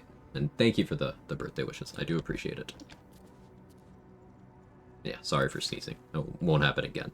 It will absolutely happen again.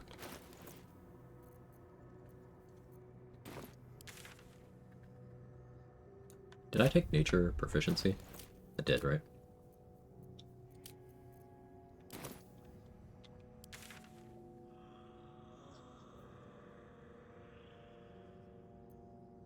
I was thinking about the merit of going very early Balal, but I do think that's more trouble than it's worth, upon further consideration. Level 5 Grimforge or level 4 Grimforge? Do we want to fight any gnolls right now? I should steal the breastplate +1 from where Damon is, because that's 1 piercing DR, and it's free.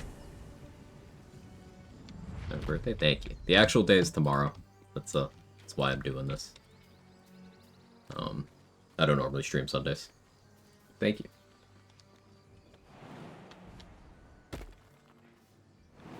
Gotta report you if you sneeze again, I'm afraid. What are you afraid of? Because me personally, I'm not afraid. The brain rot is going too far. We have too many things like that.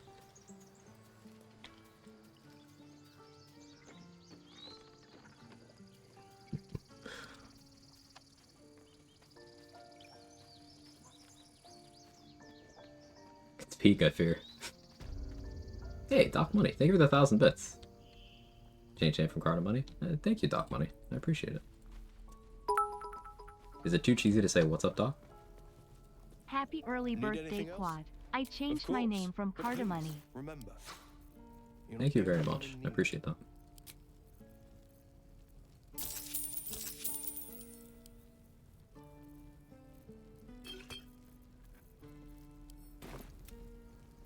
Hey, Sentinel. Thanks for the 18 months. Just a girl and she's on fire. There you go, Quag. 24 hours. What a treat, smiley face. Glad you think so, Sentinel. Oh yeah, I did install Wrath of the Righteous, and I opened up the game the other day and got in character creation and was like, this is a lot of text. I'm not awake enough for this, and then I closed the game. But I still want to play it. I don't have an off-stream game I'm doing right now, so it's very likely that I actually sink my teeth into that playthrough next week or so. Hey, Tippy Tim, thank you for the 100 bits.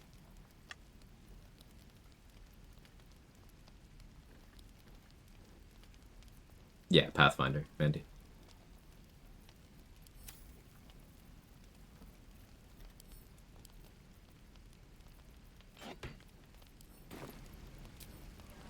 Hells take me.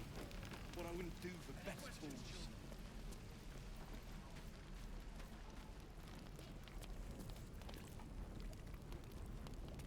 Keep your blades up, children.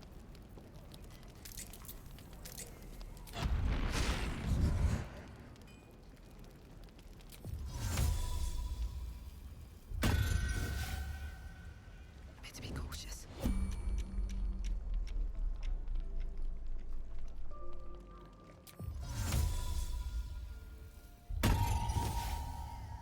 Where did I put that oat bucket? Who's still looking at me?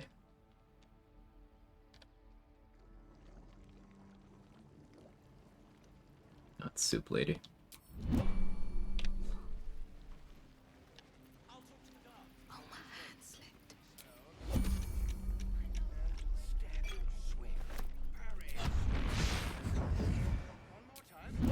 Love one with shadows. There's a thief on the loose. I don't think there is. I feel like you made that up.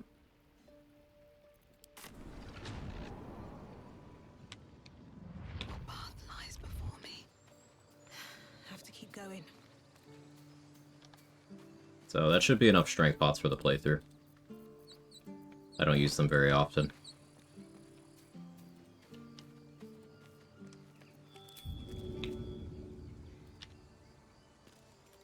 Shouldn't have made me your enemy. Now we're gonna drag Will's unconscious body. He's just sleeping. He's okay.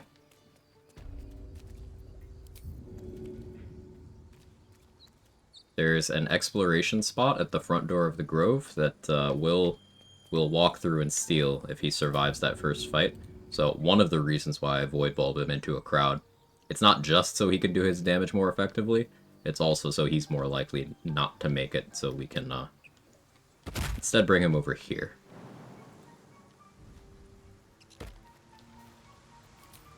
Don't want to draw any attention. It's a friendly looking shadow.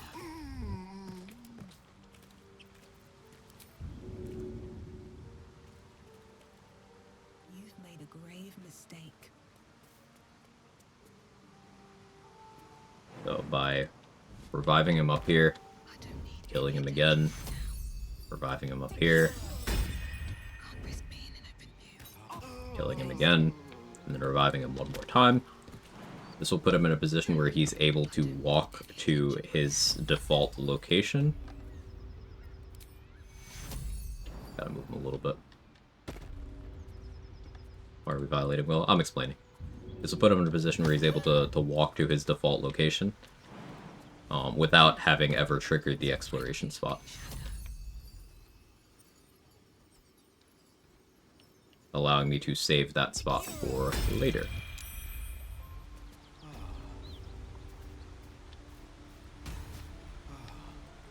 I do have to walk with him, so he stays rendered in and actually moves.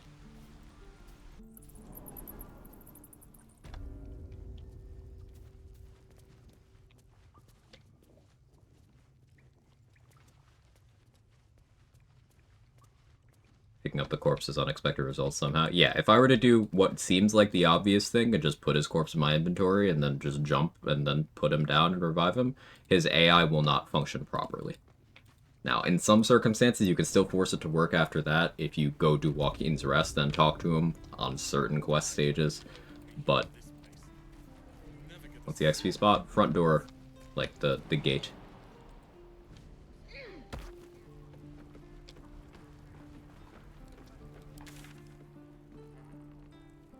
Right here.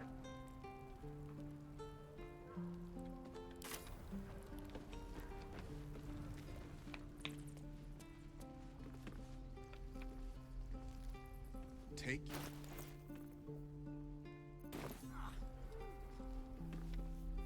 No. You just have to buy enough time to run. Well, The man you. You're. Shit! She's out there now. Ready?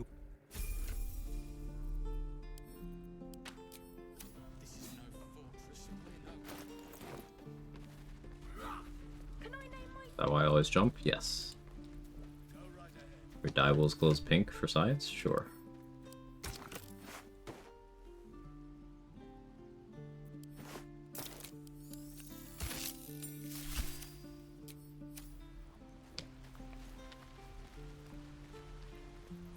I should speak up. Our little Hellion told. Think. The Blade of Frontiers at your... Are you sure?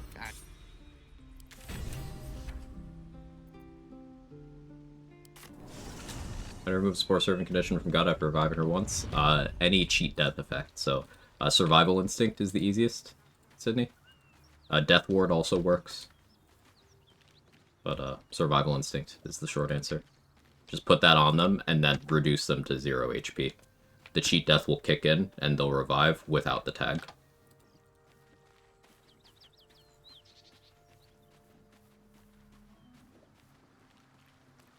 You can do the same thing to remove Shadow Curse Undead.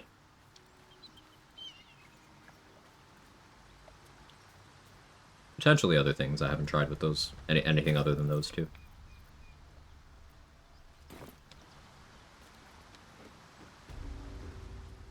One horn. Oh, fuck me. But then the blood. What was that? I'm Karlak, I'm Nihil. the latest yappy little... After we've mopped them up, we can work... Why are we slowing down? Sounds bored. If... All dust now? Shortly, yeah. A couple other things first, I think.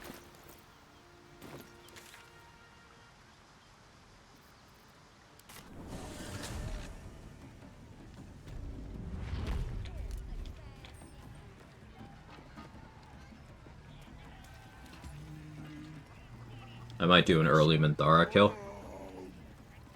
So if she died with a buff on her once and I'm screwed? No, you can use Connor to revive her.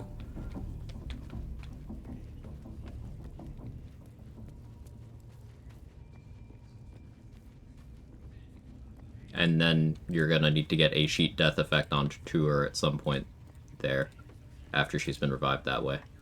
You know, whatever you can. Survival Instinct, Death Ward. If you need to make her an ally, that could be difficult. If she isn't already tagged as one. But yeah, get a cheat death effect onto her. Hey, Maximum Power, how are you? Need something?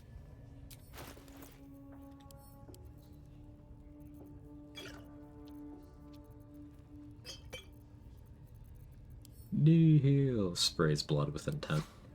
Should I call her?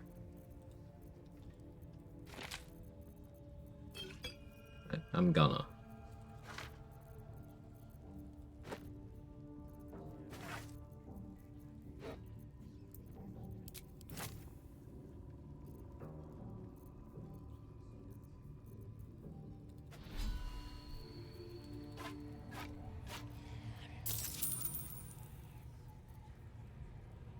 Don't do it.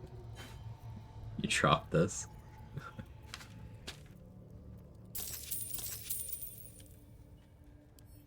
Pleasure. Good man watching Demon Slayer Infinity Castle later, kinda excited. I've heard a lot of good things. I've still, like, not really given a decent attempt to get into that particular IP. Maybe I should. Don't want to draw any attention.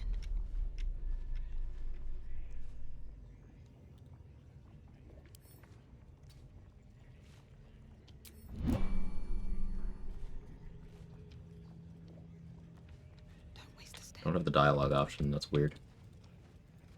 But okay. Best be on my way. It's supposed to be a dialogue that pops up, but it just didn't.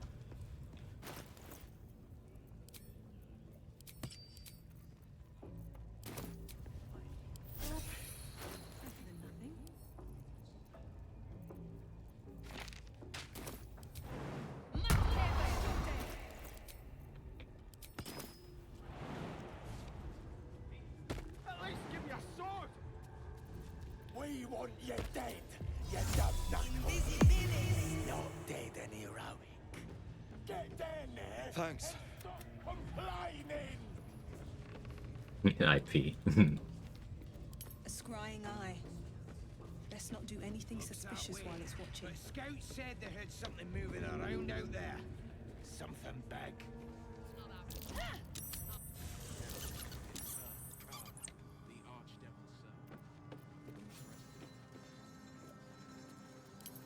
Shit. I just can't shake it, can I? How many raiders do we have? Plenty of lashes, loads of hunters, and a few pariahs.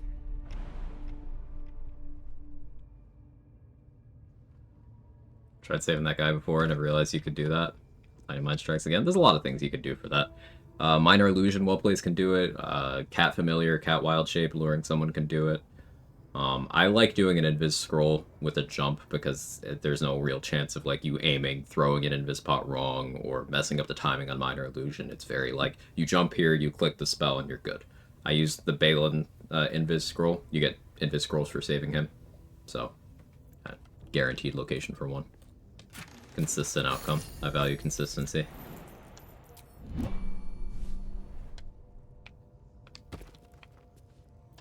Prisoners, what's your ladyship? Still ain't talking. Tell them to stop cutting him. We need him alive. Break his bones instead. Why did Karlak say that in camp? Because Will's there. That's what happens if you have Will and Karlak in camp together and you haven't resolved any of that. Prisoner, I'll talk. Your leadership. Spike always makes him talk. Go on here, fool, did ya?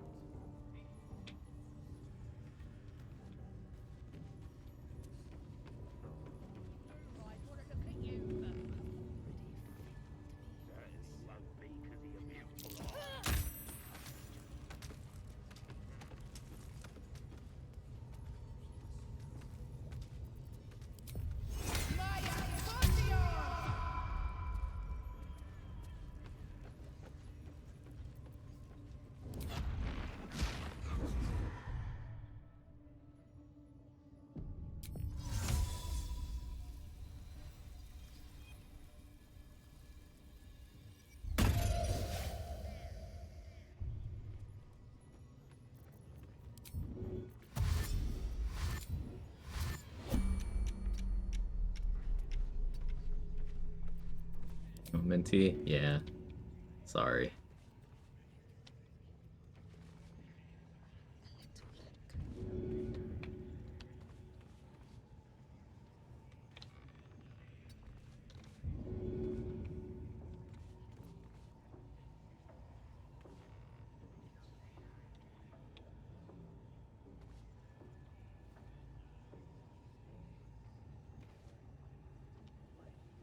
Need to find an angle where I make sure I don't lose her stuff.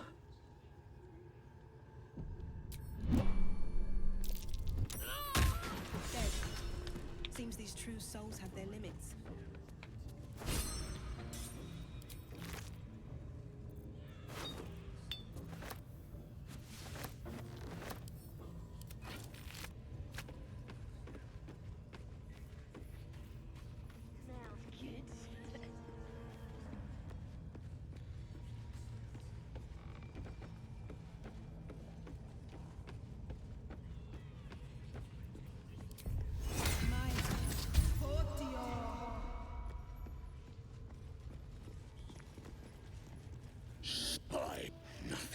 Not planning on doing Grove 2 fight.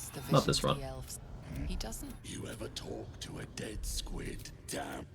You said the artifact does not want to part from you. I did it my last run. It does not want to fall into the You read the hideous corpse rises, tentacles writhing. Ragslin, the creature. I saw it too. Get on the hunt. You see the suspicion floods Ragslin. Another you see the irritate. She's mounting an attack. Is she? They're seeking a weapon. I wonder if they mean that odd artifact.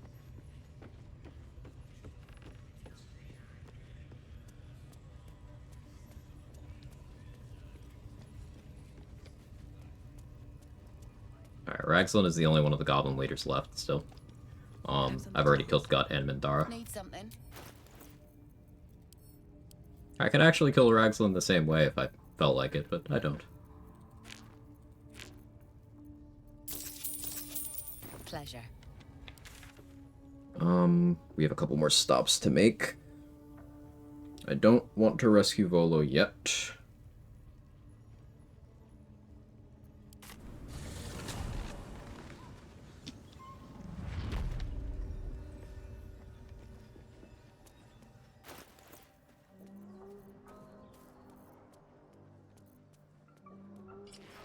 I'm gonna wear Mindara's armor just because advantage on Constitution could be some.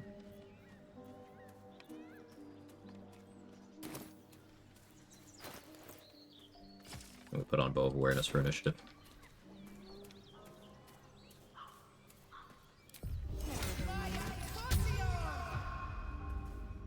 Pretty well on XP, still haven't really had to fight anything.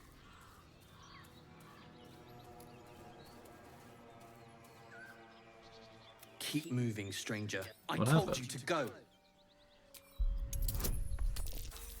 Failing this doesn't matter. What are you doing? Get back. Leave. Start the conversation Stay again. back. Try it again. You see a name etched in. You still. Of course he will. And no, I won't leave him. If it comes. Alright. The collar still juts from the dog. Oh, that reminds me, I haven't done that. I'll be right back.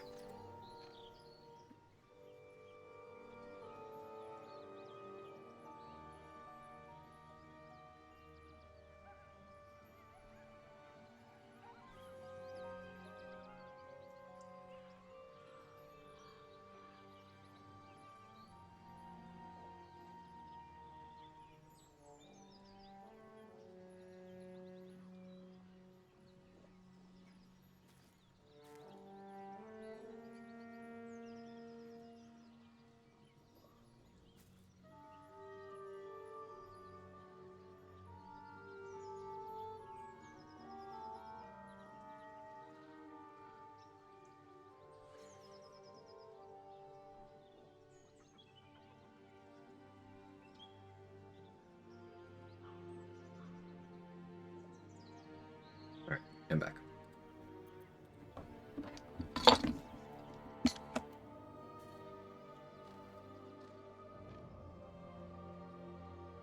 If both of your arms and legs were cut off in a freak circus / cooking accident, what companion or NPC would you most want to wipe your ass for you? I have a lot of questions about this premise.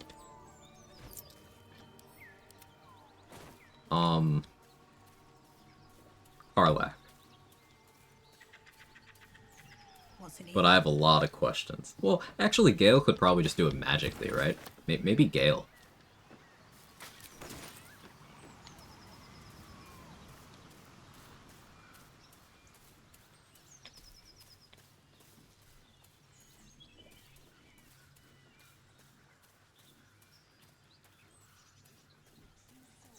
Yeah, he could mage hand.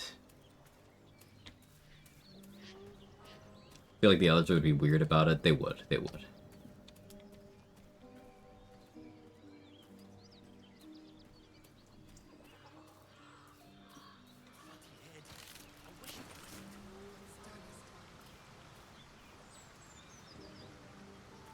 Yeah, Karlach would be super chill. She'd be very understanding about it. Like, no degen, I just trust Karlach. And Dara would probably have the most emotional intelligence in that situation or also kill you. Yeah, she would really feel for you. Like, if she had come to respect you already, she would understand how much it takes to, you know, ask for that kind of help. But if she didn't, she would kill you on the spot for asking. So, you'll get one of those. And you'll find out where you stand with her very quickly.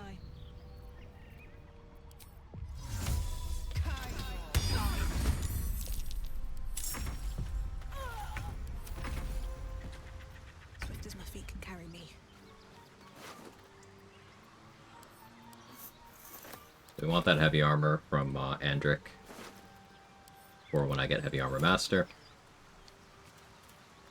I trust Karlak or Will, though that was before I saw the Gale Mage Hand comments, which would make things less awkward. Like, Will wouldn't make fun of you or anything, but I also feel like he wouldn't do it. What's inside? He'd just be like, thank you for trusting me with that, but I'm gonna have to decline. You know, he'd be very respectful about it, but he would say no.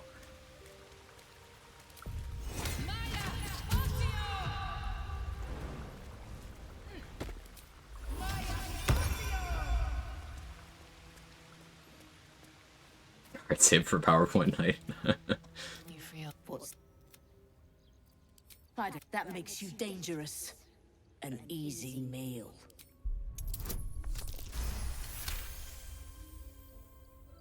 Great, you can. Alright, bye.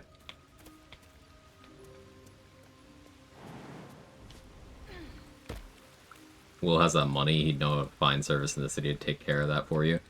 He would probably know someone, yeah. Halson would roll in it. Halson would eat it. Seems simple enough. And some of you would say yes.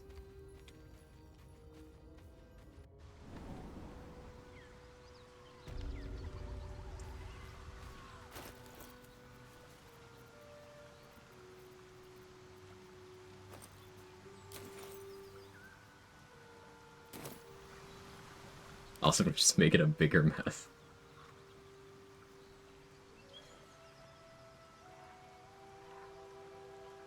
Alright, was that the last thing I wanted to do? I think it was.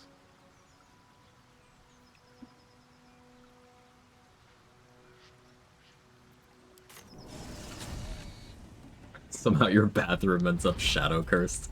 Incredible. Halson would mistake it for a child and multi-attack your hole. Again, some of you would be very into that.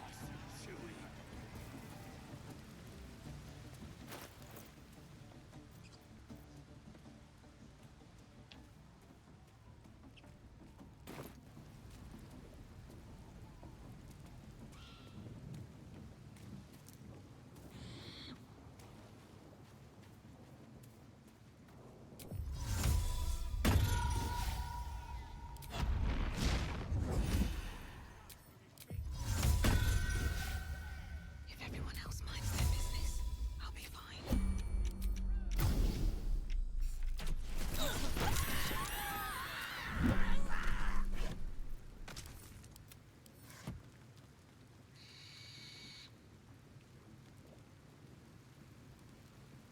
Welcome back, Litterbox. Something good here, I hope. They do what now? Incredible first time chat.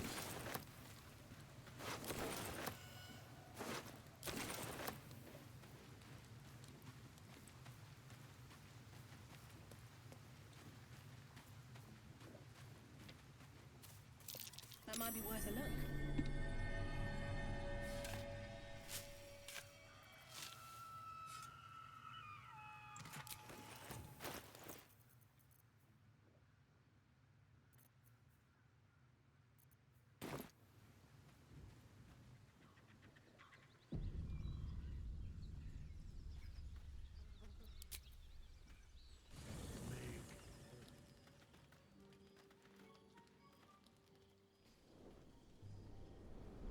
Hellfire. Minsk would give you the most awkward speeches the entire time, but he'd still help with Red Need. Yeah, he'd be telling useless anecdotes that he thinks are comforting. And just he'd be making you really uncomfortable, but he would do it. Will, you've been naughty. And you know what happens when you're naughty. God's I'll sign. anyone but her. Karlak meets the criteria. Will. I'll be. I'm not willing to let. Agreed. Won't be seeing my mechanic. The first time I face down this. Alright, because we talked to Karlak like that. Now we can get back into the Act 1 map.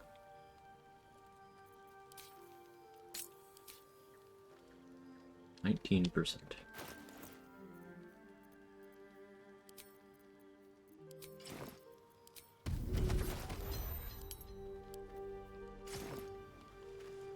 It's better.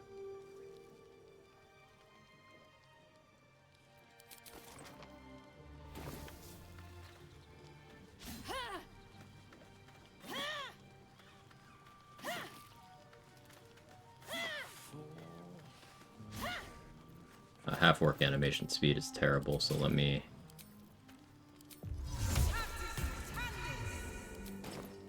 change that.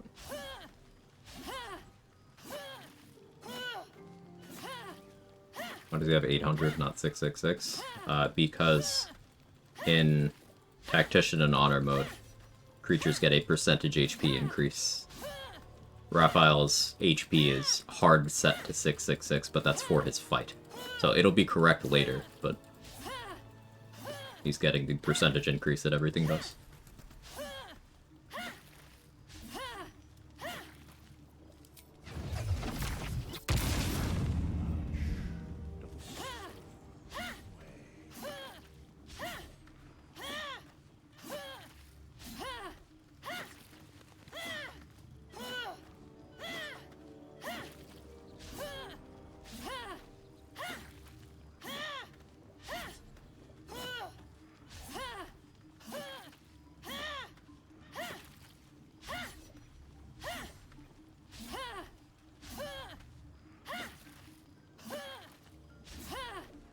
Lobotomy's gonna have 0 AC? Yes.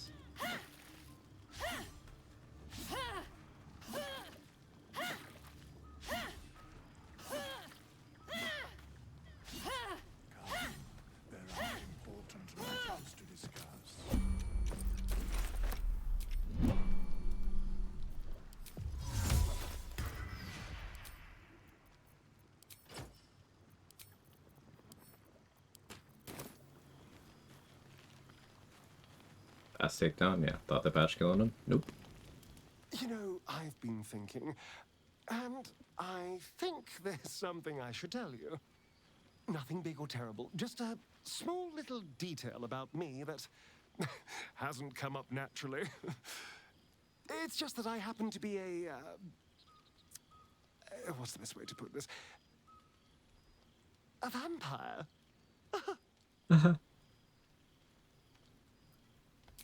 So... Hexblade run. There's gonna be Hexblade levels on this run. My build plan is not really concrete classes, just mostly specific things that I'm chasing. So right now from Warlock I want Armor of Agathis, I also want Hellish Rebuke, I want Invocation, False Life, and I want One with Shadows. That's mostly what I have in mind. So we'll probably take Warlock up to level 5 for extra attack. Cleric is here for getting my heavy armor proficiency, and we're going to respec and swap out this Cleric cantrip for a different one once I have access to the Ironvine Shield in Act 2. A lot of our damage is going to come from doing damage when things hit us, because if things always hit us, that means we always do damage in that kind of build. But I'm not playing fully into that concept yet because it's too early game, I'm not tanky enough yet, but we'll get there.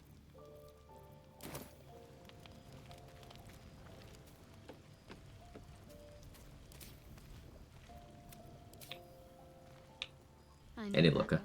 Thanks for the birthday wishes. It's just something I have to live. I know. It's not the sort of... The best I can do is I don't know what you mean. It's nothing, really.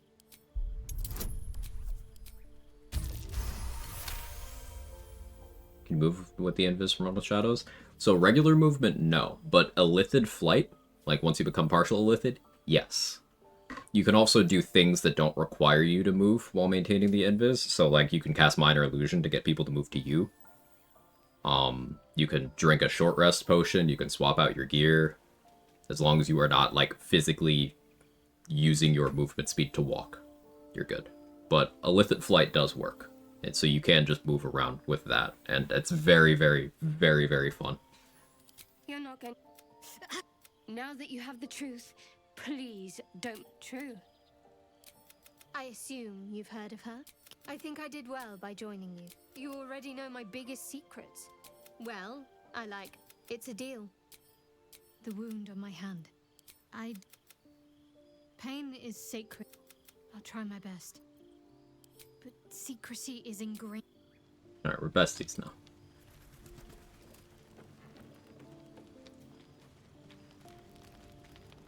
Hey G-Talk, family and I moved into a new house today, just now settled. Hey, moving stressful. Hope you're doing okay. Well met. Hope it wasn't too bad. I am Raphael. I'm Nihil. Does regular flight work? Not that I recall. I think with the ranger equivalent, jumping works, if I'm remembering correctly, with hide in plain sight. But it's been a minute on that one. Like this at all. It might just. Am I a friend? One, I could fix it all. That's what separates us from the...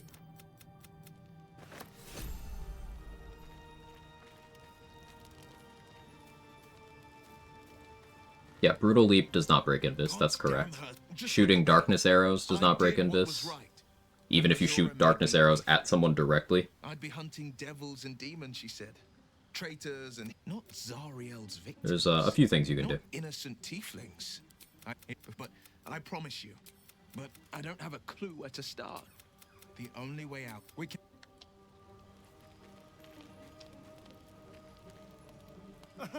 Sure, and he might be right. If you're a warlock, you understand how dangerous the wrong deal can be. Indeed, if we get. Just farm and companion approval. I haven't decided who we're romancing this run. We got time. Now, he knows our secret. He claims he can... Not the worst prospect we've stumped... Well, there were no right answers with that devil. See? Sowing doubt.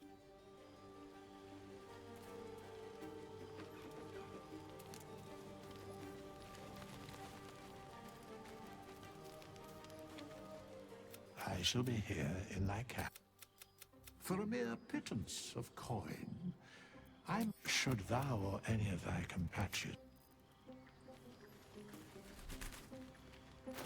Beldusking using it for DR, probably selling it.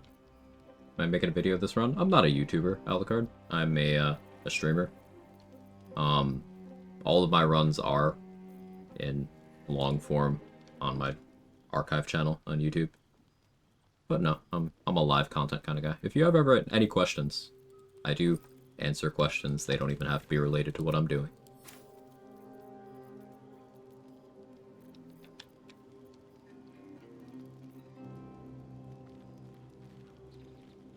I don't think there's anything else I wanted to get done here.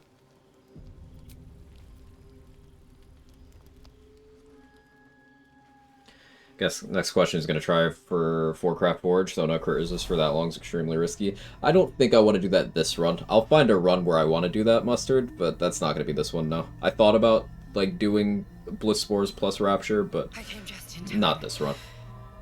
You are transforming. Alright, did the randomizer cook? This is a randomized Dream Guardian. I haven't seen it yet, I didn't look.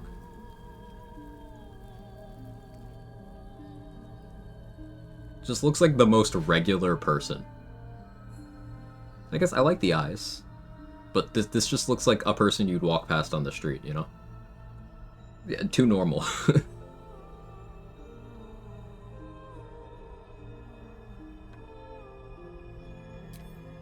Yes, you have.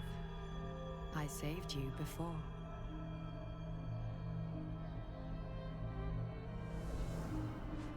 That's just Margaret, yeah. Margaret from HR. And I'm here to save you. You're doing things highly optimized, like to go back and review certain things. Yeah, feel free. Don't worry. Miami Roa. You will not become a mind flayer. The teeth, though? Yeah, those are some TikTok veneers if I've ever seen them. I'll protect you.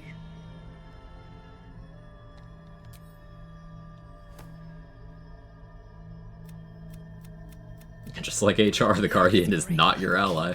The fight. You can wait.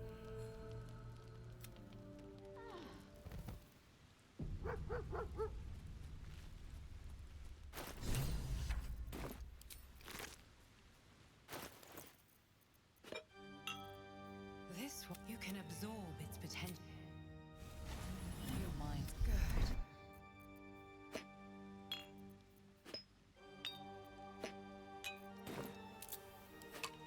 Alright, I have 8 tadpoles. Favorable beginnings. Definitely Sonic Overload for Retaliation. Ability Drain because it's the best tadpole power in the game.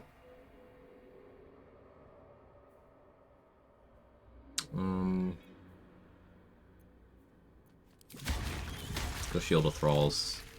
Stage Fright still has value. It's just, unlikely to work. There is an argument for Charm.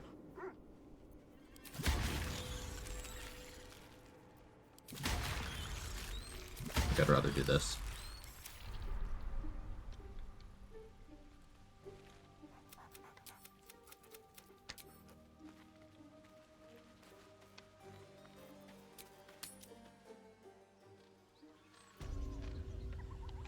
It's like Alola.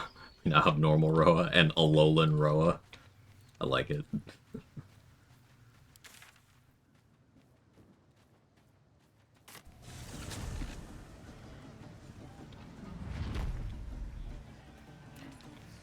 Y'all are helping keep me sane. Hey, Chris.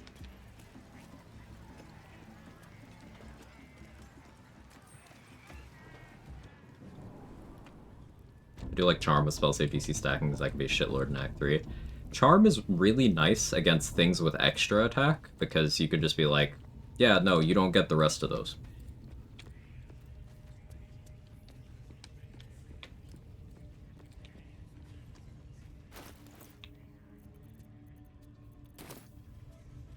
Need something? So, funny enough, if you're doing that quote-unquote impossible challenge ever, Charm is one of the best things you can grab.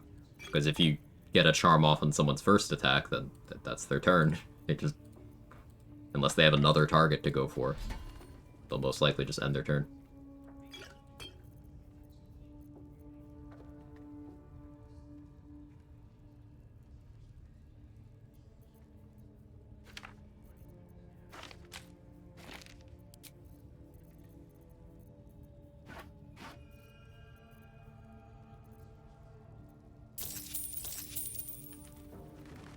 We like Cloud of Daggers. Pleasure. Weak bait Leaper Tiger. You can do better.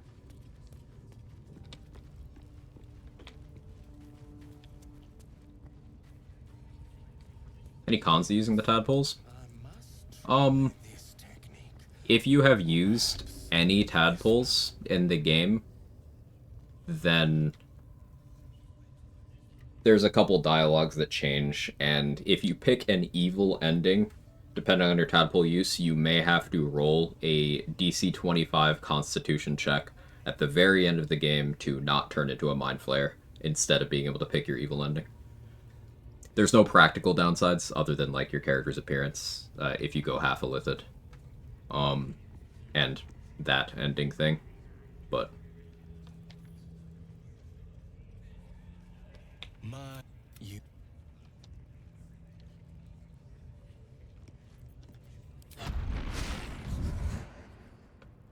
better be cautious. Free for the taking. So he does get a hold person scroll every day, it seems like. If you want to print hold person scrolls, I guess Abdurak's your guy.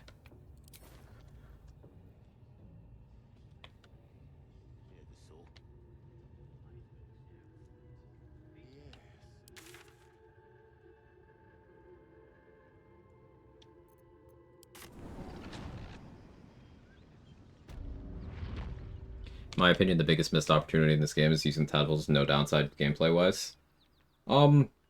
I think a lot of players would not engage with the system if it had significant downsides, and that's probably why they made that choice. Like, remember, they made characters more ugly twice post-launch for the half-illithid thing. Like, they made that more ugly twice. 2 separate updates. Because they were like, they decided that cosmetics were a good way of doing it. And there's a lot of people who run around saying, yeah, I'm not going to do it because it makes my character ugly. That's consequence enough for enough of the player base. Hey, Trade. Thanks for the raid. How's your stream? Was it a Fire Emblem day? Or Dragon's Dogma day? What were you playing?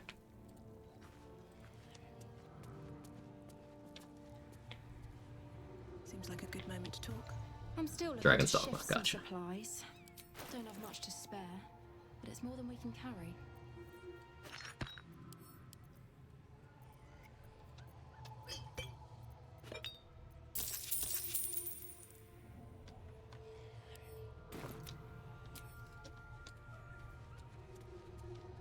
Did a lot of things with a massive hammer. Love that.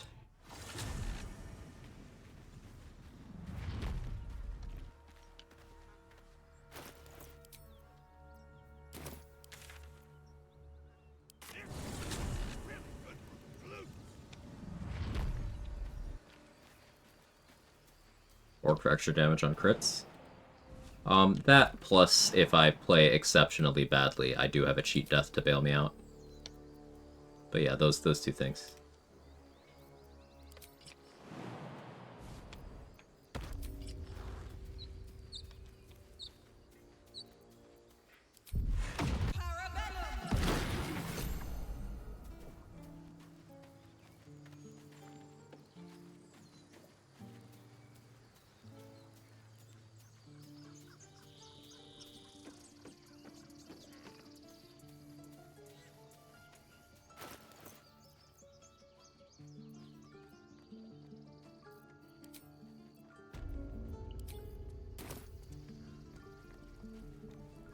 Need anything else? Of course. But please, Yeah, half orc is very strong. Big fan. only one in need.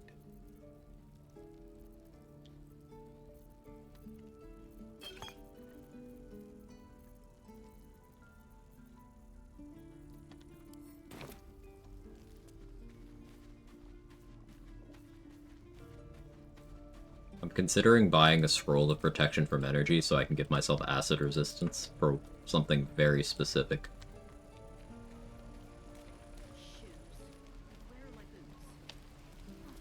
Doing Hexblade Potent Row build with Barbarian Dip. Ever played something like this? I have. If so, any tips or item suggestions? Something close. The Rat Bat, praise be.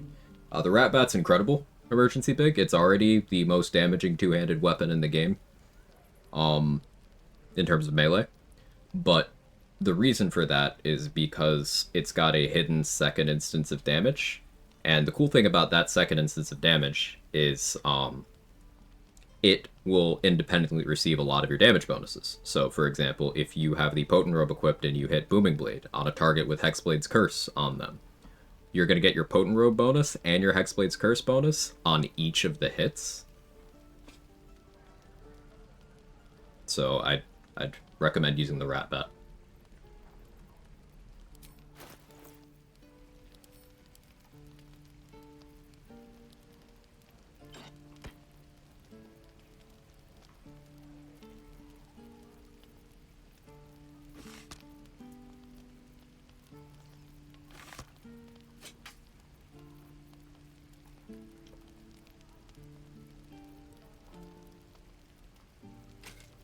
I guess I can afford this right now.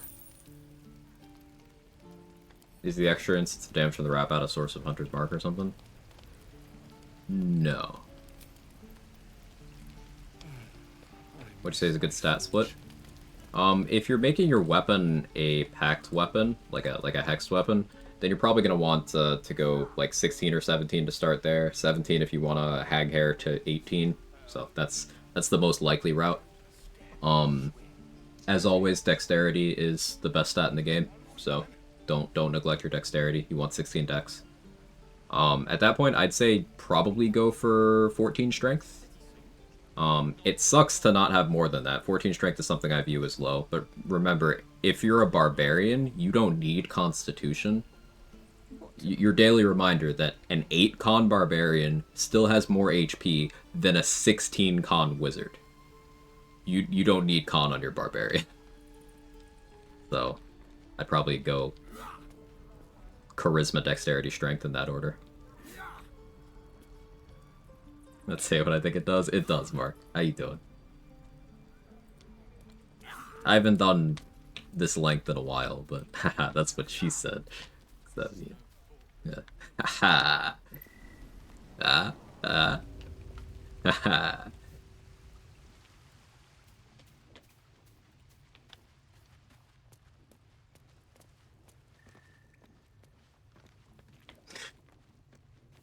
No? Okay. I had a feeling you'd be back. Don't think I'm worried about HP. I can upcast armor bag. There's a ton of health. Thank you for the tips. Yeah, of course. I like your build concept. Too many people think that barbarian means you can't do spellcasting stuff at all.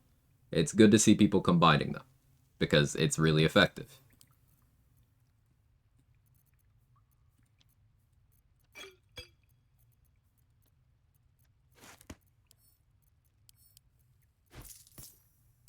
Anything else?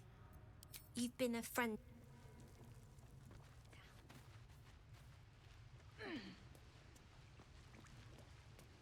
Is that a high door? Yeah. Dade was with me. Using Pack the Blade weapon in my current run did 17 charisma, hag hair, ASI just did 2+ for the shark charisma buff, 25 charisma in Act 3, and it's glorious. That's fun. Yeah, I'm not a huge ASI believer, because just I prefer other more impactful feats, but getting the funny number in charisma is pretty cool. And of the situations for taking ASI, I do think that Warlock taking charisma is one of the better arguments for ASI. High-fived? Oh, did you? I missed it. Hell yeah.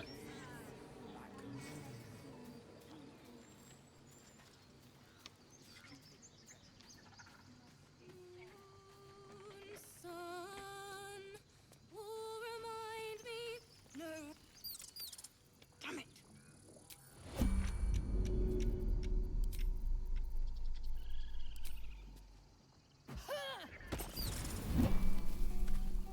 Dance upon the more like butchering at the hands of this bloody.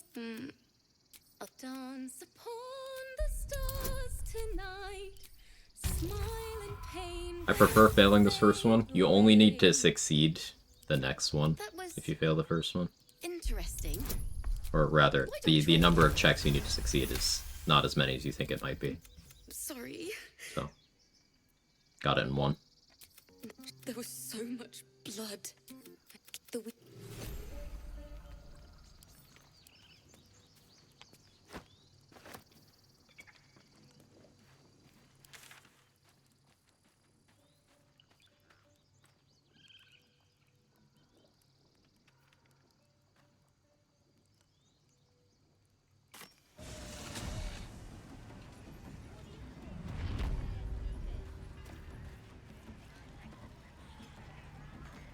So because I went into the cave, the goblins did kill the owlbear.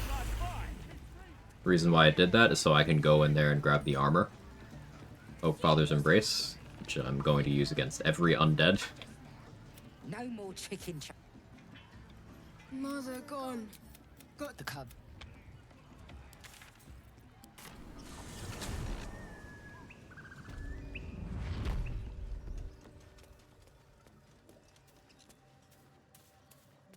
Now, a downside of taking Heavy Armor Master is that I don't get value out of it when I do Oakfather's mode. But that's fine.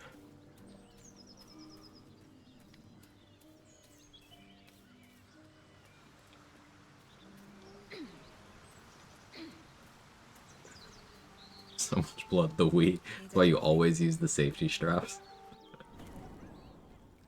You remember when the Wii came out? And there are all those news stories of people destroying their TVs. Because they're incredibly fucking stupid.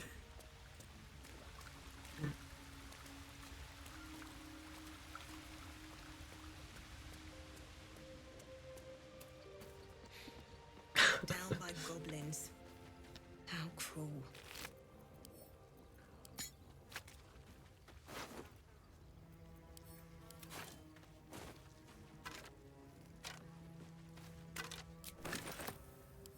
Don't mind if I do. Remember the Wii Fit came out and told everyone they were... These are supposed to be worth a fortune. Remember when Wii Sports came out and it was the greatest game ever made?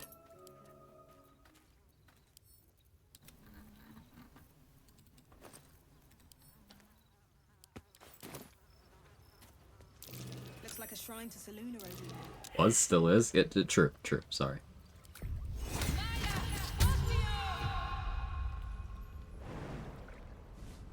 Excuse me. Oh, wait, I said I'd never sneeze again. Oh, no. Oh, frick. Oh, heck. Prayer sheet.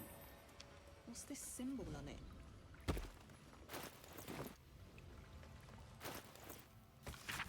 It's unlocked. Prayers are answered. This is it, soldier.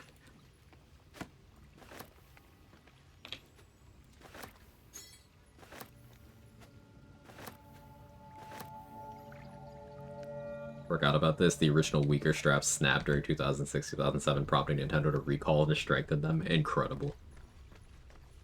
I mean, I was also out there, you know, keeping the Wiimote firmly in my hand. Firmly grasping it. But stronger straps help.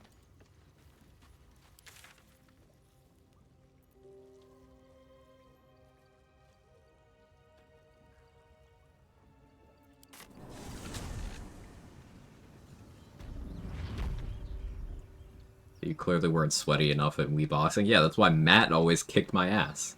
Fucking Matt. You guys know Matt. Asshole.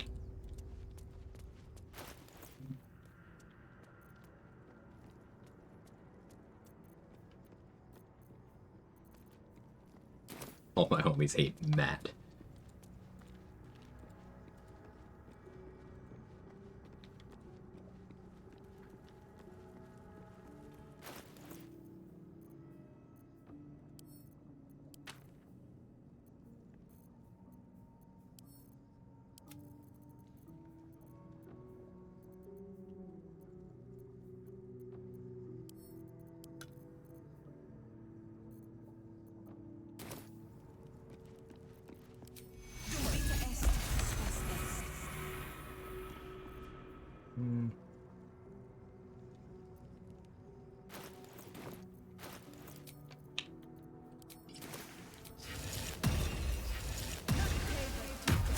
Do it.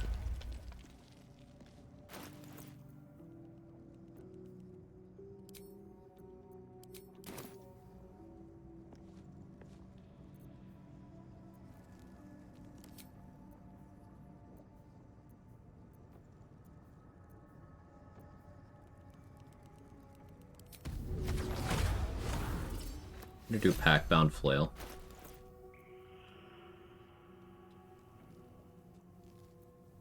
For tenacity.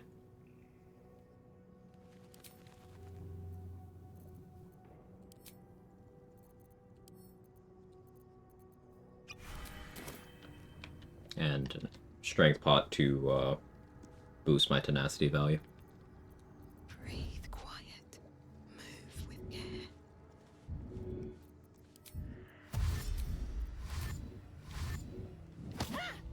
Oh, hell.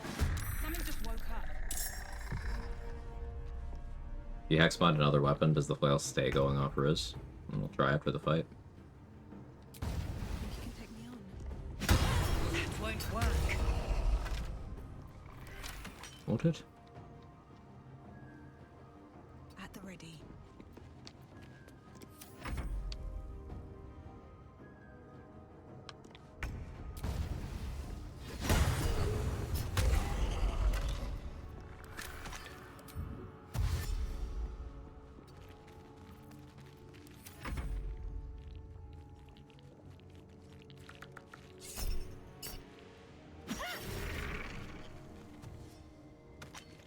Hey, Wanda. Minus 24 AC. Look at the title.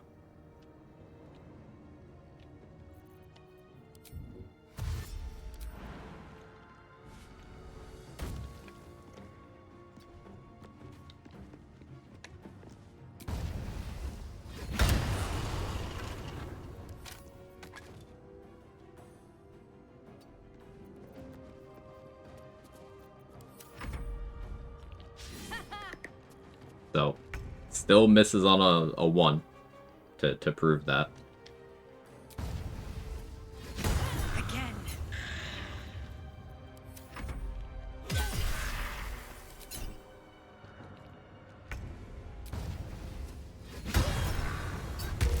It's Jurgle, scribe of the dead. Didn't think anyone still works. Forcing disadvantage is still a very good defensive strategy. Where applicable, but... That might be worth a look.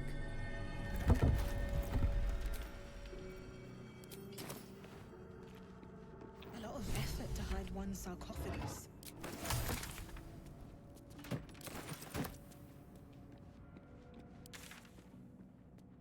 Alright, cool.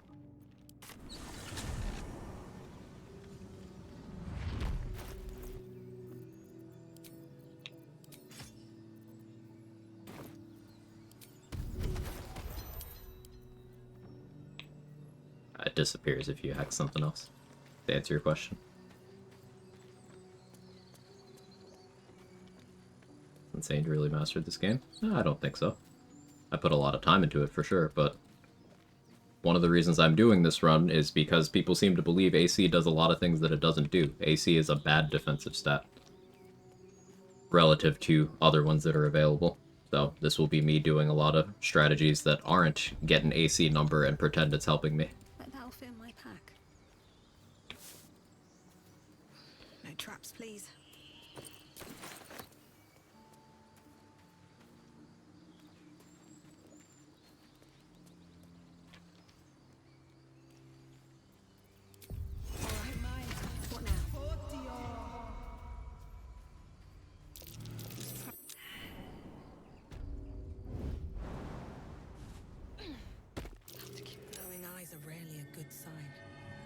But my tank build, but tank builds are great. Just be actually tanky instead of AC.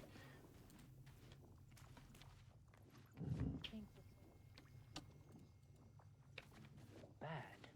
Shut it. Boss would rip you for talking that way. Well, at least we got the group. Good call to weak value.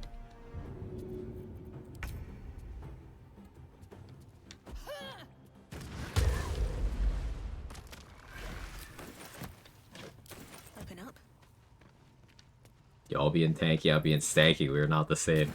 It's stanky legs so fucking hard. Good one. Wonder if the gods are watching me.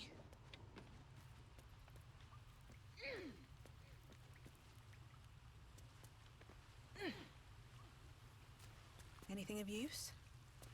A bonus goblin this time. Yeah, I don't have the more enemies in basic fights mod on this time. Though I do think that mod's cool, and it'll be a staple for other runs, just not this one at present.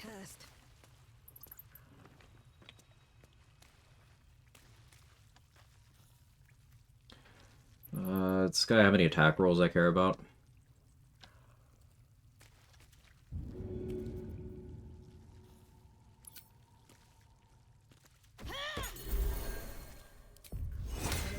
You can Thunder Wave me, but that's all you can do.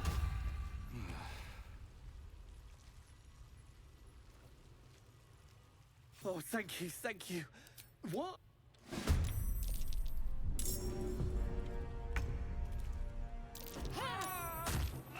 Never played Monks. I think I'm gonna do Shadow Monk my next run. Maybe grab Char Spear, see how it goes. Monk is awesome. Shadow Monk is my favorite Monk subclass too. I hope you have fun.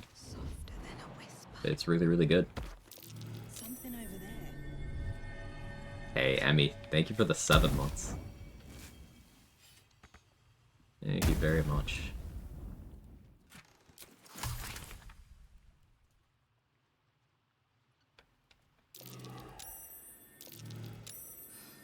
I think my next monk run will be 4 elements. Never tried it. Ooh, yeah, do it, do it. Your first 4 elements run is, you don't forget it, because it's like, wait, I can just do this? I can just click this button, and that does that?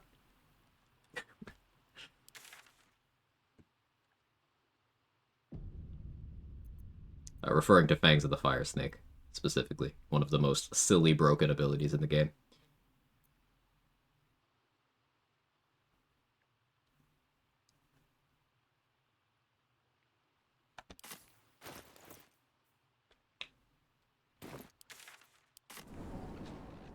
Domain did I choose? Nature domain currently. What path lies before me? Woo. Happy Saturday, Quag and friends. Woo. Hey, Peepin' Ninja. Happy birthday. Thank you. Ice Cube on 4 elements monk almost makes me laugh. The Ice Cube's actually, it's hard to use effectively, and it's more silly than anything, but you can get some good value out of it, because those cubes do count as full cover. So if, like, there's an enemy archer that you don't have cover against, but you want to block their line of sight, you can just put a fucking Ice Cube between you and them. It's great.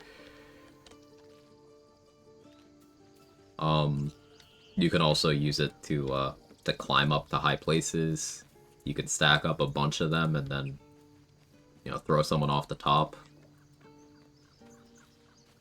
You can make a tower and structure it so that there's a heavy object, like, on the edge, and then once one of the ice cube expires, that cube goes away so the object falls on someone. All sorts of just hilarious shit.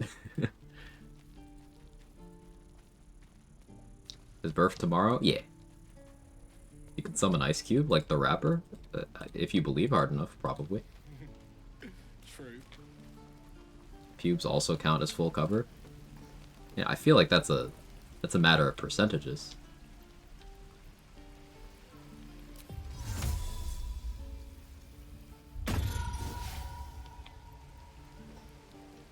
Just out of view.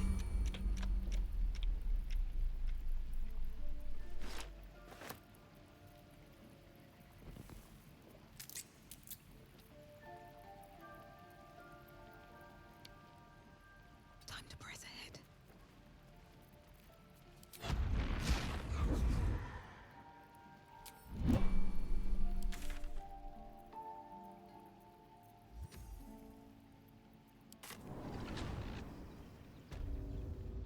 Currently on 4 Elements Monk Run now, I love it. Also, happy birthday, Quag. Nice, Kisame. So torn between Fighter, Cleric, or Ranger for the heavy armor proficiency in my Shadow Monk run for Ham, leaning more towards Cleric. I'm so indecisive. I like Cleric for the 1 level dip there, because you get to pick up Cleric spells as well. So you just have the cantrips, and you have things like Sanctuary. I find that collectively to be more valuable than what you get out of 1 fighter level. Just the fighting style, really. And a little more HP.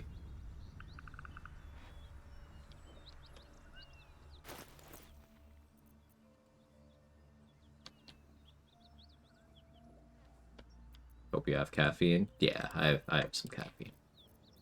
I won't need it for a while. Like, I'm used to doing 8 to 12 hour streams. That's my normal. I'll only start running out of steam probably around hour 14, 15.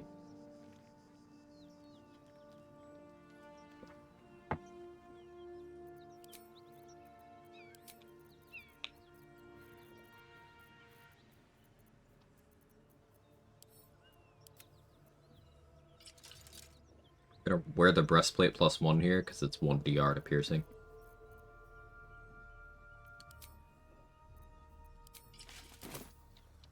Just let Kevin take over. I don't know that Kevin would. Jake probably would.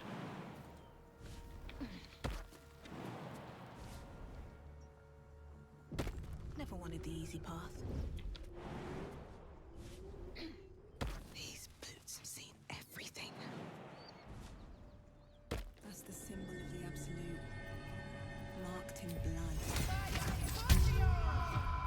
Alright, time to skulk about. Best be on my way.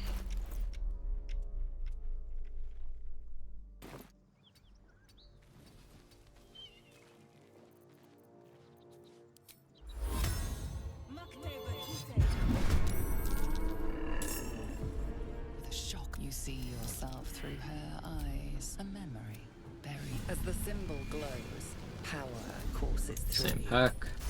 Authority. You think Quag is more of a honk shoe or a me? It's how a shiver. I think I'm honk shoe.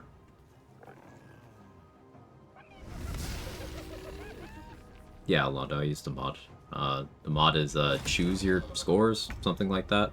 It gives me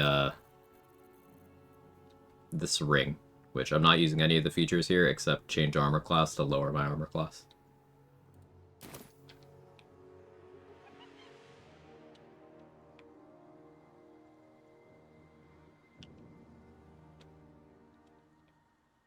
Hey, Hatsushira, thank you for the 5 gifted. Very, very kind of you. Much appreciated.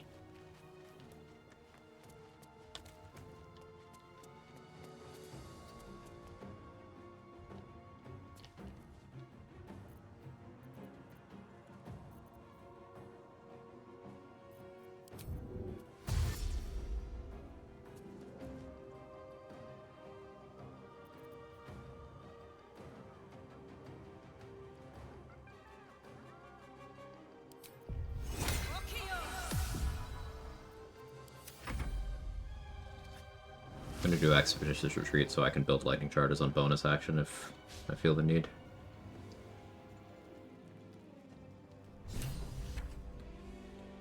She's just a girl and she's on fire. There you go, Quag.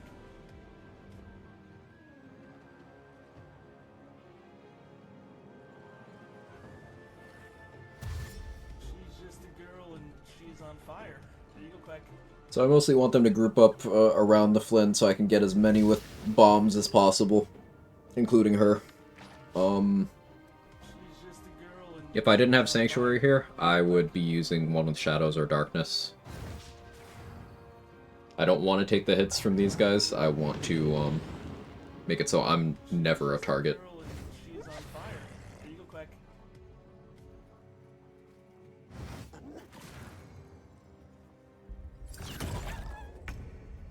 That's a crit. She's just a girl and she's on fire. There you go, Quag. Switch to Bloodlust. More lightning charges.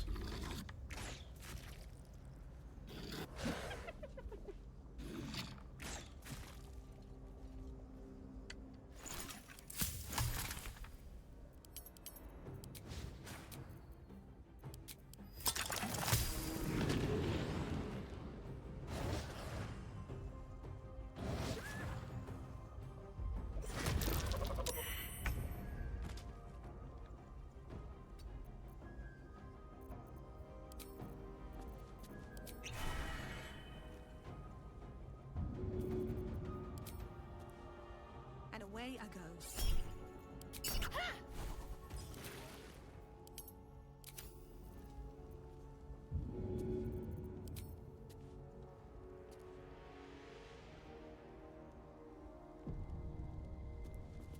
Vegeta.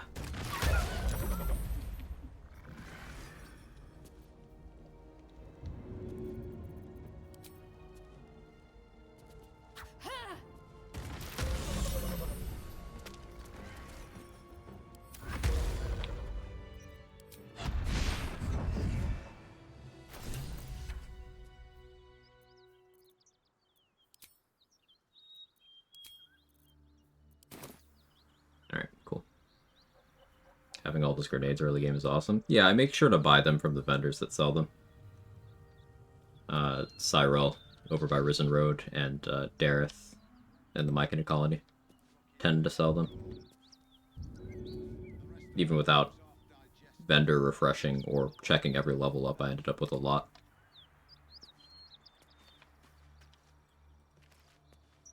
Bye. Are any of my crew still alive out there? See you later, Dade. This Risen Road's more dangerous than ever. You're the first friendly face. We're bound for Baldur's Gate. Listen, it's fine. We'd be dead.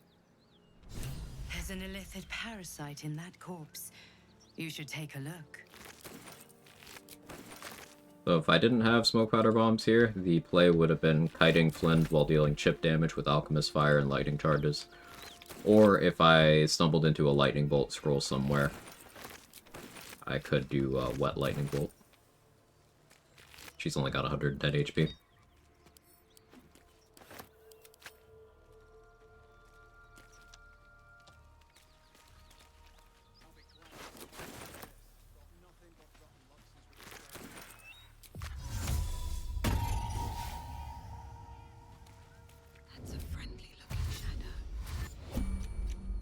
I plan to make many of all the cheese tactics encounter sooner or later. That'd be a dream.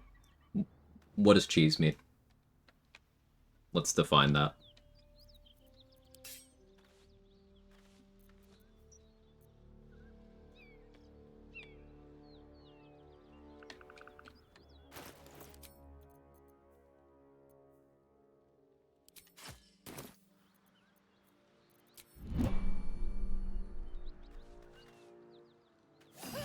Sort of fight. Offhand missed.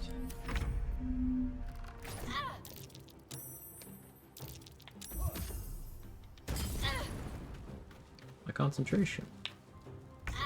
That's rude.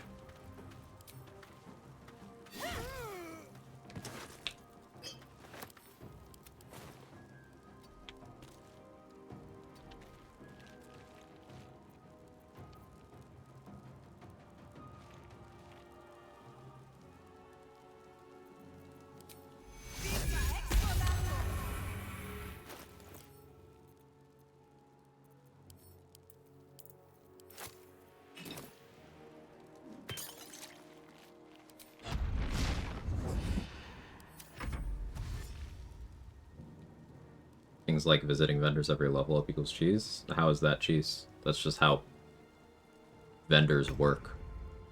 Are you not allowed to, like, check vendors whenever you hit a level up now? So what's the rule that makes it not cheese? Do you have to only look at each vendor one time forever?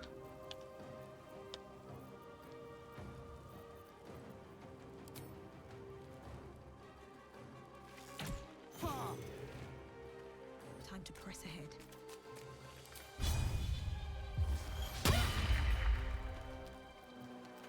But I never said cheese is bad. I didn't say you did. But, like, how does that constitute cheese? You still didn't define it either.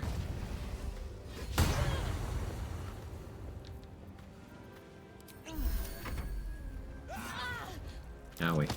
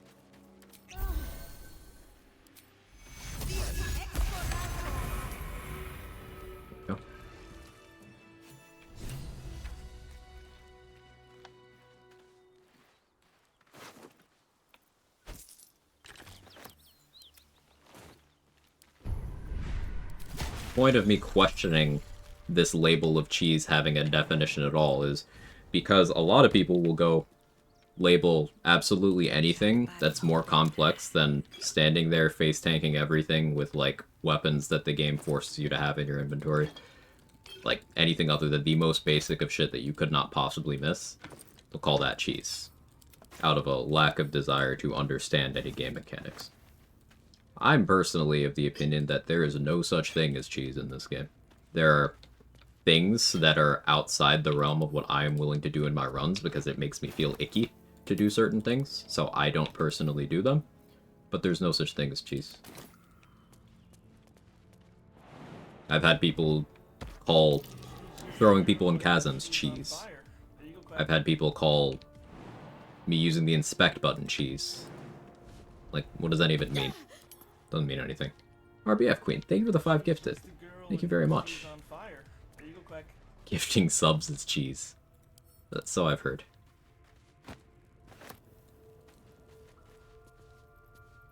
She's just a girl and she's on fire. There you go, Quag. Inspect button cheese has to be bait. I mean, checking vendors is now on the cheese pile, Lieber Tiger. Is any of it bait, or do people just go out of their way to slap a label that they don't even know, you know, what they mean by that? So, trying to encourage more nuanced thinking. Why do I have a cat hair in my mouth? Ugh.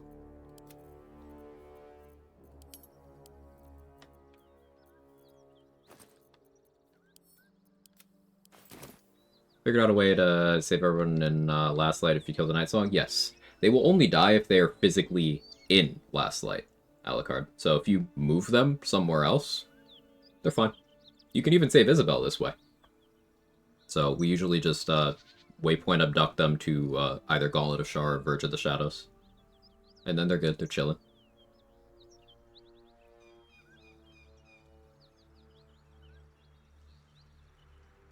I think turn buffering spell slots is egregious, but I'll still do it. Yeah, I still do it sometimes. I guess cheese is any action with small effort makes you effectively win potentially every battle in the game.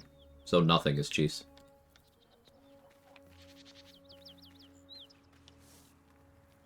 Different battles call for different things. That smoke powder bomb thing that I just did to trivialize this encounter, Gortash is immune to force damage in his second form. So, because that doesn't work there, that must mean it's bad, right? because I would have to put in more effort to get it to work there.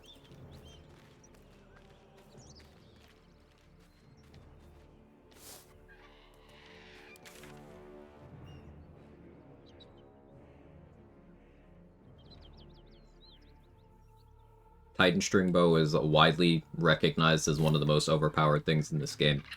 But because Thizzabald Thorm's immune to piercing damage, is bad. And because Mystic Carrion is vulnerable to fire damage, so Firebolt does more damage there than a lot of weapons, that means that Firebolt is better than all weapons all the time, and therefore Firebolt is cheese because it's good in that fight. You see what this kind of like very black and white thinking does? It makes you say really stupid things.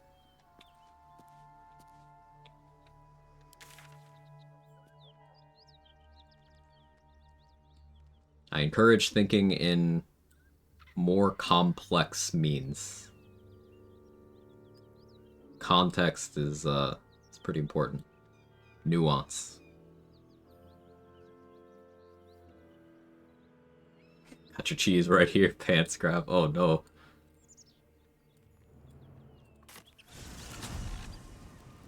I saw you use Marco Fireball and Mystic Carrion, therefore Fireball good. You heard it here, folks.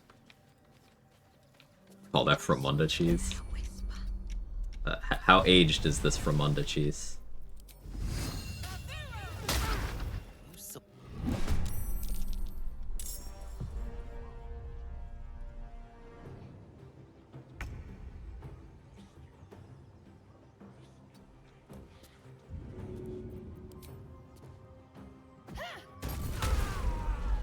My hit rate's bad, so I went for guaranteed damage.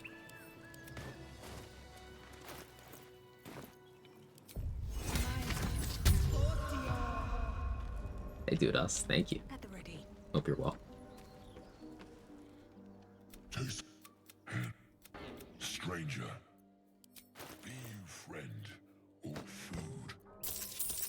But to clarify on what I was talking about, like, I don't think cheese is a thing in this game. Again, there's things that are beyond what I'm willing to do because it affects my enjoyment negatively to do certain things. Like condition locking. I don't do that because, like, for me, that's like a little too far. I would feel a little too strong. I don't want to do it. I don't have people in camp, like, cast Warding Bond and stuff on me because for me, that I don't like it. I don't want to do it. So, for me, personally, in my runs, I don't do those things. But those are things that, like, you can just do. Those are just game mechanics. That's how shit works. So who am I to be like, alright, this one is cheese just because I don't want to do it? That's small-minded. It's weak shit. The final form of difficulty in every single game ever is always going to be self-restriction. So if there's something that doesn't sit well with you strategy-wise, restrict it out. Be like, okay, I just don't want to.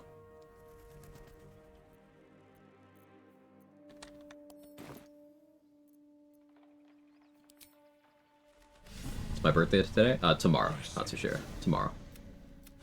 But I won't be live tomorrow.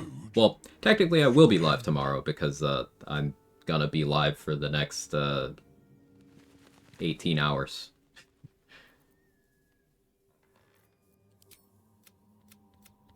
Now talk. Make me an offer. Tempt me. We go for Flesh of the Fallen here because there's no reason not to. They don't care if you fail. A slip of the tongue. Just give them the gold. Kill everyone. Well spoken. Indeed. Ogre kill everyone around. I'll get my money back when I kill them. We'll keep close. Hey, Hatsushira, thank you for the 5 gifted subs. Very kind. 10 so far today. I really appreciate that. I'm done. Thank you, thank you, thank you. I can't wait to sleep. Tend to avoid long resting because of my warp mind. I feel long resting gives me too many benefits. And because I torture myself too often. Nothing wrong with that. I don't really like long resting either. When do I get my money back? When I kill them. It'll be on his body. She's just a girl and she's on fire. There you go, Quag.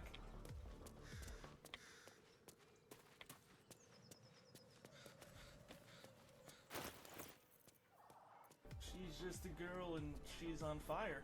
There you go, Quag.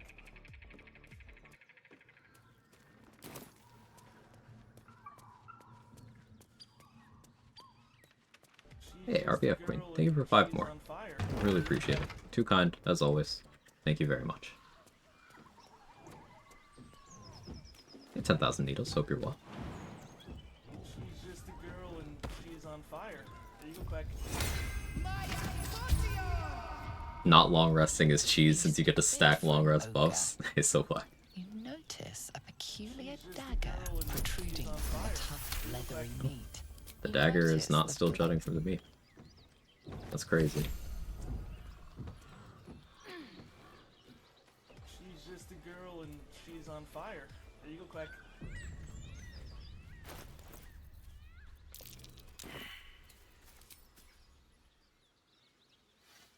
She's just a girl and she's Fair enough, exploiting mechanics is a way to enjoy a game despite its nature. A game is a game after all, point. Yeah, that's all it really is. And again, I do encourage, if there is something that, like, you don't like strategy-wise, it's a bridge too far for you, pun intended, because I'm on a broken bridge, I encourage restricting it out in your runs. Because, again, like, the final form of difficulty in every video game ever is to impose more rules that you have thought of or seen around on yourself. Self-restriction, always. She's just a girl and she's on fire. There you go, Quag. What's that?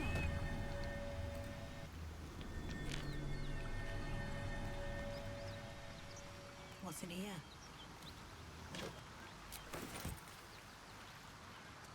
Always roll a 1 on that dagger. Fortunately, if you choose investigation there, you can leave the conversation and try again as many times as you want. Kind of like that scratch thing we did earlier.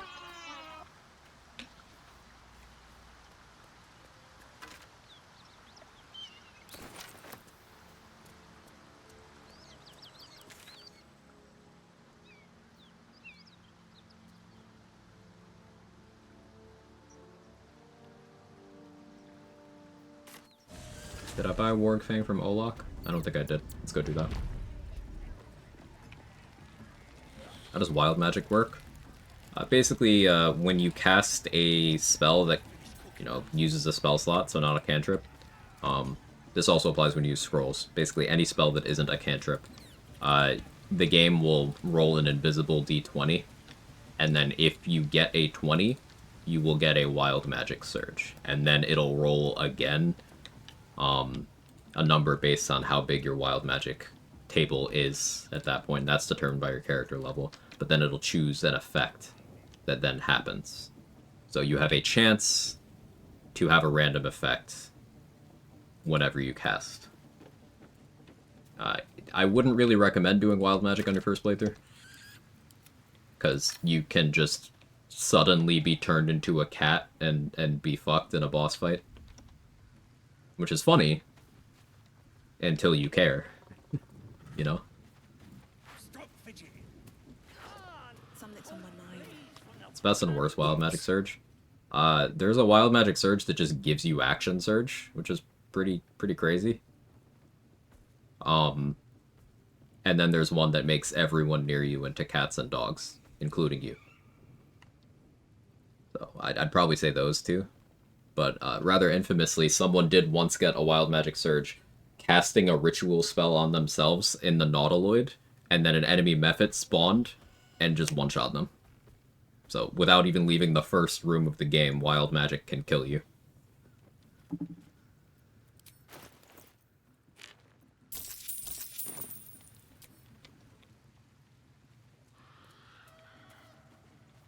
Even full party wild magic honor run scares me.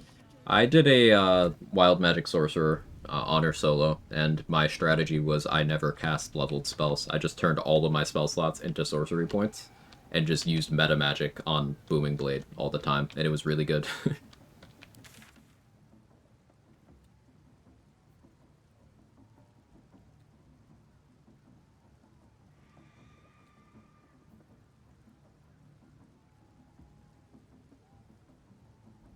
My first tactician run was Wild Magic Sorcerer's worst time of my life, I don't doubt it. Wild Magic Barbarian's the one I would do in a first playthrough. The table has no real detrimental ones. Right. How many hours in the game do I have? Let me check for you, support. 6,540. According to Steam.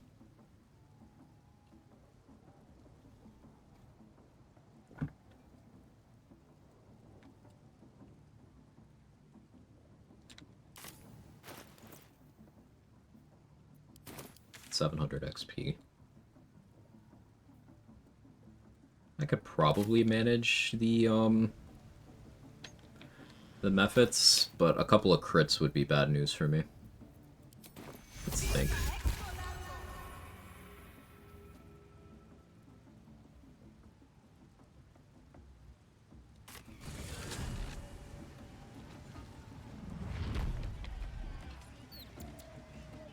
Wrong with culture, though. I'm curious about this one. Where's the imposition part? So, I don't mean to speak for Faye Lauren, but it's a good question that I do want to answer. In a lot of gaming spaces, you will see vocal minorities, and they are minority, vocal minority sections of certain fandoms, just kind of deciding that certain things people are doing are less legitimate than other things people are doing. So, like, to give an example, rather infamously in the Souls fandom, there are a bunch of loud people who want to be seen as knowledgeable who aren't, who will look down their nose at you if you use magic, if you aren't in light roll at all times, if you use summons. You know, they have a stick up their ass about that. And it's like, but these are just game mechanics that you personally don't like. So how is that any less legitimate? Again, it's not a majority, excuse me, of players, but it is a very loud, annoying minority that try to control the culture around certain things and impose their preference for how to consume the game on other people. Beating the game heavy rolling is harder, though. They don't care. Like, you're right, Leaky, but they don't care. I'll give it a shot. I cheesed my pants. Does that count? What kind of cheese? Nice smoked Gouda? Just having a bit of fun. Oi, so much fun. The smelly kind? Go on. Need something?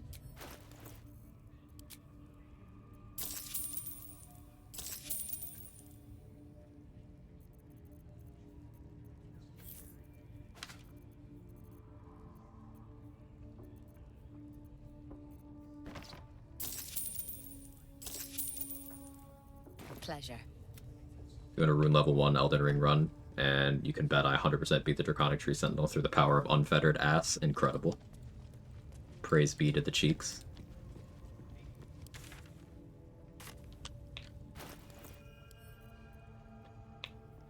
I have one Void Bulb.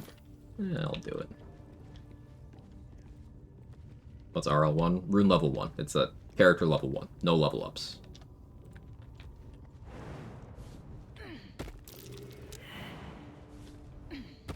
If everyone else minds their business, I'll be fine.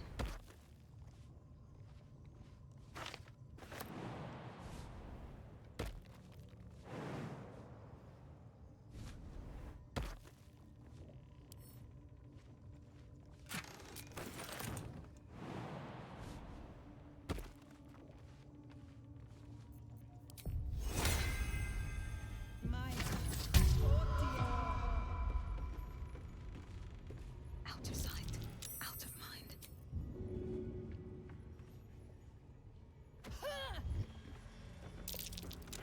Breathe quiet. Move with care. Love the swag Void Bulb throw.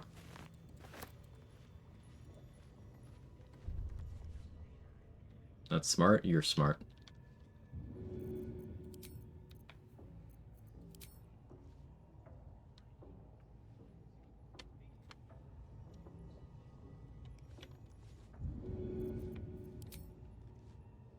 And away I go. Throw a dagger at that war drum. Can't risk being in open view.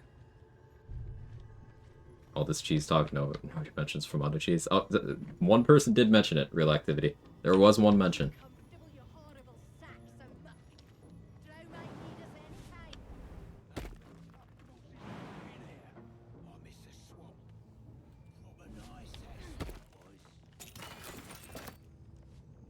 Personally, I don't engage in conversation with such people. They get too annoying. I mute block them. Single player game, for fuck's sake. I do what I want. Yeah, you don't need to, like, have someone else be the arbiter of your enjoyment. It's silly. But, you know, a certain kind of gamer with very low self-esteem will not feel any value in their actions unless they try to make someone else conform to what they did.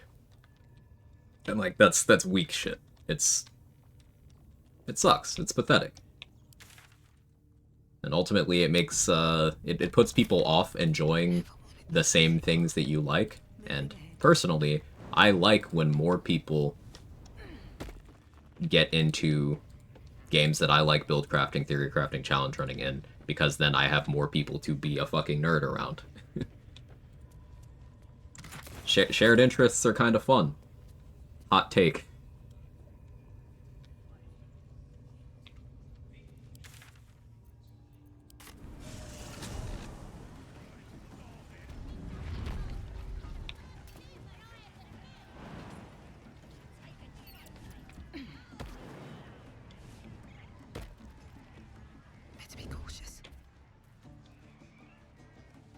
Can I handle those 3 right now? Bugbears would be doing pretty significant damage. Let me think about this. Learning more about console commands, session quickly devolved into me running around with Call of the Damned. Nice, Viper. Yeah, it's not difficult to add things to yourself, it's just knowing, like, what the IDs of individual things are. But, like, you could easily download file dumps of that, or dump it yourself with more technical know-how than I have. But I've messed around with some fun stuff. Giving yourself Aylin's kit is pretty enjoyable. Okay, Joaquin's Rest already? I haven't yet. I'm thinking that that's likely what I do, but I want to be very careful, because remember, Floric has Ray of Frost, and as we've already established, a Ray of Frost crit is way too much of my HP right now. Even if she doesn't crit me, her hitting me every turn with Ray of Frost would be very bad for me in my current HP, so I'm a little hesitant to go for that.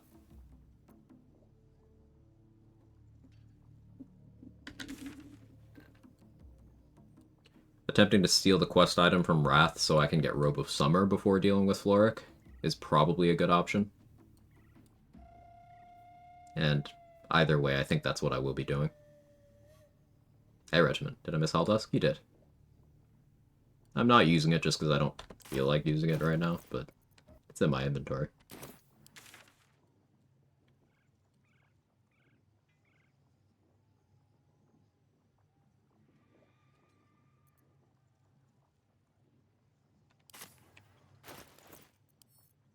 I have Shovel. Let's get the Drow XP.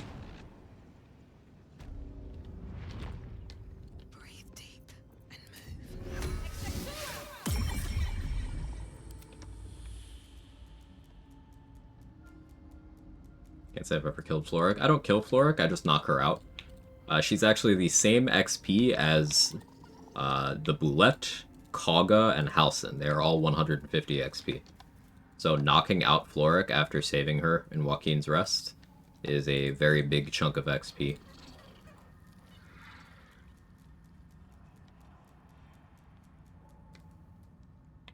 Yeah, nobody was accusing you of imposition there, Alando. I want to be clear. I mean, if it happened, I didn't see it. I didn't do it. I didn't see it. It was more commentary on gaming culture with the shared term of cheese and how it gets thrown around by a lot of people. None of that was an accusation excuse me, accusation at you.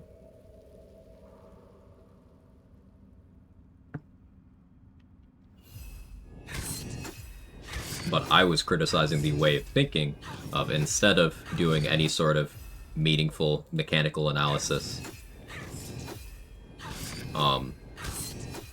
just like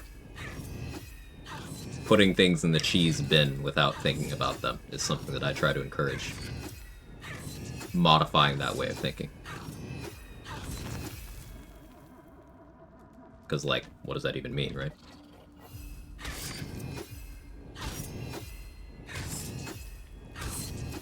sorry for the delayed reply, but to Quag's point on self-imposed restrictions being the final arbiter of difficulty, Quag thinks my self-imposed rule set, which includes not using most of the things that I've learned about BG3 that I emphasis very heavy on I there, do not think would have learned on my own, is both counterproductive and inorganic. Yeah, like, I don't really agree with consuming the way the game the way that Wrath has imposed upon himself. But at the end of the day, that's not my business or problem. So.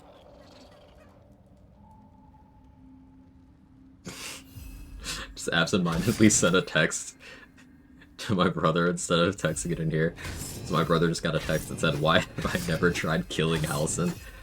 So are you gonna double down? Is this a refuse to elaborate moment, or do you need to send context? And yeah, did he respond?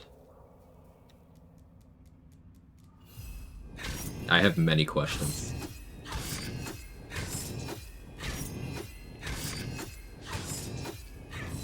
Okay, explaining what I'm doing here. The spectator that spawns here requires a player to be present to spawn. So if I send Shovel here, she can do whatever she wants and she doesn't get seen. So I'm just having Shovel kill all of the drow here except for one, so that I can get the XP, and I'm leaving one alive so that when I attack that one later, the spectator will spawn in without immediately seeing me, so that I can get a surprise round on it.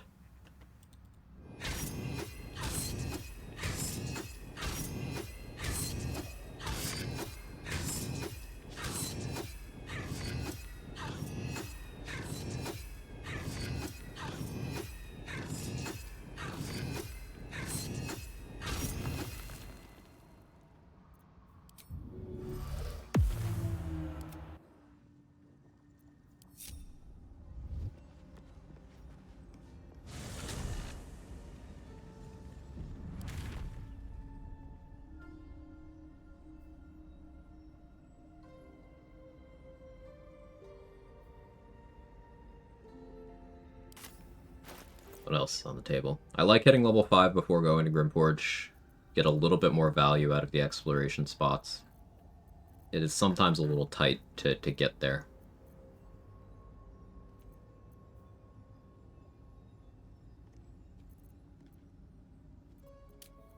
If I put on a Vigilance, I could go for Balal. A Warlock for this run? Warlock has a bunch of things I need. It's got good cantrips, it's got good survivability. Like, I can just click False Life to get more temp HP whenever I decide that I need more temp HP. No spell slot required, I can just do it. One with Shadows is on-demand invis. As long as I'm in an obscured area and don't do certain actions after turning it on.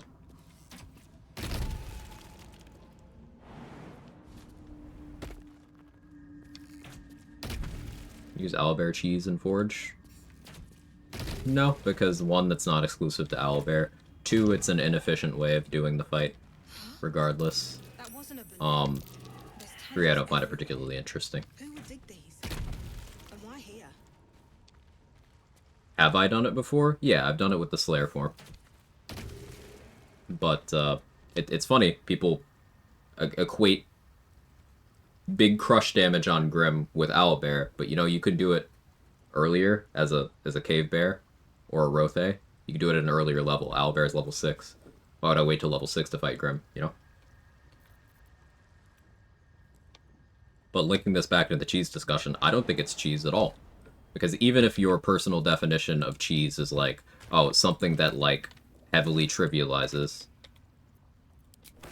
you ascertained that Grim is vulnerable to bludgeoning damage, and you looked for things that do large amounts of bludgeoning damage all at once, capitalizing on the boss's weakness.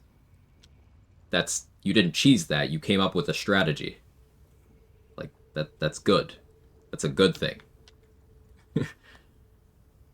So even if it's a way that I don't particularly like handling the fight, it's a good tactical decision.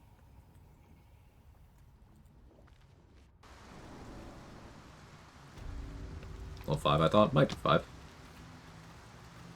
But Rothe's level 4. And that can do it.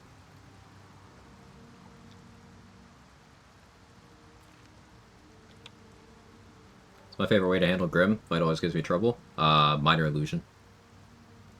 Use of Minor Illusion and hand crossbows. I'm just using the Forge Hammer. Didn't mean the word cheese is negative connotation, just speeds things up a lot more than fighting. Yeah, yeah. Fighting Grim in a straight fight is very slow and a lot more danger. But my favorite method's Minor Illusion. Not an accusation at anyone. It's trivializing that it's a very aggressive statement. Cheese stays a nice word. I don't know. Most people throwing around the term, I mean, present company excluded, not both of you. For most people, it is a distinctly negative term. It's like, hey, you cheesed that, so your win was less valid than mine. That's been my experience of people throwing that around, personally.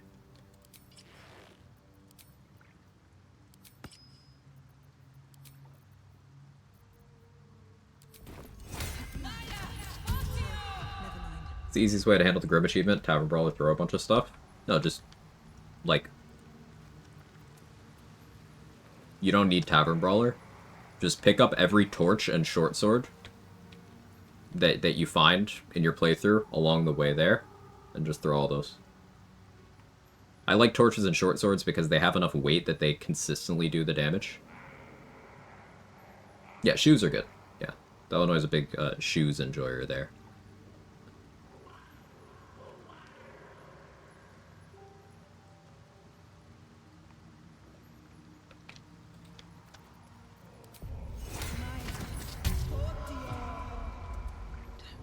Books. Books work.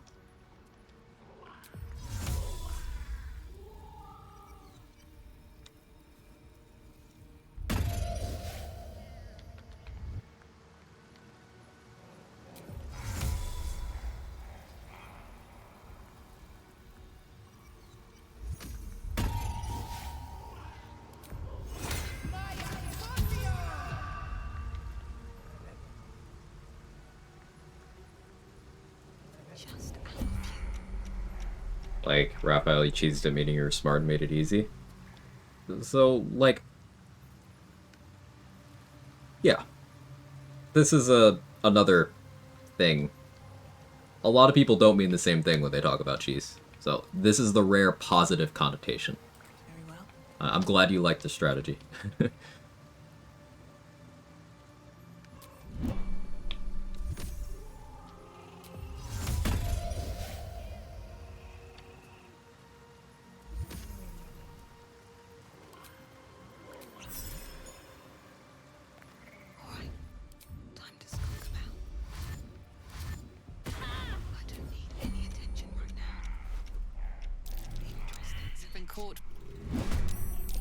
Alright, so the reason why I popped Vigilance at a disengage is in case that exact thing happened.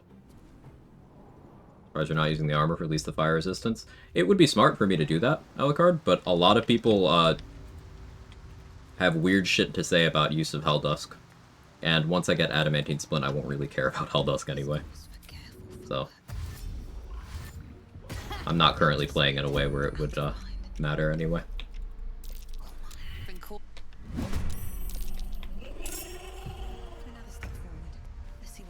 Now, I have one with shadows. I could reset the combat that way. I just don't want to risk anyone moving. Can we sacrifice here? No. The reason why I'm trying to steal is so that I can get all of the rewards of doing a sacrifice without actually sacrificing.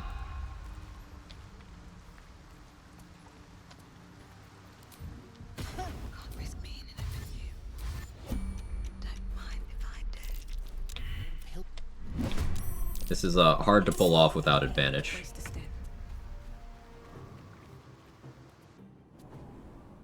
I normally like to wait to do this until I have the Gloves of Thievery. Or am a caster that can use Enhance ability. If everyone else minds their business, I'll be fine.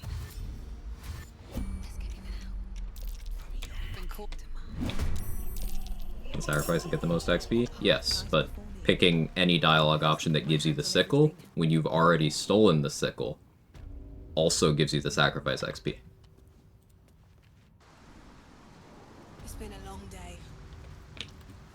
So that's why I'm doing this.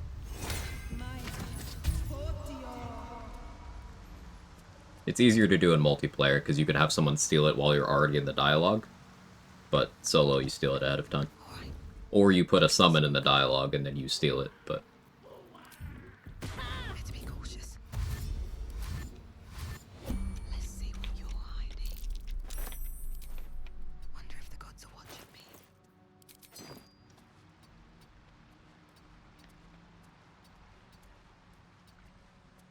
Need to find a way forward. If this individual doesn't think very highly of me, you think? A wave. You don't recognize the... You, our Lord of... well placed. Oh, what's that then? What you got for blessed war? It's real good.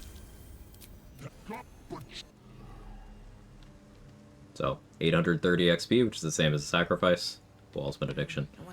I only had to roll there because I failed the passive nature check. Was it a 1? Did I roll a 1? No, I rolled a 5. Warped headband would have mattered there.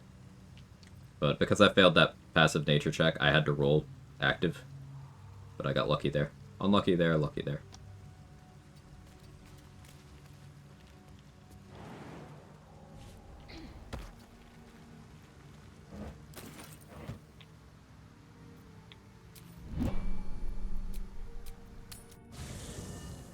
If check fails, then combat. So rolling on the DC 20 there was, I had already accepted that I likely wouldn't get the buff. My bad luck was followed by good luck.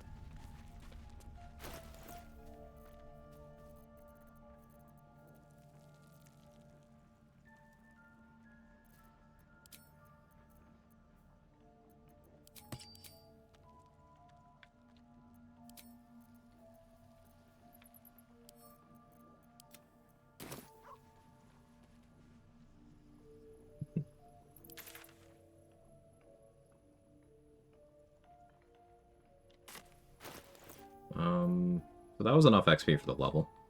Debating if I want to assign that right now. I think I do.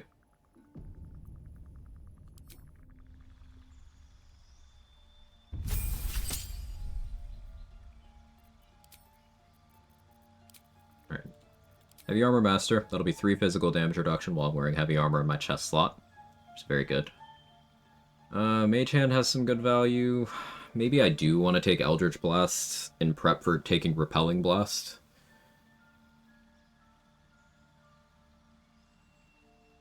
Because I probably take more Warlock levels. Just cuz.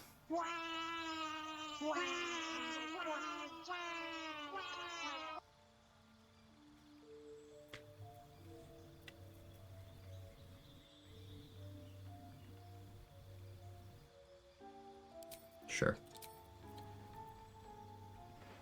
Hey, Exile. Hey, Forgotten Menace.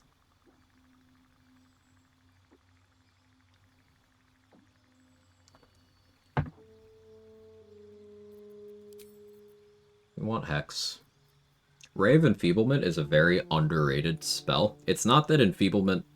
It's not that Ray of Enfeeblement itself is good. It's that it's one of the very few ways of applying the Feeble condition. Now, Arcane Archer applies this more efficiently, because they don't have to concentrate or anything.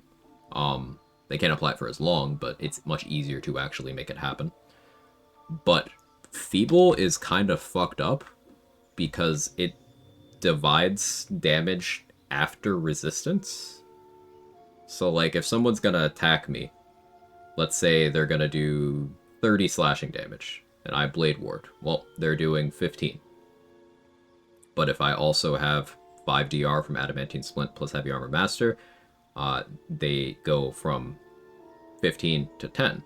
But then if I also have Feeble, that's going to get divided by 2 again, down to 5. Which is hilarious.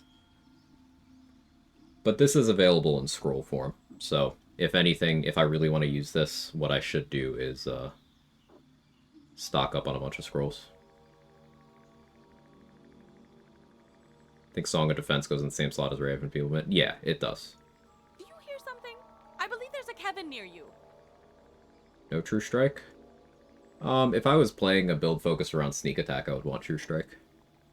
True Strike is a good pickup on Arcane Tricksters.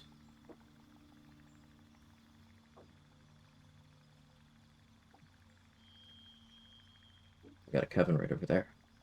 Jake is on the other side of the room. Kevin's right there. Look at him, he's Kevining.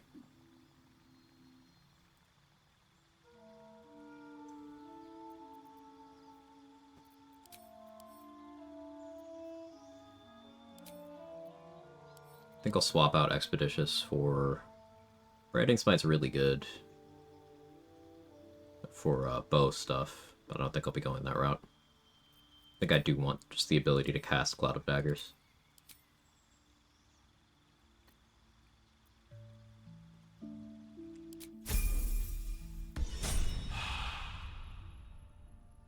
Where am I located? Northeast US.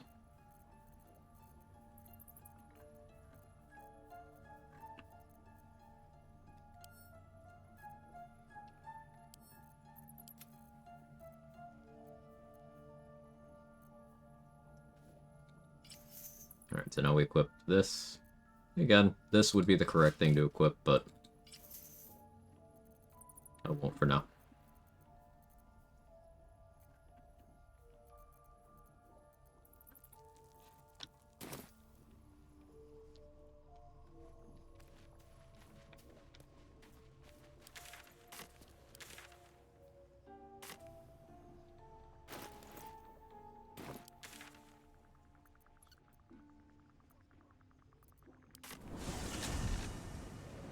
Big streak guys, though. Thank you. So how is it that if Marcus is dead, he tosses his ball off the balcony, he comes back to life to retrieve her? He doesn't. A winged horror does, Hazel. There is a winged horror specifically for that cutscene that does not spawn in for any other purpose.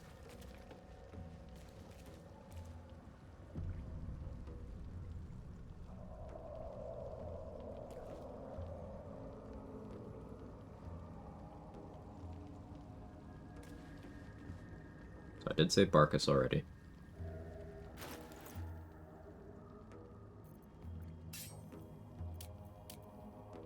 Alright, with this Vigilance Elixir, I'm at +9 initiative. Outspeed almost everything. I didn't grab the Poison Res ring yet. I should do that. Did kill you. Okay. A vessel wobbles on the lake's murky water. Not getting the Adamantine Forge quest from Philro before going to Ancient Forge is slightly XP negative, but I don't care. What about Gek? Where's he? Come on, the rest. You continue for. I forgot to tell Gek that I have the boots, so that's slightly XP negative too, but it's fine. You shit! Spit it a drug! You're shit. Who's the hoon, Greyman? Another slave for the dig? Hi. Your twat's old chum. And I'm warning you. That. My thoughts on Belm, the ability to ever be strong. Belm is pretty cool for dual wielding builds where you would rather attack again with your main hand than your offhand.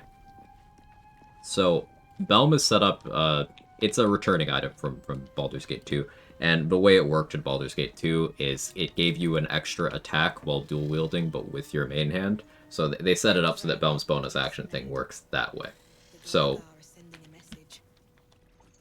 it's got that going for it. It's also one of only 2 weapons, I guess 3 if you include Shara Spear of Evening's variant of it. It gives you a use of Whirlwind attack, which is a level 11 Hunter Ranger feature. You just attack everyone in an AoE around you. Individual attack rolls for each. Very cool for use of like Oil of Combustion. It's good for that too.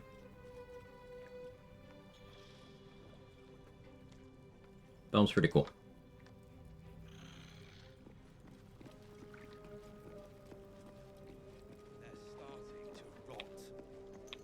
Character would absolutely slay with one of those black dresses right high on one hip. Yeah, she would.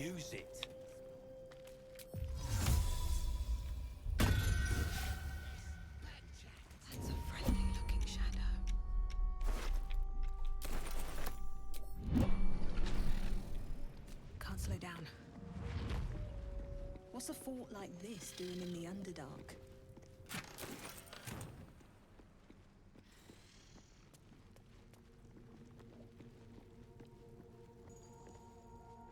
A sun dweller in these parts.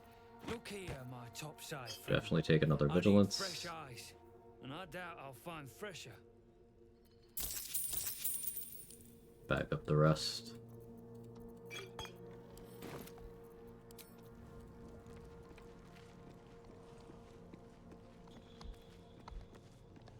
I don't know, I don't really have the expectation that one reading of a book is all you need to fully grasp the content of the book, but with video games, the expectation players will experience the entirety of the game in one playthrough is common.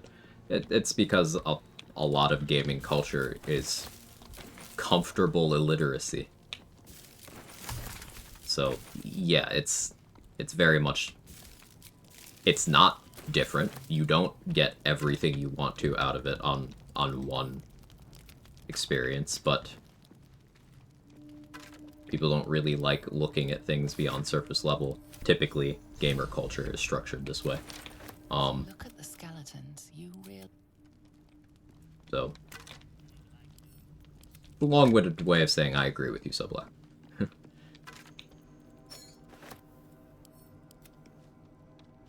Being a Dwargar affect any of the conversations in this area much? Yes, if you're trying to get Elder Brithvar to trust you, to help with his little rebellion, his little insurrection against Nier, Dwargar and Githyanki have a dialogue option that is checklists, whereas everyone else has to roll to convince him. You're the expert. Why don't you tell me?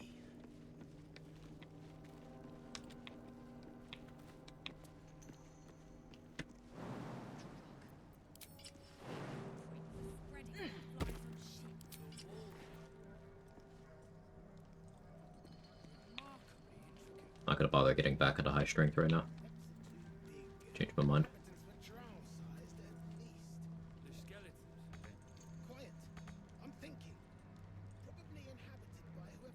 You can get the Gith one by disguising, right? You can. People should look at games as a storytelling medium rather than just look at the end as quick as possible. I mean, it depends on the kind of game as well, right, Delanoy? There are some games where the storytelling is not the main event. It's a background event, or at times non-existent.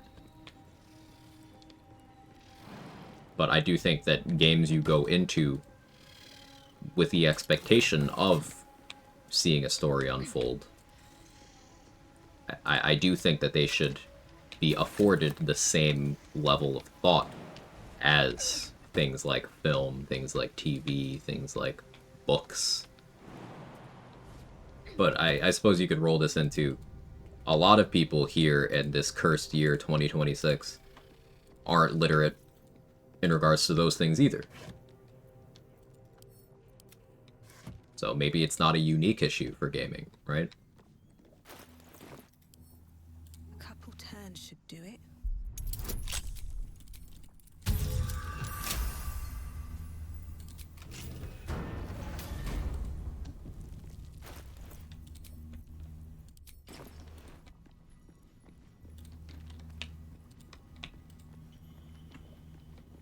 There's a reason How Long to Beat says 100% completionist game would average out about 2 weeks if you played purely nonstop. There's just that much content in BG3. There's more than that. Because I guarantee nobody who wrote or checked that stat has as much time as I do. And I guarantee that I've not done everything. Something good here, I hope.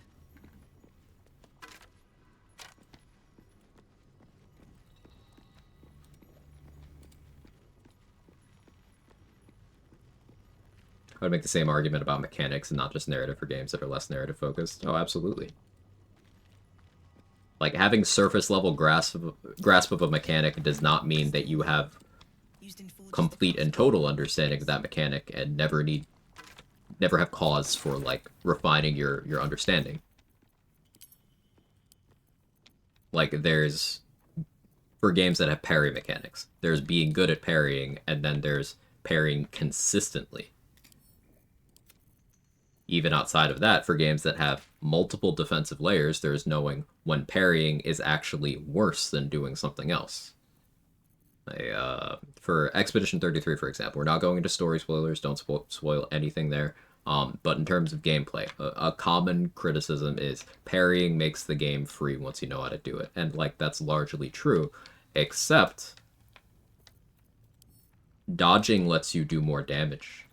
Dodging is easier and doesn't have the counterattack component and has different interactivity with skills and building up charges for certain things and whatnot. But, like, you know, deep end, there's a thing that means dodging makes you do more damage. So picking and choosing what is more appropriate for a situation is something that's far beyond the, like, hey, I figured out the attack timing on this one specific combo, so now usually this enemy won't hit me anymore. Like, you could still continue to improve and refine.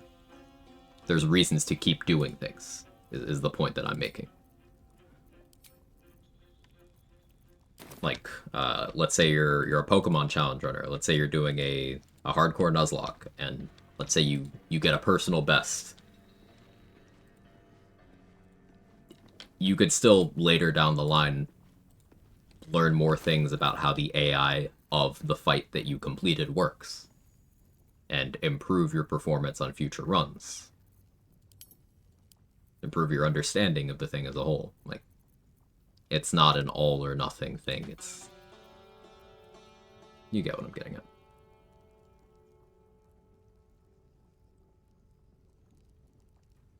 Couple bosses in Dark Souls 2 that if you parry them actually shortens the window between their attacks. See, today I learned. Quag, you've explained before, can you repeat why I should choose Strength over Charisma for a new Warlock? It depends on what you're doing, Seth. Strength is beneficial for every character. Depending on what you are doing, Charisma can be more important. Like, I'm not focused on Eldritch Blasting here.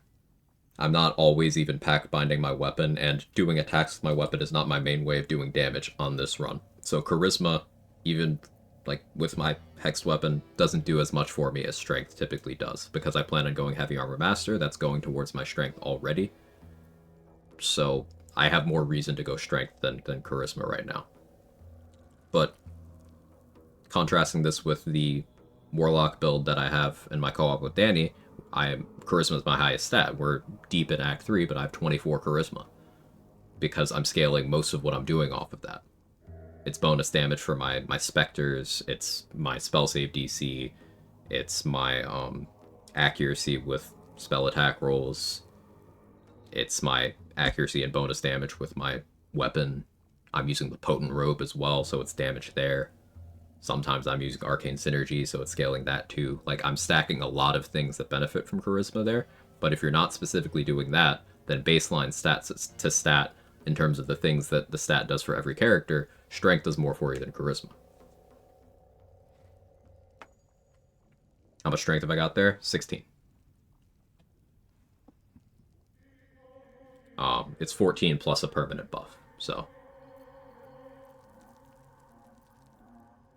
I think I'm making Crater Flesh Gloves for a solo run. What can I do to make it work consistently since it's crit reliant, aside from Killer Sweetheart, Luck of the Far Realms? Paralytic effects, so Hold Person, Crawler Mucus.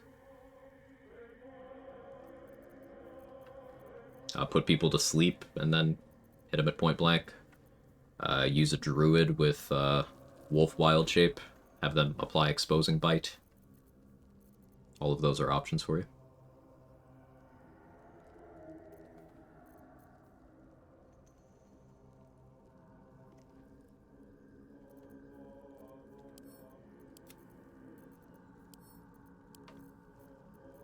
I'm very encumbered. Too many armors on me. Dark Justiciar Mail is a good damage retaliation option, so I should keep that on me. We can put away Minthara's armor for now.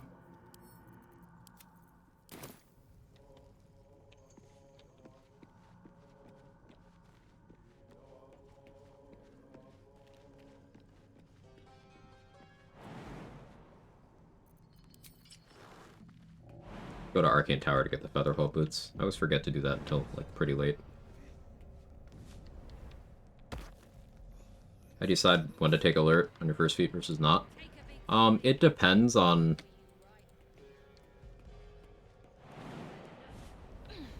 how much I am worried about my defenses.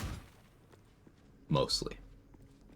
So because I'm taking every incoming attack roll in this run, unless they critically miss, I want some damage mitigation, because I plan on getting hit. So I went for Heavy Armor Master. And I'm using a Vigilance temporarily to help offset my lack of initiative.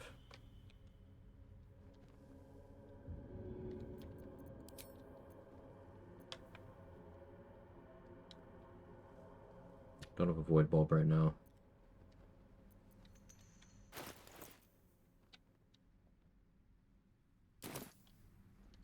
Don't unequip.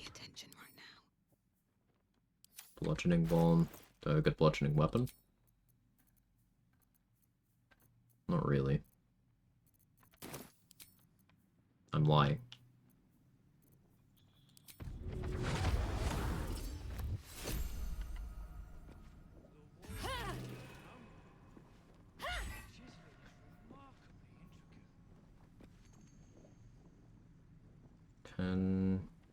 Not enough because my charisma isn't positive. If I code it? What about the mall? Not planning on using Armor of Agathis? I am, I just have no spell slots right now. I can get it back on a short rest.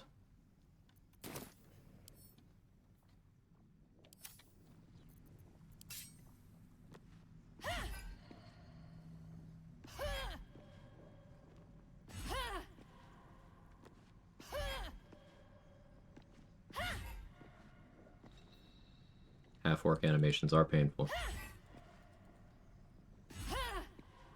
Is Booming Blade faster, actually? No, not even a little. Sunk cost fallacy here, but I got time.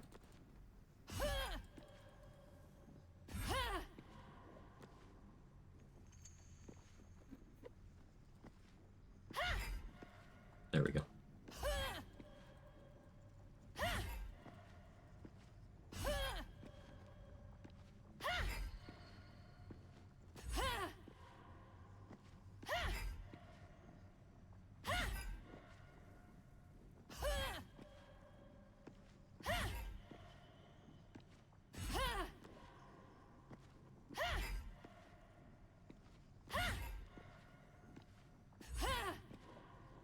This is the moment you see on YouTube a few hours later.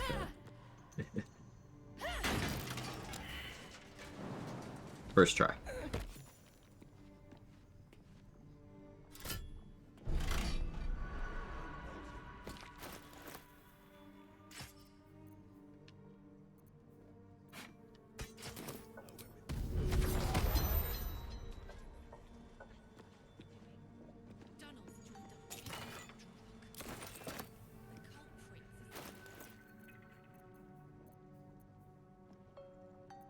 Give the idol to Shart right away.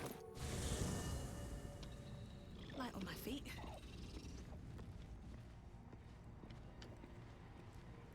Always makes my day better. Save because that happen in a minute.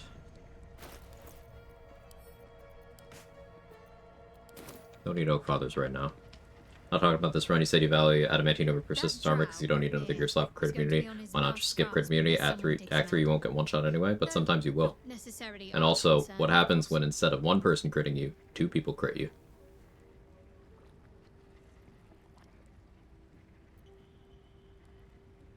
Not having crit immunity means that some enemies that would be completely unable to hit you now have rolls where they can do damage that was completely unavoidable. That was completely avoidable. My messages make sense to you? Are they too separated? It's kind of devoid of context.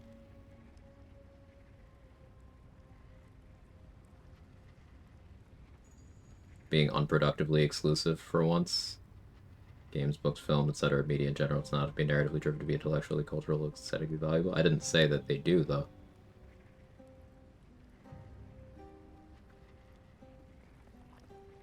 I never asserted that. Huh? I think you misunderstood something I said.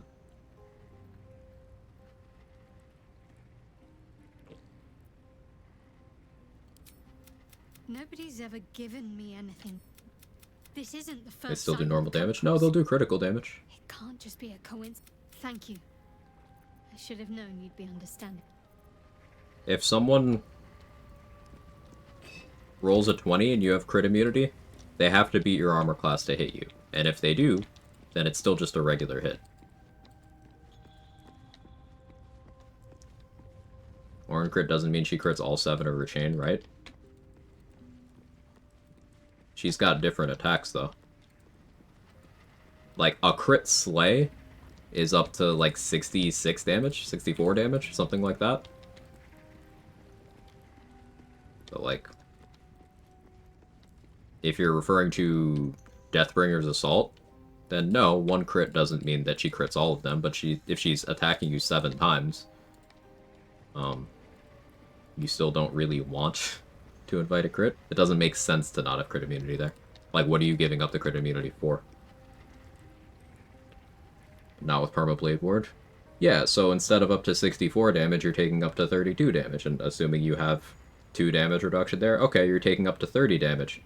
30 damage versus 0 damage.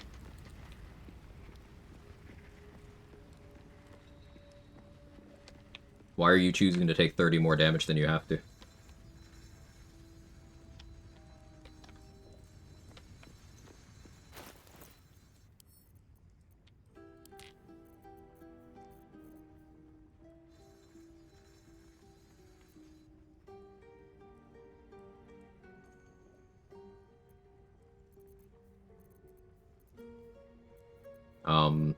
Attack rolls that can kill you there. Duller can one-shot you. With his sneak attack. Crit slay's up to 79. I lowballed it, so up to 79 for crit slay. Ugh. Answer's multi-attack is deceptively strong. It's split into 2 hits, but that's a lot of damage you don't want to take. If Raphael enters his Ascended Fiend form, he has a Scorching Ray type thing that can one-shot you if it crits. Eating a crit Staggering Smite from one of the Death Knights in the Murder Tribunal, especially if you forgot to put away the Resonance Stone, that can one-shot you.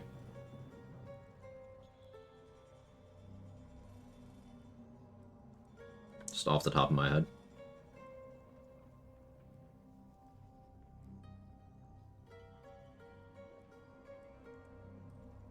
Said things where we expect a story should be consumed like other things where we expect a story in terms of media. Just wanted to add we should look for value in all media. I mean, yeah, you were arguing against the point I didn't make. And advocating for understanding of AI slop is legitimizing it as media that should be categorized the same way. And no, that's apologist shit. That's weak. Don't do that. Forcefully, emphatically disagree.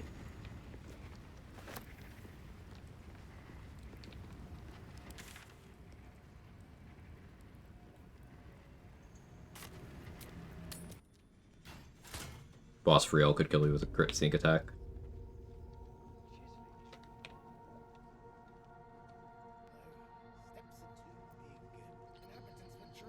Can you expand on that, the AI slop bit? Sure. As soon as you start seeing content derived from generative AI, you are normalizing and legitimizing things that are built on theft. Because remember, AI doesn't create. It trains on things that actual people made. And steals their shit so that people don't have to do things like ethically produce their own shit. It is shit. And advocating for understanding of such things is giving, like, advocating understanding of just stupidity as, like, treating stupidity as a valid viewpoint when it isn't. Like saying, well, try to understand a flat earther. It's like, no, I don't have to do that. That's fucking dumb.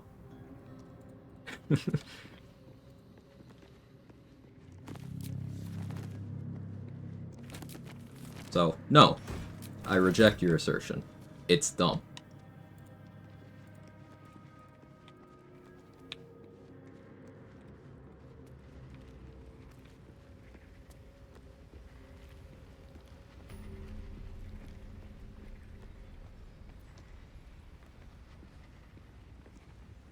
I need a Sousa flower. Didn't say understanding AI slop, said understanding is harmful. Then maybe try, instead of sending a 3-part message arguing with a point I didn't make, Wrath, maybe use words that make sense.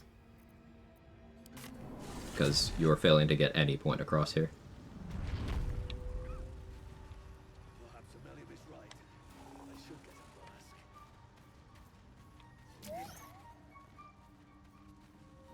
So I guess Larian said they were pushing for generative AI use in things like exploring areas, fleshing out presentations, making concept art in relation to the new Divinity game. Yeah, and then the 3-layer response that they gave to people being understandably worried about such a stance did not pass the smell test any of the 3 times.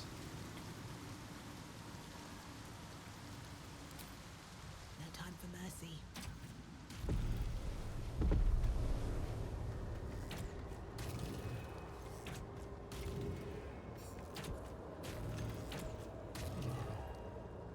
Just out of view.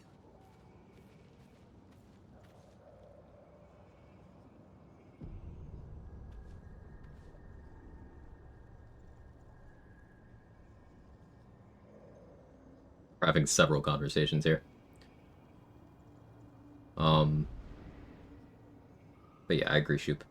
You can beat the game fine without crit immunity. Doesn't make it not having it better in any circumstance outside niche cases. Like, you'll occasionally see me forego crit immunity to get something else. In my run that I completed on Thursday, I temporarily unequipped my crit immunity helmet to equip Saravok's helmet to instead have a fear immunity, without bothering to get crit immunity in another slot, because I was playing in a way where I did not invite any attack rolls and I knew I was not going to.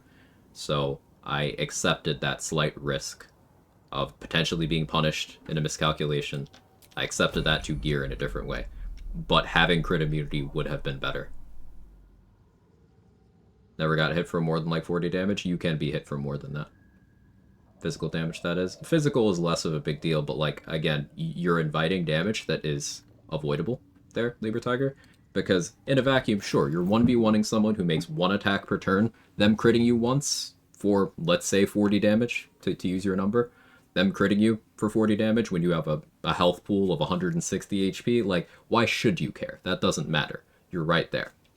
But what happens when, let's use your earlier example of Deathbringer's Assault, an ability that Orin and Saravok have, that's 7 attacks that can collectively do 210 damage, assuming they don't crit you on any of them and max roll on all of them. What happens when they start critting for more than one of those? Now, sure, if you have Blade Ward 2 damage reduction, you can still eat all of that, potentially. But you've created a situation where you're inviting damage that didn't need to happen. And what happens if you're fighting Orin doing that to you, plus a ballist who can stand there and click stun and gaze at you? What happens if you fail a save on Contagion and she applies vulnerability to physical damage, to all damage from Flesh Rot on you?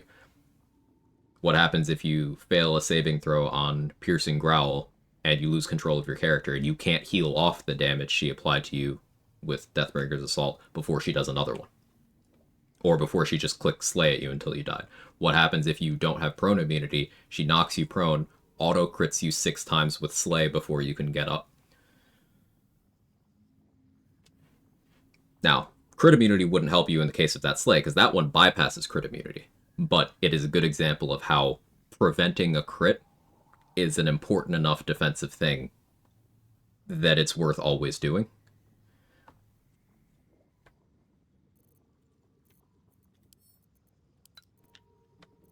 It's avoidable damage. These boots have seen Now, all damage in the game is avoidable damage, which is why myself and others have completed no-hit runs. But, it's better to be in a habit of like, hey, this risk you just don't need to take. Don't take it.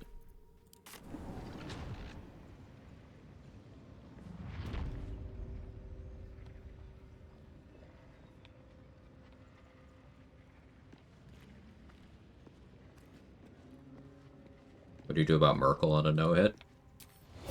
There's a few strategies. What I did on mine was ahead of time, I put about 29,000 gold in Ketheric's inventory while he was on the roof of Moonrise, and then I one-shot Merkel with blood money from Twist of Fortune. But other approaches you can take, one that Kaylee did in one of her no-hit runs, this was on her no-hit Gale Divination Wizard run, she reverse pickpocketed Invis pots into Ketheric's inventory, so that what Merkel would do every turn is, instead of doing anything harmful, he'd be like, hey, I can drink an Invis pot. I'm going to do that because that gives me advantage and puts me in a good position. But then his AI is like, hang on, I'm invisible. I don't want to break my invisibility. I'll end my turn. So that creates a situation where all she had to do was Glyph of Warding on Merkel, end turn. Merkel would go invis and end his turn. Then she could just Glyph of Warding Merkel. Just do that until he died.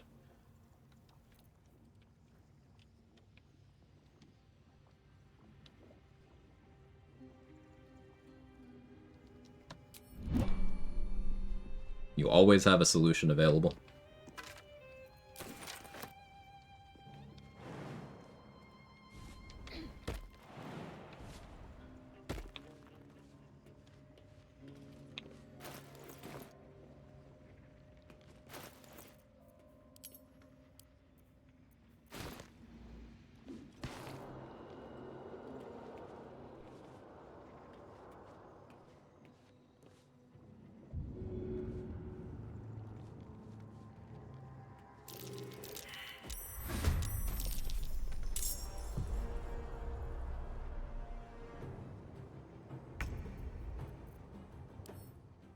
You have a great sword, 16 strength, you're probably proficient, you have extra attack. So what, that's 2d6 plus 3.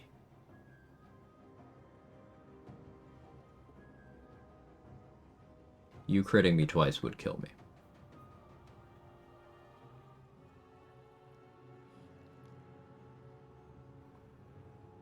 I don't have the right boots on right now.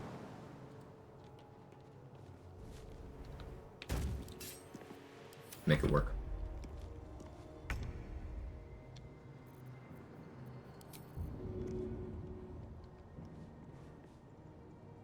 May the gods take you first.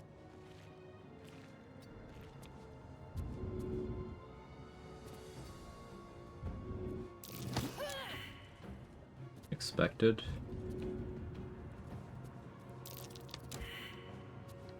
Hoped that wouldn't happen. Alright. So the potential death that I outlined here, I'm also accounting for my half-orc cheat death here. Even if I go down on the second hit, I'll still get a turn.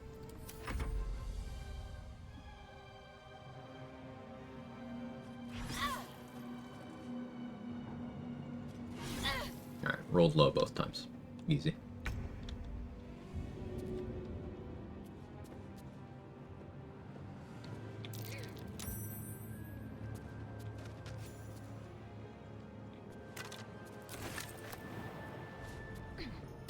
Have to keep going.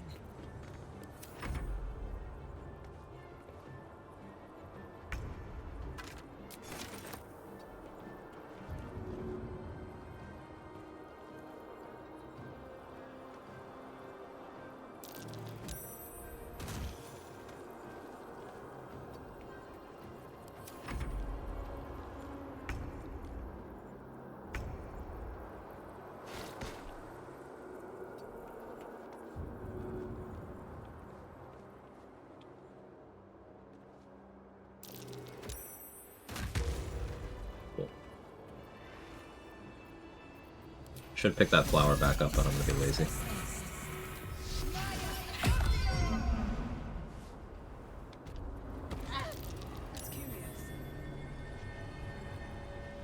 False Life, Blade Warden, Ham means advanced Featherfall at home. Bitter Divorce or Second Marriage is the one that can revive Athel Chief's skills accidentally. That's Bitter Divorce.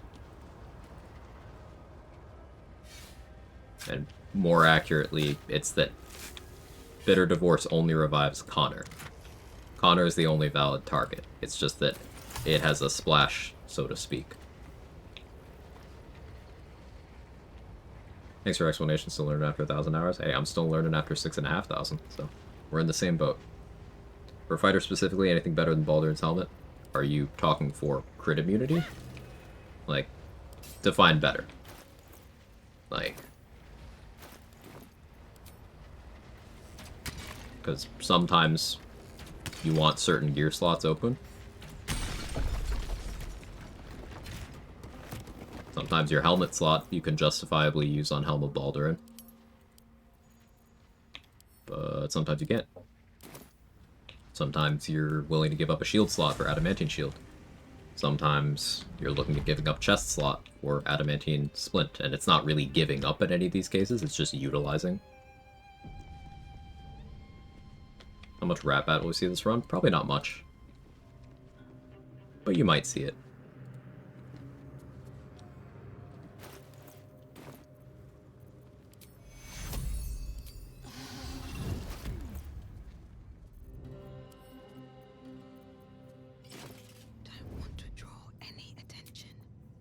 Time to get going.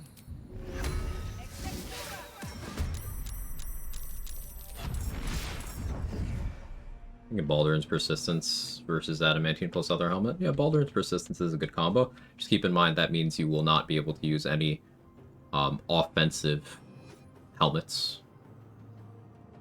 So sometimes I want to do like Horns of the Berserker for damage and accuracy. Sometimes I want to do Helmet of Grit for more action economy. Those are options that you won't have while maintaining your crit immunity there. So those are frequently cases where it's like, let's do Adamantine Shield. As long as I'm not doing a two-handed weapon, you know?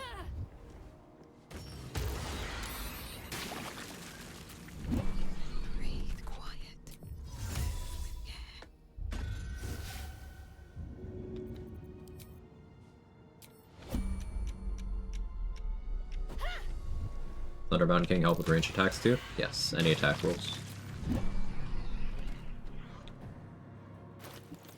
So that's the methods.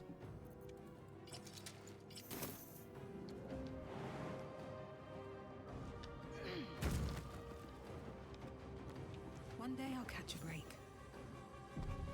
Smoke powder bombs still do the thing, you throw them into fire, they explode twice? Yes, you can get smoke powder bombs to explode many times by introducing more death events.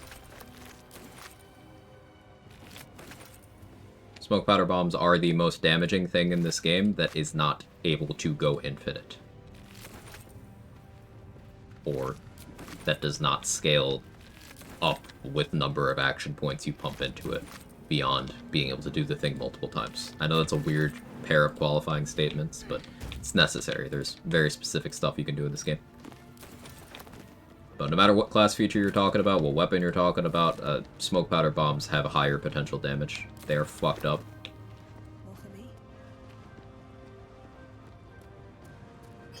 These methods are far harder than fighting Grim on my first run. These methods, one of the most dangerous encounters in the game, if you ask me. They do tons of damage. If you don't have resistance, you don't have crit immunity, sometimes you don't have surprise immunity, you can just get overwhelmed and killed very quickly here. I have lost runs to magma methods multiple times. There's no save on them. Smoke powder bombs? There is. It's a dex save. But unless that target has evasion, they're still taking some amount of damage. What a sight to behold.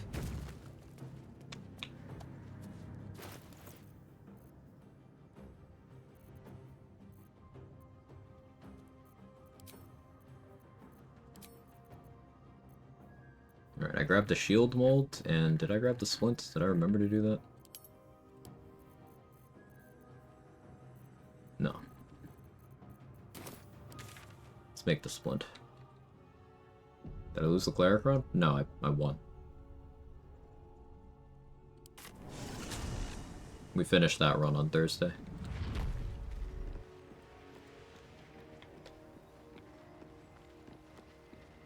Good job. Thank you, Candy Bar.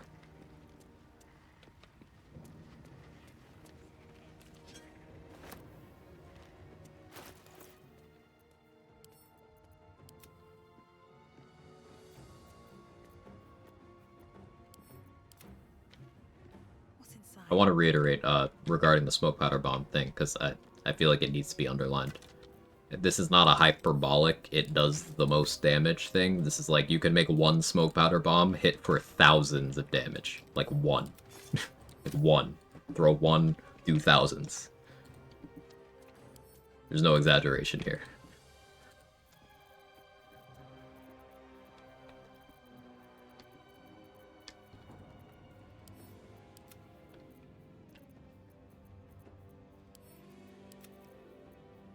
And yeah, I still have the combat music from when Shovel got in combat with the Mephits. It'll fix itself once I actually get in combat somewhere.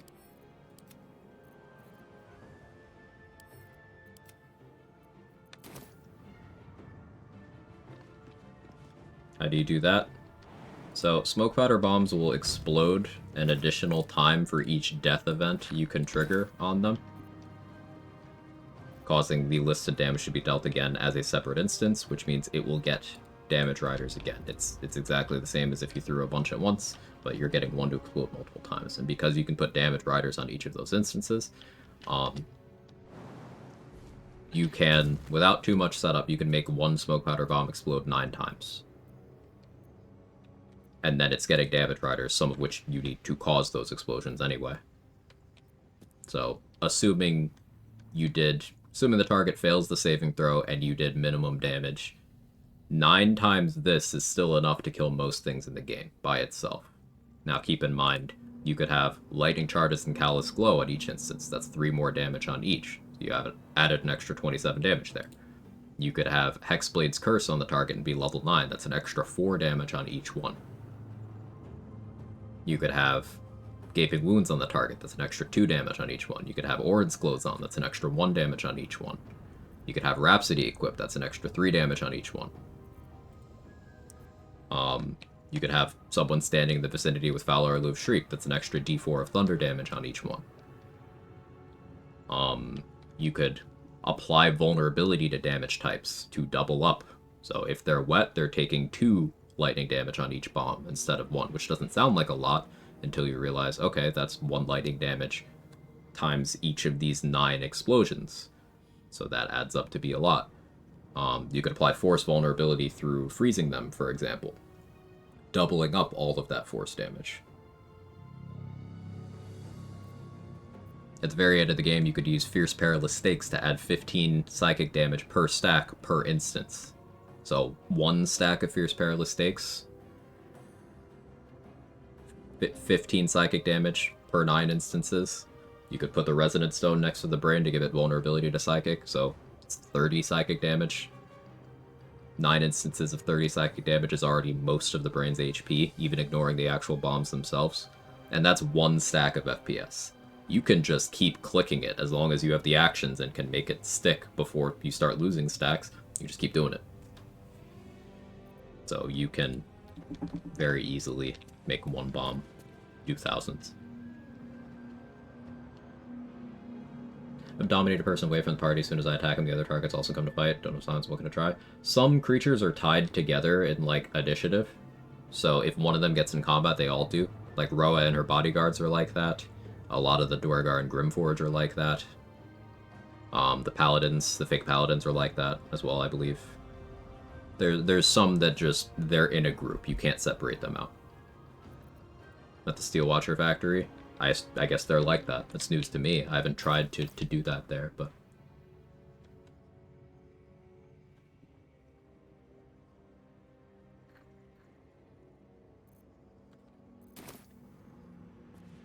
Alright, we're making adamantine splint here. Because as I've whined about constantly, it is the best defensive armor in the game. I hate saying best, but it is. Minthara and Ceres. Yeah, they fixed that one in patch 8. Patch it. Finally. Like the only thing they fixed in patch 8. They did it.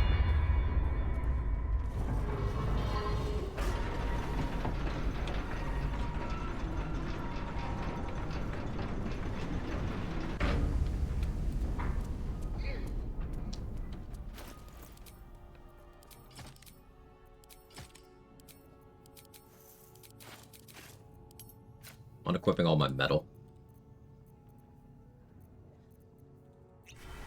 Popping a fire res.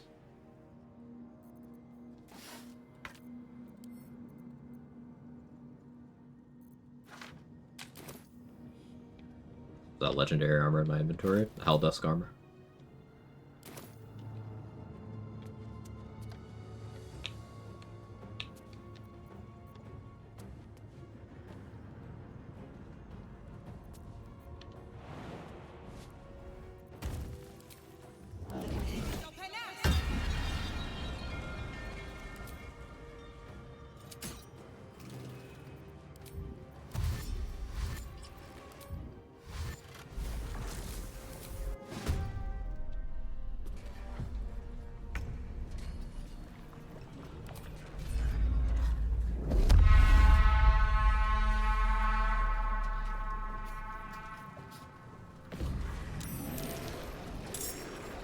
Not my favorite spawn point for them, but sure.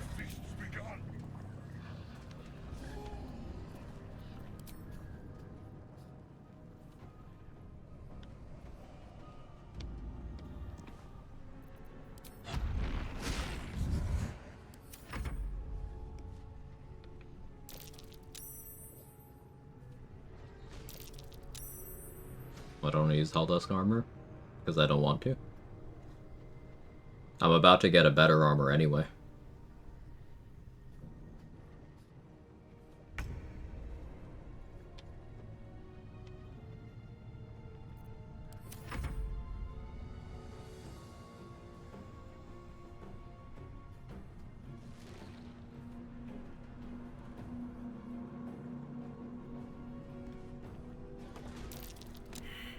Damn, get comboed, Fank. That was crazy.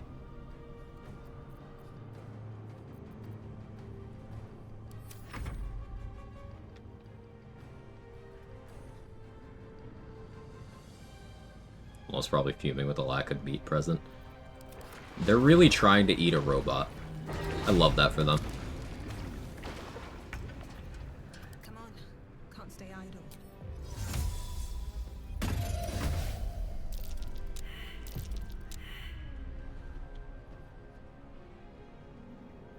I eat certain robots.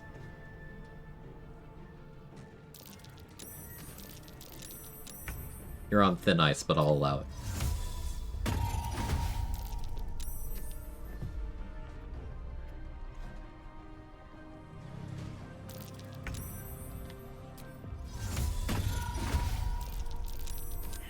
GLaDOS.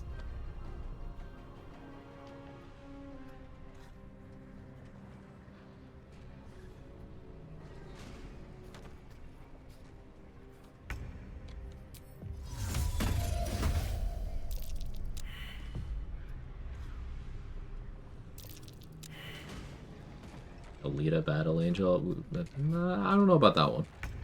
I don't know about that one.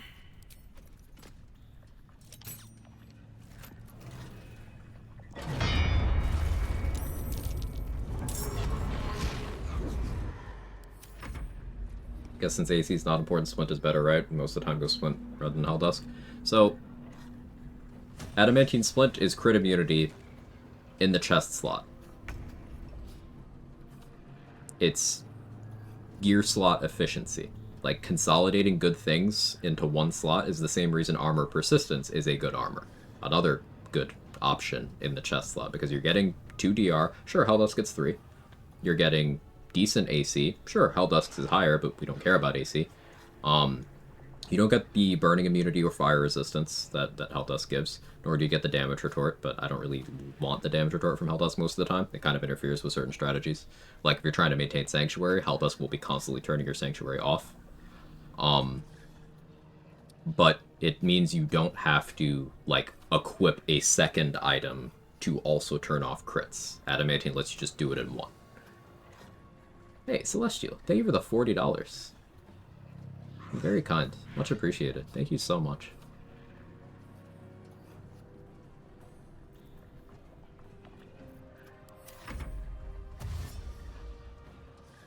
Found the solution. Dominate person. Use Feign Death and kill them 10 turns. Nice.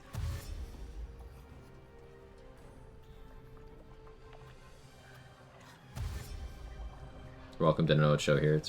I really appreciate it. Thank you very much. Gotcha, thanks. I often go for Helldusk Grimhelm, and there's situations where that can be the overall ideal defensive pick.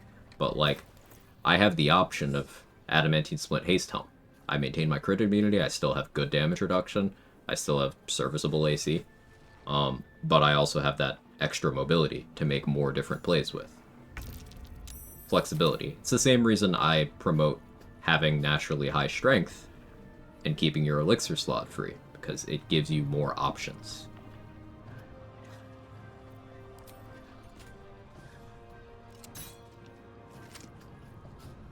Yeah, reeling from the Adamantine Splint is really good. AC enjoyers should take note of that too, because it gives you high functional AC against things that attack you twice. So for example, Moonrise Paladins. If one of them hits you with a Thunderous Smite, reacts Divine Smite, you have your Adamantine Splint on. That first hit, they're going to apply reeling to themselves for each instance of damage they got you with. So they will give themselves enough stacks of reeling that their second attack just can't hit you. So your AC will temporarily spike to be, in terms of versus this one enemy, higher than Helldusk Armor's.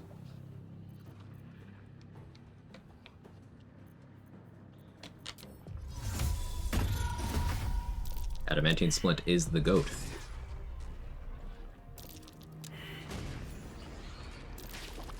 Now, this is not to say there are not situations where I wear other armors, and this goes in the pile of, hey, best is situational.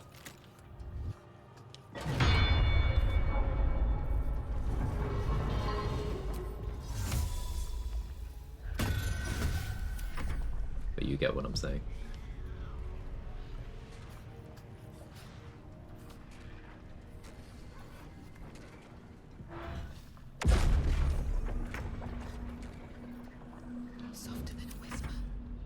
Armor persistence has better swag. I'll co-sign that. That's true. Probably need to put that farther. Nope, no, we're good. Question about Warlocks. It's my only experience with it is Blade Pact Goo Warlocks to deal with Pact of the Tomes, which is more caster-oriented. Tome is about...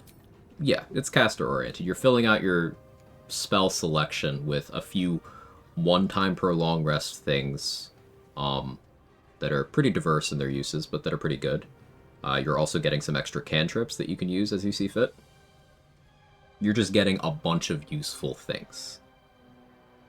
I do think that it's significantly less valuable than Pact of the Blade, but there are good things you get out of it. Like, it's not that Pact of the Chain or Pact of the Tome aren't good, it's just that Pact of the Blade, for what it gives you, tends to be more valuable. Just getting extra attack. It doesn't just mean you can swing your weapon twice. It means you could throw something and swing your weapon. It means you could swing your weapon and then shoot your bow. Options. Hey, thanks, Phil. I appreciate that.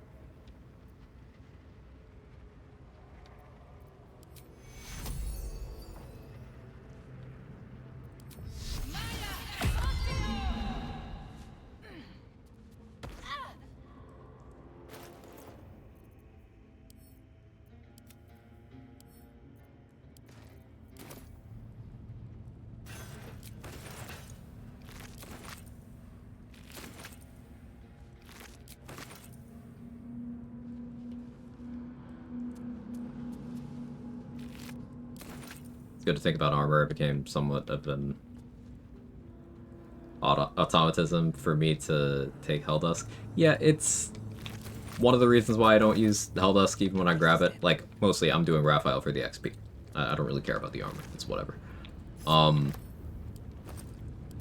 of the reasons is to have a good thing to point to. To encourage players to think a bit more. Because there's some weird... This kind of goes hand in hand with the, sort of like cheese discussion we have from time to time. Where... And this isn't helped by weird opinion pieces being in the information sections on the wiki for certain items. I hate that. Knock that shit off. But people will feel some kind of way about getting the Silver Sword of the Astral Plane or the Helldusk Armor in Act 1, and they'll think that it's this completely just run-invalidating, trivializing, like, alright, you beat the game, it does everything for you in every situation type shit. And it's like... It doesn't, though. And, like... I would not even put those two things together in how I'd view them. Like, on the one hand, they did try to fix the Raphael thing. They simply failed to do so and never tried again. So you could make the argument, okay, well, if the devs tried to stop you from doing that, maybe they don't want you doing that. Sure. More power to you. But the armor itself, again, is worse than Adamantine Split, so I don't really care. I don't restrict it out for its too strong purposes. I restrict it out because I don't want to hear people try to say that, oh yeah, this challenge run you did wasn't valid because you used this armor that is a worse option than other things I could be using, you know? But on the other hand, with the Voss thing, they could simply make Voss not drop his sword. You know, they could just give him the permanently armed passive, or make him not have his sword there. He's standing there with his sword, and they made him vulnerable to being disarmed. So, like, real estate, you are rewarded for actually sticking a disarm to him, which is something you have to plan for, because your Battle Master disarm or your Trident disarm, that's nowhere near consistent. Your command drop has almost no chance of succeeding because he's rolling against that at advantage. You're rewarded for using unique things like Divination Wizard with Portent Die. You're rewarded for using unique things like Beastmaster Honeyed Paws. So to me, it's one of those things where it's like, yeah, if you have to go out of your way to create a strategy to make this thing possible, and then you also have to just fight the Gith after that or flee safely to even get to use the sword. For me, it's like, all right, I accomplished a task, I did this, and this is my reward. This is a tool that I can use throughout the run. And also, it's not peerless. Like, again, Silver Sword of the Astral Plane is really good, but Ratbat does shit on it in damage output for much of the game. And Ratbat is just sitting there for free at the start of Act 2, you know? Honeypaws is OP. Honeypaws is really good. It is really good. Beastmaster is a good subclass.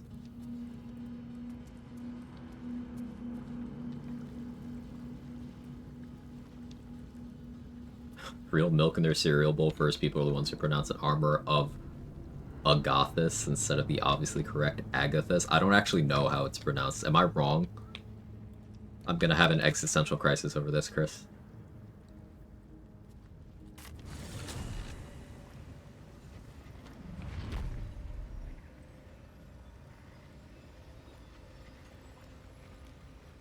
Is Raph supposed to turn up at your camp after you do the electrified water trick? No. Raph will show up when you try to leave the act, Shoop. That's when he'll pop in.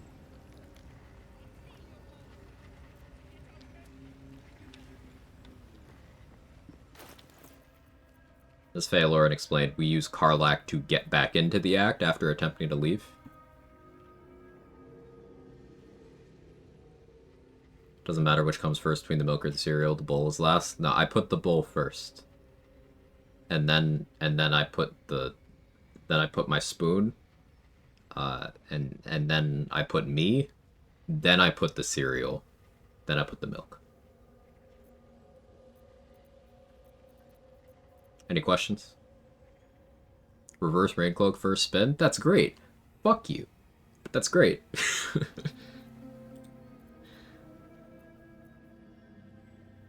I should make the shield too. I will forget if I don't do that.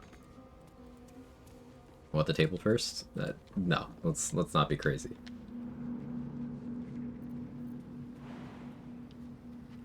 If you're standing in the bowl, just pour the milk and cereal on you. That's correct. Best cereal? I'm not a huge like cereal person. I don't have it too often.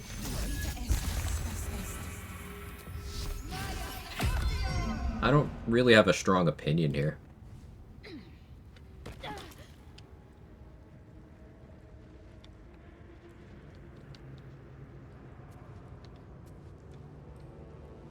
Seems simple enough. Cool for Cocoa Puffs. Cocoa Puffs are pretty good.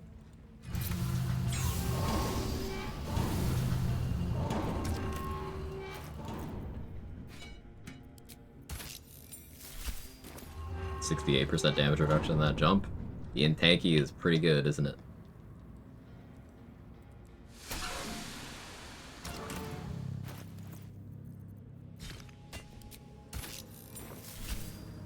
Another question, is cereal a full meal? I feel like yes, because a lot of people will consider cereal, like a bowl of milk and cereal by itself, to be the entirety of their breakfast. It's like, is that not a full meal?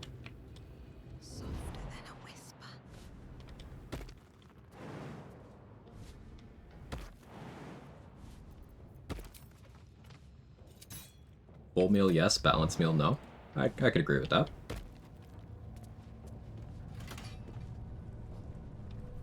Cereal soup? Think so. Yeah, just crunchy soup.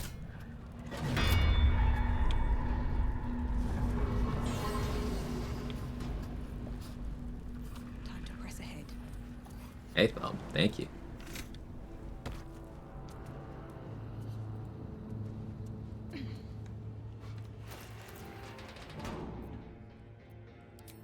Hey, JD. Thank you. Much appreciated.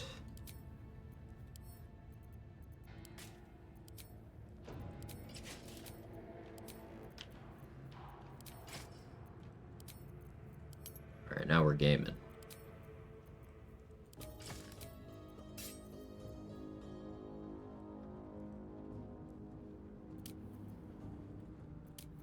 Don't love being at this initiative bracket, but we'll make it work. Because I am currently not on a vigilance, I will take the opportunity to get on strength and start throwing some people around.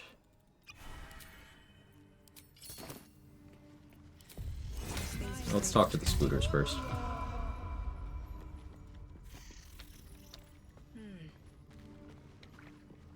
Lasagna's a sandwich? Isn't a lasagna cake? For his business here. He keeps us small. Keeps us contained. Father Mermuth is our past. I've heard. Thank you, Sayo.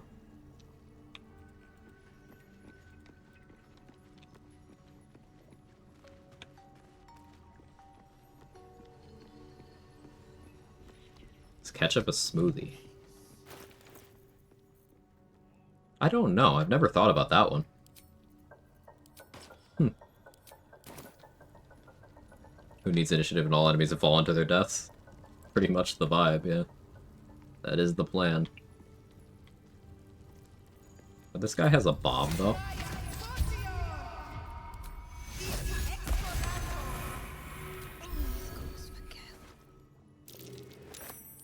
We're gonna steal that first. Lasagna's a sandwich for sure. Okay. Just like sushi's a sandwich? That one makes sense to me. On my way. I suppose structurally they're not different, are they?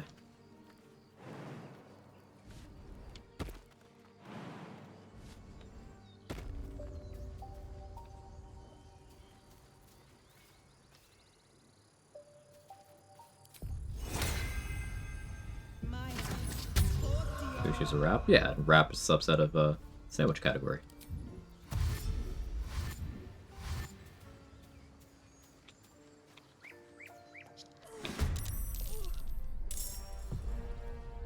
Sushi's a cake if you want it to be. You're weirdly motivated.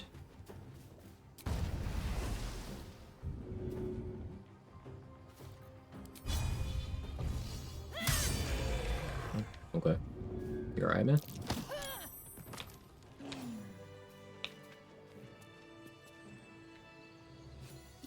Let me guess.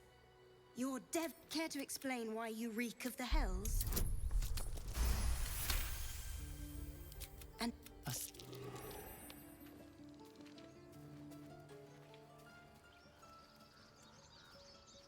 Heard someone say beef Wellington's a fancy hot dog, can't get over it. Is it not?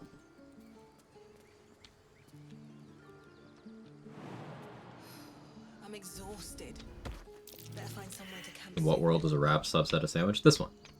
I hope that helps.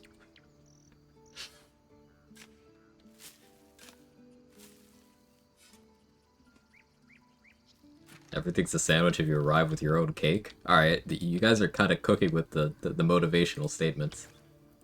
I want to go to the gym now. I want to do some squats. Very well. Need more sandwich in my life. The squirrel lunges at your foot and bites it. You see, you're in my territory, and I want you gone.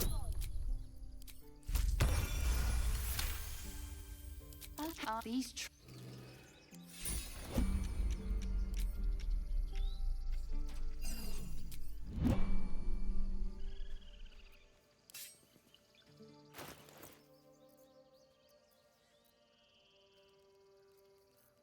Do I have Wizard's Bane oil? I do. I think I still want Robe of Summer to deal with Floric. How to go about getting that safely, though. Hold off for now.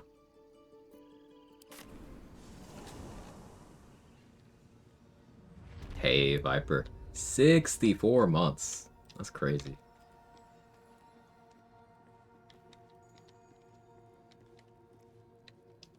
Thank you very much. Chase you to the ends of the earth. Just a theory. Dumb theory. Half these walls are still. There's one collective psionic attack to get Quag to go eat, I just can't prove it. You're doing that Dexter character meme thing.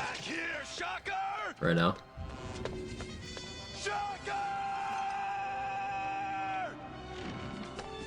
You can't escape me! I'll chase you to the ends of the earth!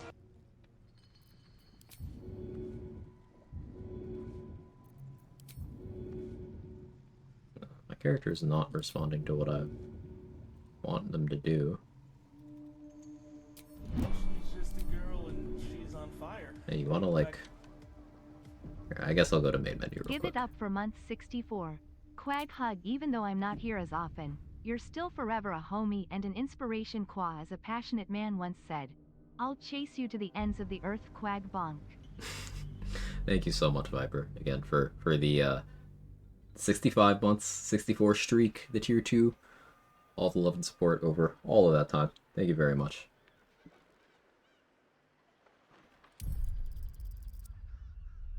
Oh, it's not Vegeta, but is it the same voice actor? On what, Shocker? No.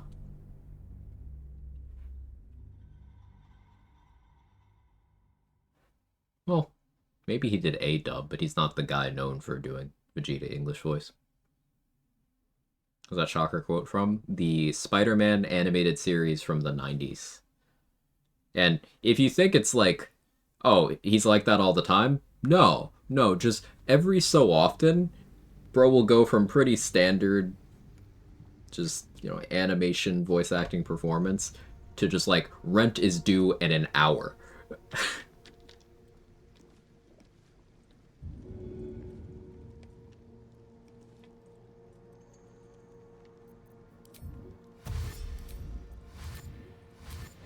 Landlord knocking, yeah. 90s Spider-Man and occasional crash outs. It's pretty great. Cutting to the chase. 0 or 100, no in between. Mm.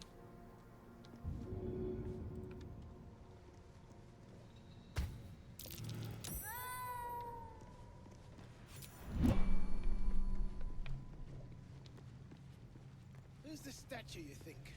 Human, certainly. A god?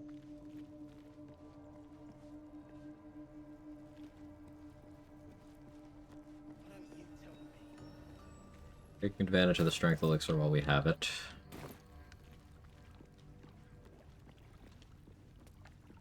Know any good gnomes? Build plans all retaliation? Not all retaliation. but it'll certainly be a component.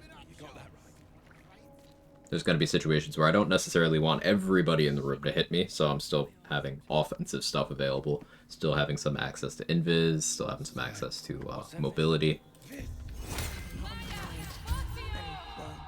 In it. Don't want to draw any attention. It seems thievery is not permitted here. I've never done anything wrong, ever. Killing thieves is positively encouraged. You're free to...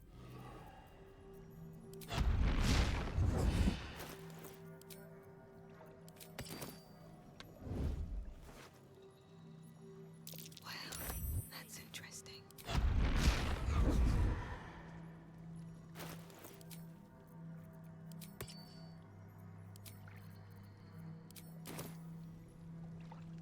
Pickpocket? Where?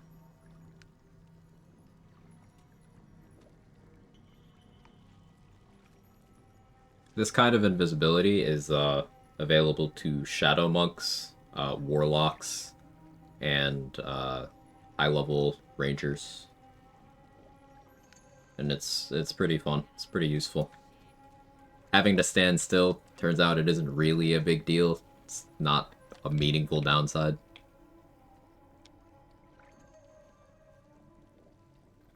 You watch my back.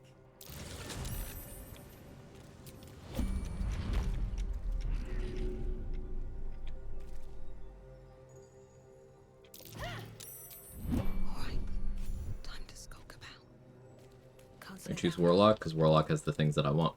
Got Armor of Agathis, it's got utility stuff like the Invis I was just using and talking about. It's got False Life Invocation for temp HP when I need it.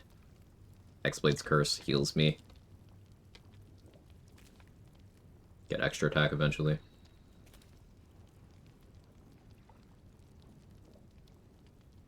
One with Fingers combination is nice. Fleet Fingers while in the shadows doesn't break Invis.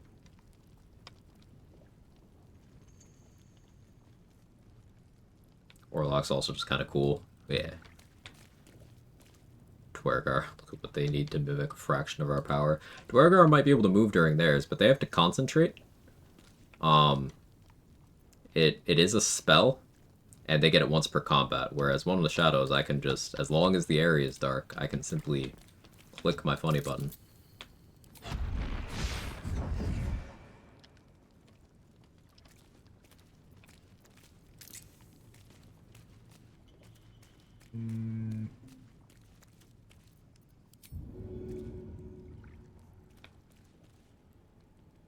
Time for some bloody work.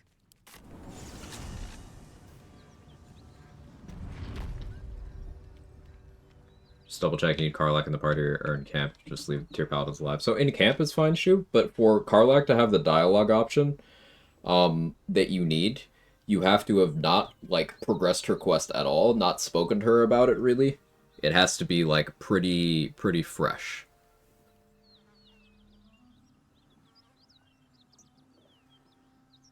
Unlock the hotbar refreshes? Yeah, it's easier than panties or anything.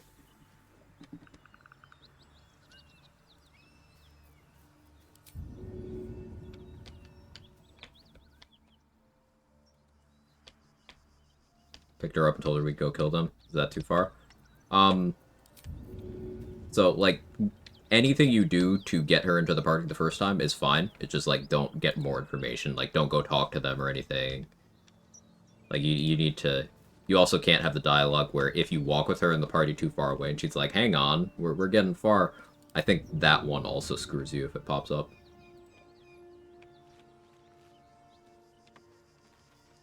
But not 100% sure on that.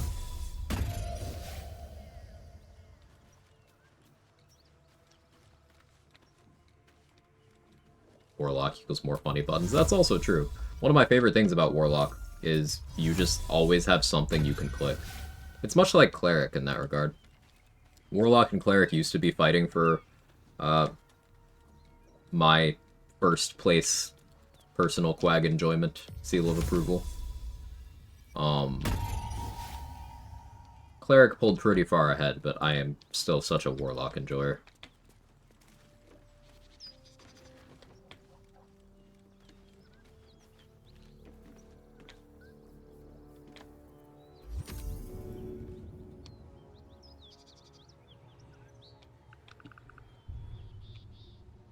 So I brought Stoneguard Orgarth from Grimforge over here.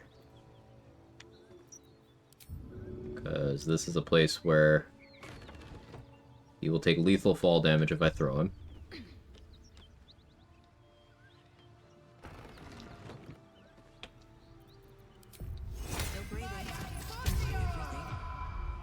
Whenever I'm ready to do Wrath XP, I just recruit Will, send to camp, recruit Harlack, send to camp, use the mountain pass exit in the Goblin camp. That's mostly what I do. I did a couple stops in between Karlak and actually going this run, but I don't normally do that.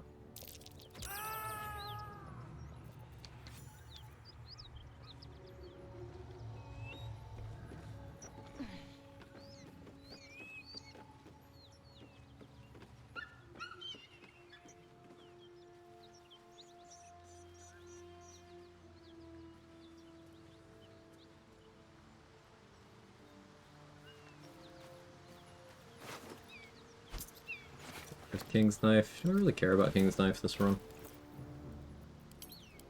I can cast Shadow Blade, so mostly don't. I guess why not both?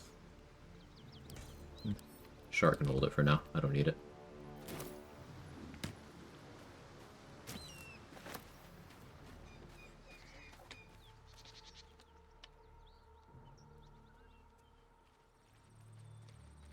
Okay, with this level of DR and crit immunity, I'm not scared of gnolls right now.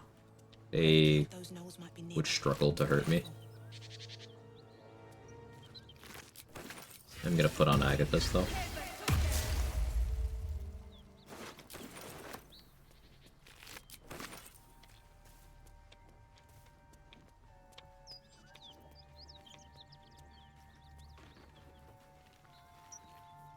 More for me. What does lock unlock refresh again? So there's some abilities that check for certain levels of obscurity or check for your positioning, and they're pretty fiddly, and they won't be available if the game thinks you're in a bad position. But one of the things that makes the game update your position as far as those abilities is concerned is unlocking and locking your hotbar. So one with shadows is one, Shadow Step is another, Horde Breaker is another one. You know, things that are fiddly like that. If everyone else minds their business, I'll be fine. It's just so the game updates and checks where you actually are. That's all. Never wanted the easy path.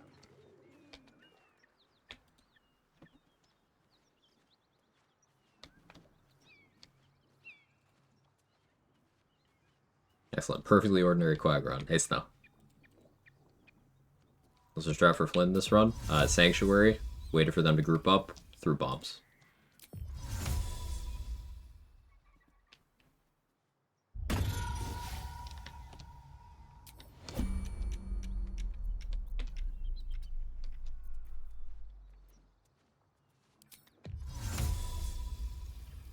Here we go again.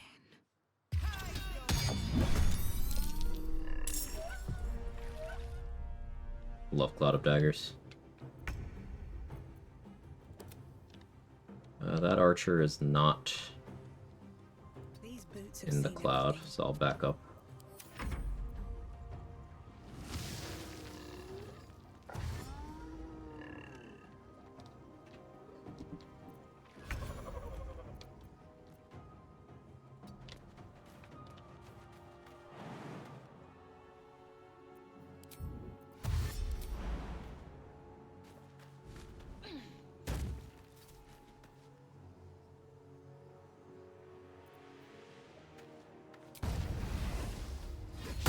Considered blade warding, but I don't need to.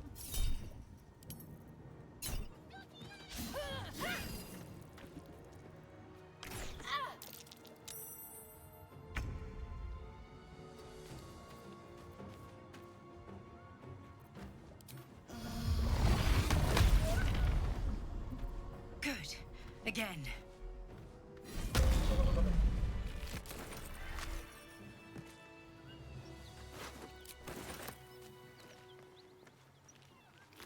That's something I'm running through right now. What are your thoughts? I think I'm going to do 5 Hexblade, 7 Storm Sorcerer, 4 Hexblade, 8 Storm Sorcerer, trying to decide I really want that third feat. I want to primarily do board casting and X the staff till I get dual wielder feat. Still 50-50, I want Hag Hair. If I kill her, then 12, 16, 14, 8, 8, 16. Get the hair, start out 17 charisma, use the hair to get to 18, figure out the scores from there. So, Sorlock is a multi-class that I am not really a believer in. Sorlock is, in most circumstances, just going to be worse than either committing more to Sorcerer or more to Warlock is going to do for you. Like, in particular, for Storm Sorcerer here, you're far better off just full committing to Storm. Like, if you want the stuff from a Hexblade dip, you could do 11-1. But you don't really get much from kind of murdering your progression with both classes. They don't really combine well. So I would kind of encourage picking a lane. There's no wrong answer between going more Hexblade or going more Storm Sorcerer, because both are good subclasses. And I enjoy both a lot. But you're kind of just making both sides weaker. Like, Storm's big feature is at level 6, but then even beyond that point, the power of that feature scales with additional levels you put into Storm Sorcerer. So it's like, alright, if you're not taking those levels anymore, what are you getting out of it? Beginner coach shows? I can speak. Are beginner questions allowed in here? Yeah, absolutely. Absolutely. Questions are welcome. Feel free. We need something to drink in a moment, but yeah. Oh, another thing that's bad about Sorlock is your spell progression sucks. You don't get high-level Warlock spell slots or high-level Sorcerer spell slots. Instead, you just get, like, fewer spell slots than both and at lower levels. So, like, you'll never be able to do 6th-level Call Lightning, for example. You won't even be able to do 5th-level Call Lightning if you take more than 3 Warlock levels on your Sorcerer, or more than 3 Sorcerer levels on your Warlock. You'll never be able to do Call Lightning at all if you don't take enough levels in Sorcerer. Which Storm gets that at level 6, I think. Same level they get Heart of the Storm. If I'm remembering correctly. It's just a pretty inefficient combo in the context of BG3.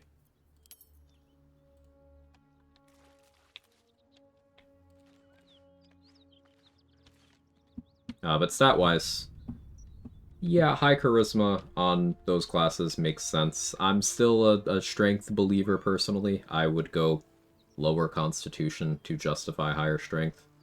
I know it sounds scary, but it'll be alright.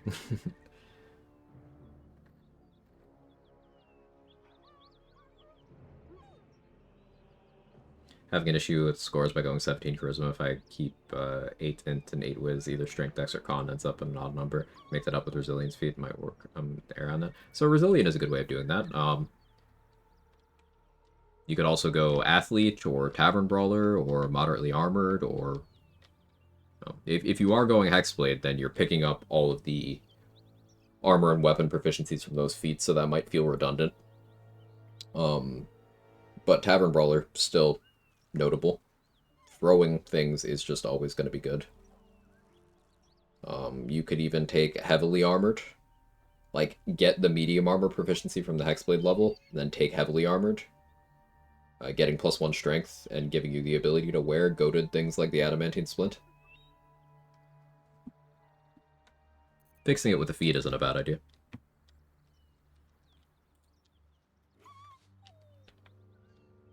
You think Death Cleric plus Monk could be a great combo? Yeah. If yes, how do you suggest to split the levels? You want 9 levels of Monk for damage purposes. So I'd prioritize that. However, you can make a pretty good argument for doing a 6-6 split there, because that gets you the ability to ignore necrotic resistance. It also gets you a second channel divinity charge, and it also gets you access to the Spirit Guardian spell.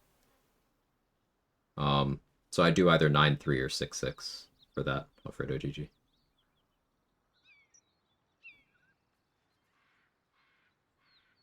New to BG3, love it so far, having a hard time to understand how hit chance is being calculated. Okay, that's a great question, and I'm happy to dive into it for you. Let me do an attack roll in this fight, and I'll use it as a live example. Give me one moment.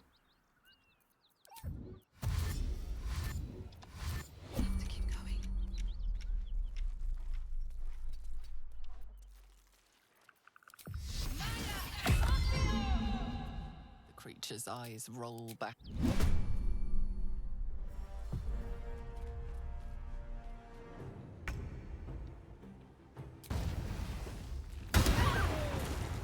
Alright, so I used Booming Blade, which is an attack roll. This is a cantrip, but it uses my weapon. So as far as the game's concerned, this is just a weapon attack right now.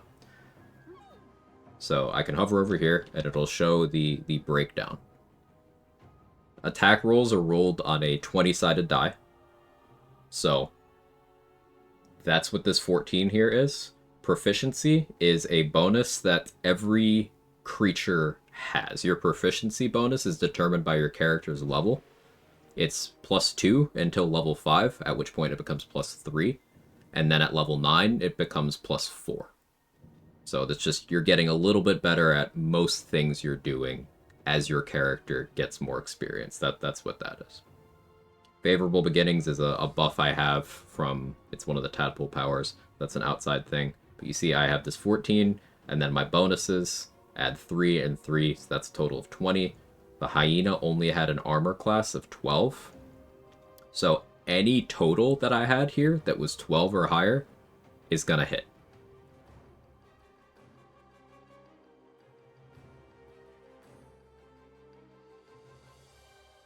So are you trying to land more of your attacks, or are you trying to understand, like, based off of looking at the percentages here? Hit rates based off that.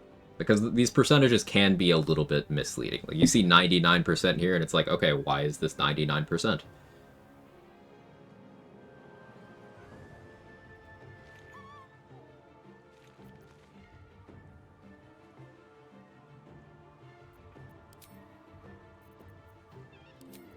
The percentages, yes?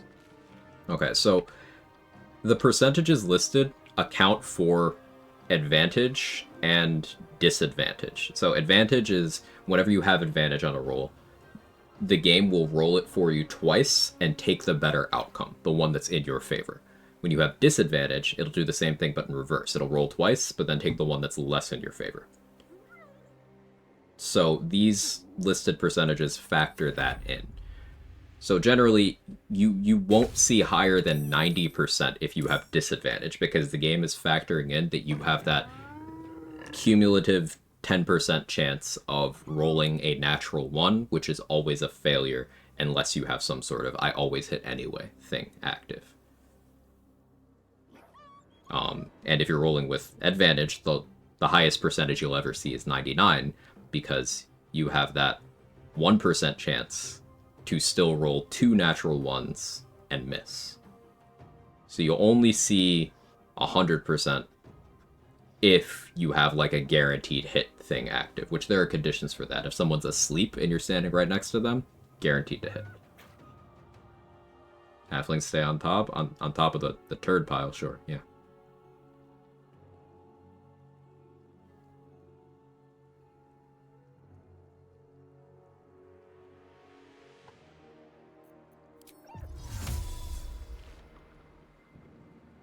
So if you're trying to improve your accuracy, increasing the associated stat, so like for bows, it's dexterity. That one's very straightforward. If you're shooting a bow in this game, it's always looking at your dexterity to determine how accurate it is.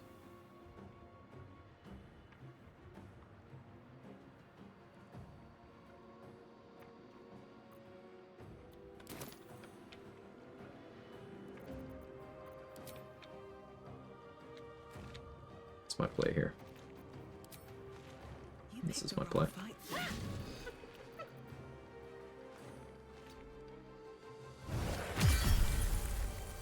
Did I get this value?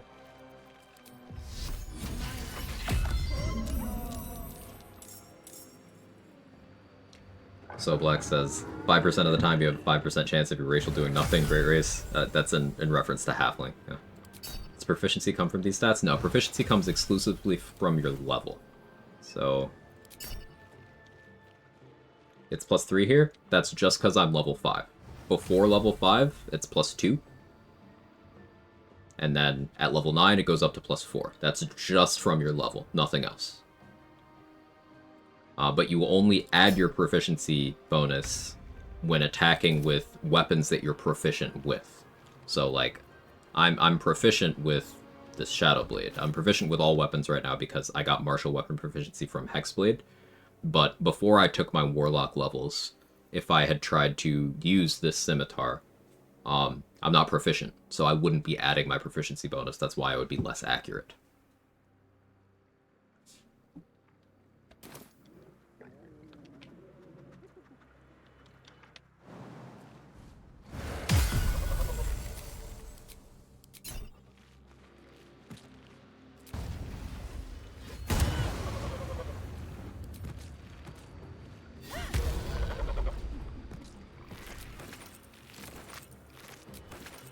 On my way.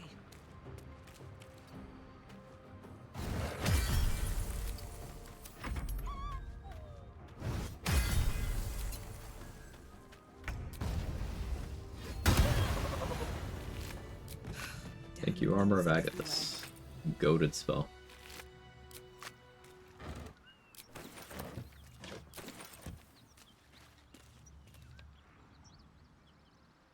Maybe I need more pockets.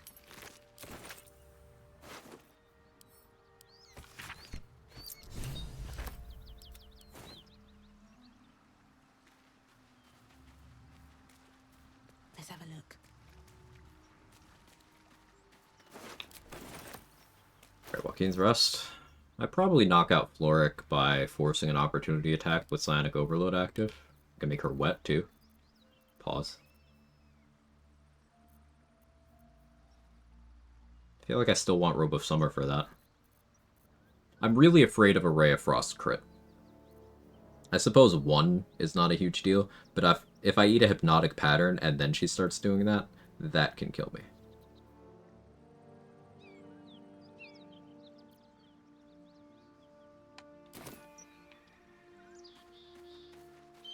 Armor of Agathis plus DR is extremely good, clearly. Yeah. If you have DR, then it means you don't mind taking the hits, and it also means they're not depleting the temp HP you need to keep the effect active. Halfling luck would be a fine feature without the trade-offs of being a halfling. Right. But unfortunately, you don't get any meaningful resistances. Like, you get poison, but dwarves and some dragonborn get that too. Also, it's one of the easier ones to acquire out in the world. You have bad movement speed all the time, and your features aren't as good as, say, a dwarf to overcome that. You don't have dark vision. You don't get any cool spells or abilities that you can click.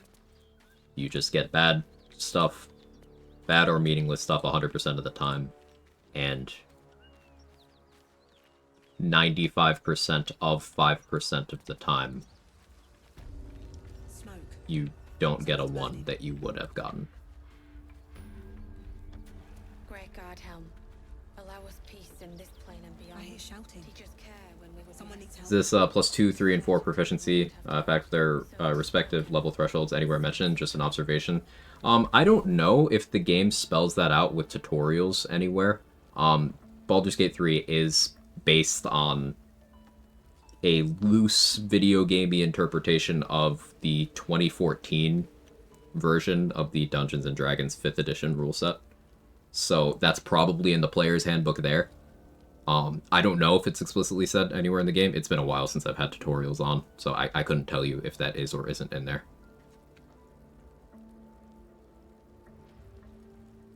So thank you, you're welcome.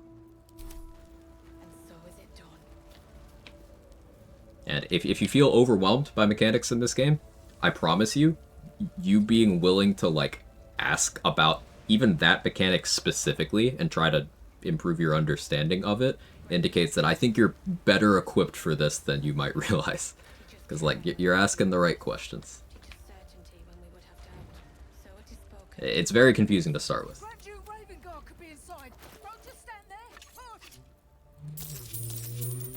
Someone zoom it.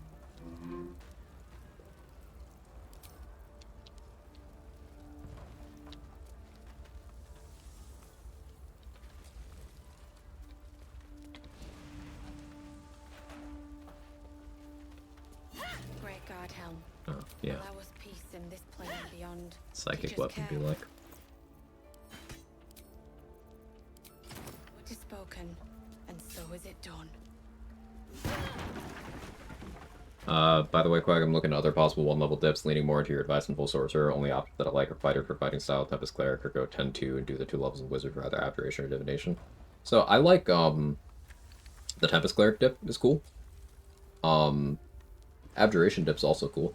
I like Tempest cleric especially because you continue your spellcasting progression. You pick up things that are like on flavor with Storm. But you also get both heavy armor and martial weapon proficiency and shields. Like, you get everything that Sorcerer doesn't have. One of the biggest annoying things about Sorcerer and Wizard is your gear proficiencies are fucking garbage. Druid, Sorcerers, and Wizards get, like, pretty bad weapon proficiencies, but at least Druids get light, medium, and shields. Sorcerers don't get those things, so a 1-level dip to offset that is nice. Now, Hexblade gets light, medium, and shields, but not heavy. I'm a big heavy armor enjoyer, but you don't need heavy armor. Thanks for explaining these to us. Nice distractions, bad things happening outside the world. Of course, I need to be distracted from those things too, so I'm right there with you.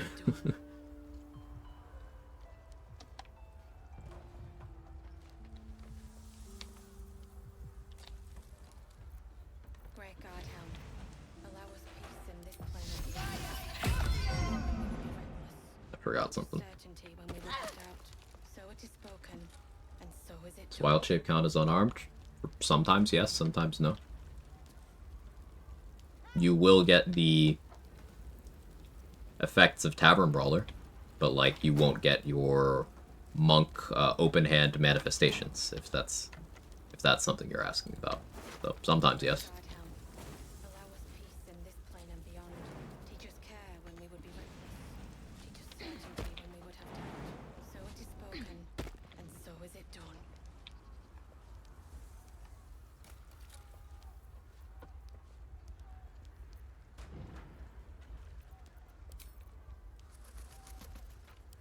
Gonna be very expensive elixir-wise.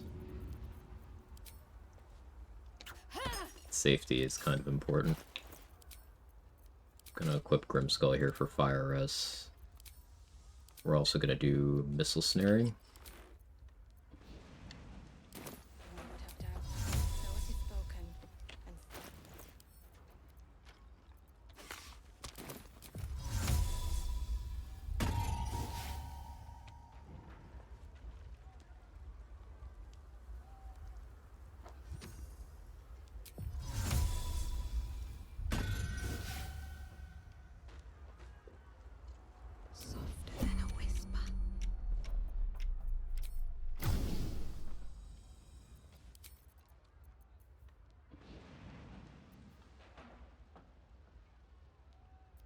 Be a waste.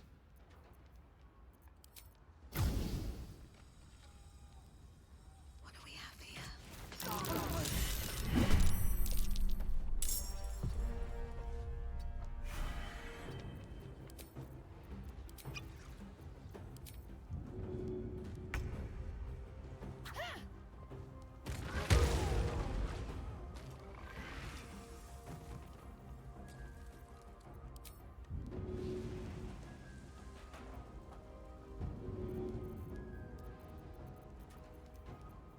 Don't have a void bulb.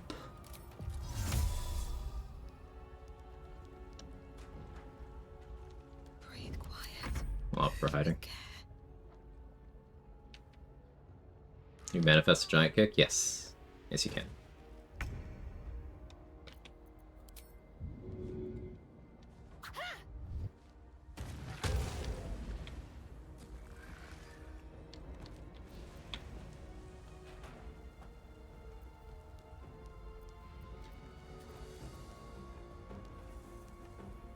I don't want to handle you.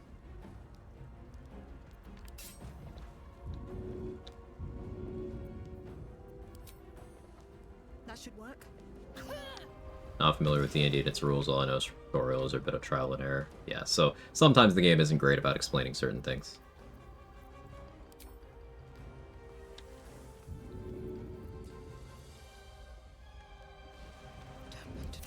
Hide.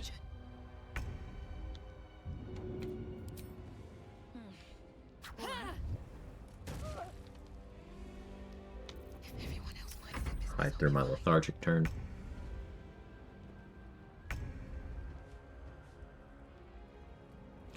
I know the port and die on Divination Wizard's long rest reset, which obviously seems like a turn off. Does it serve its purpose? Does not make the school valuable? Yes, it does.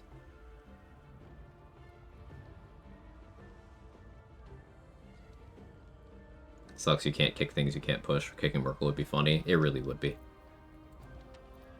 It's a shame that it's limited to push targets.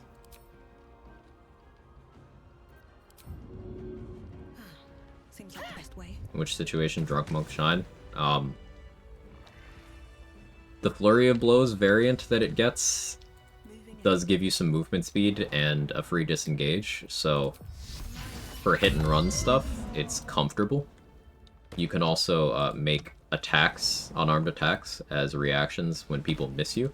So if you're doing like AC tanking stuff on Monk, then it's fine.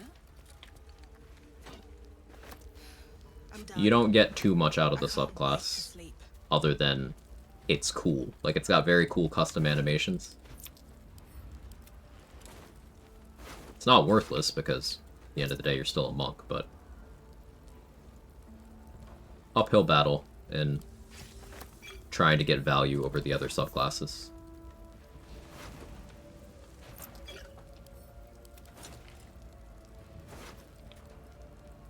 Drunk Monk makes for a nice Slayer. You can disguise self pro into Slayer form, use a redirect attack while in it. That's cool. Today I learned.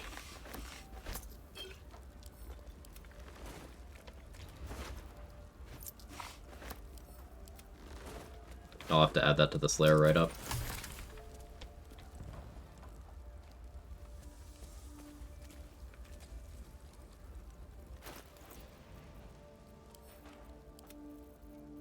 There's quite a few interactions that you can do in Slayer and Wild Shape by disguising before transforming. But that's one that I feel like I might actually, do.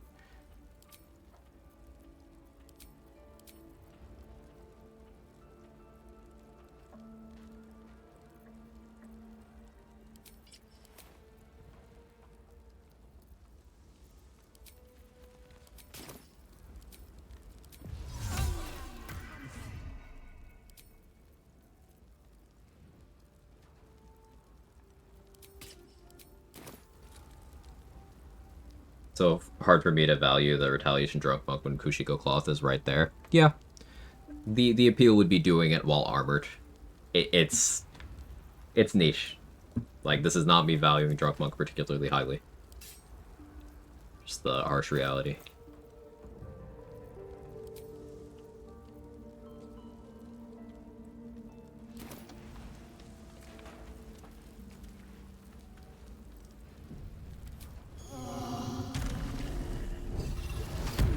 No, I didn't want to do that. I want to do this.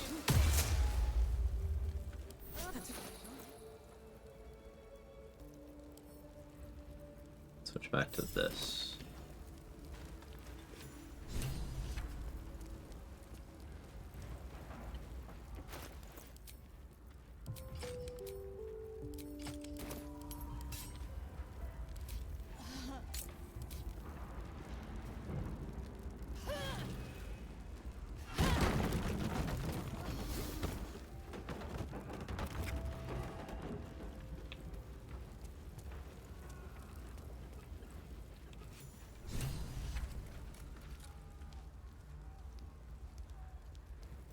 I must. And you. May I trust you'll see it through? Thank. I will. Out of sight, out of mind. Don't mind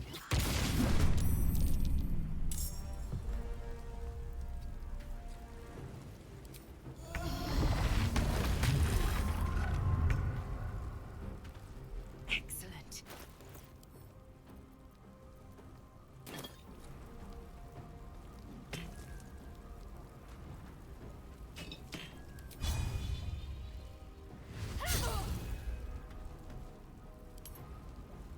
Making myself vulnerable to cold is a choice. I might have to Sanctuary.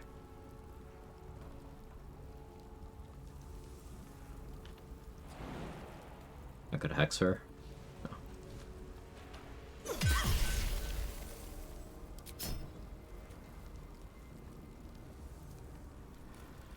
Sonic Overload will break my Sanctuary, but if I time it so this happens outside of my turn, that does buy me a turn.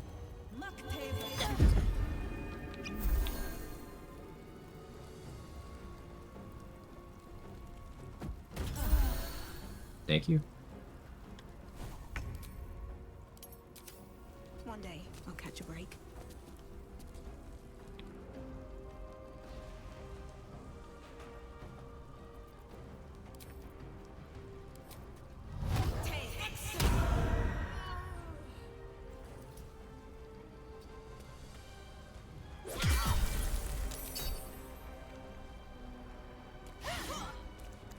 Miss is, extremely unfortunate.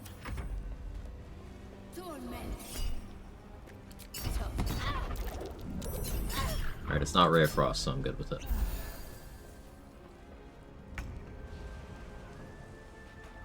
Yeah, I'm good with that. Cool. Hey, TV Raymond. Staying up into the degen hours. Nice. Hope you have fun.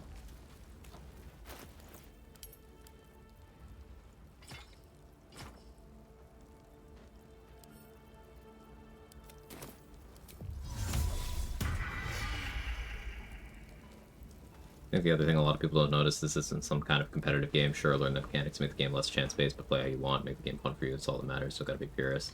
Yeah, exactly. Even the Act 1 clothing is the same key cost of redirect attack, and I like armor, but I also like making cases for clothing that have nice effects, for sure. Totally understandable.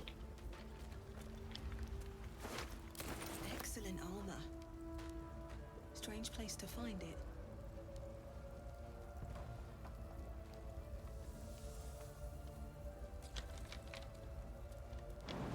Another big perk of retaliation damage is it's pretty comfy for knocking people out. Hey, Layla Zero. After work these days, watching phone before bedtime, we on the Zero AC run. We are.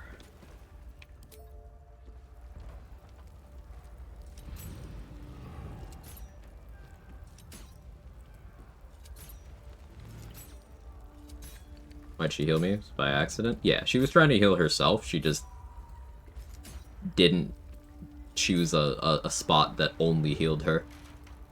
NPCs will do that sometimes.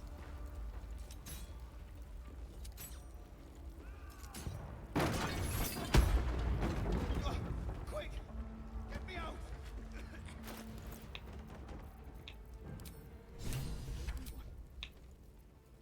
Mary. Oh, Mary, you should have stayed. Chris, you give it a 10 gifted. What are you doing? If I just kept Thank you my very mouth much, shut Chris. about that bloody dowry, please. Oh, Mary. We argued about. Oh, Mary. Maybe early for you, but I do know it's your birthday and my time zone. Well, thank you, Chris. I appreciate it. Thank you very much.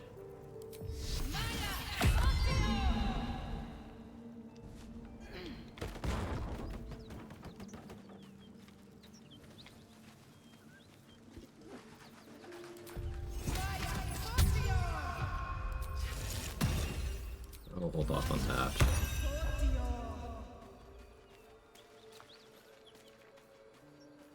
Monsters.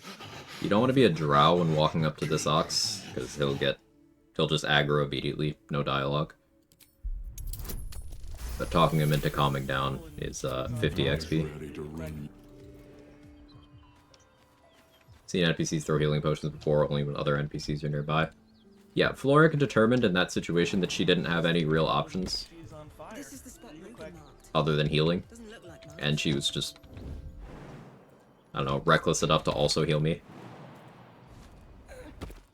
She's just a girl and she's on fire. Mario getting officially older? Yeah. I will be 31 tomorrow. She's just a girl and she's on fire. There you go, Quag.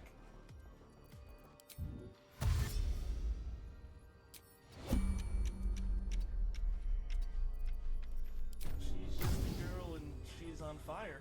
There you go, Quag.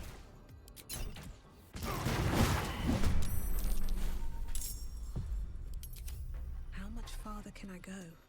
Happy early birthday, happy birthday, thank you. She's on fire. There you go, Quag.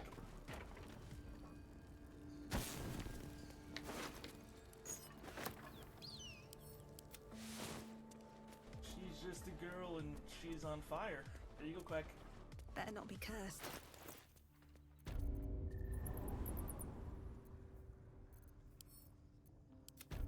She's just a girl and she's on fire. There you go, Quag.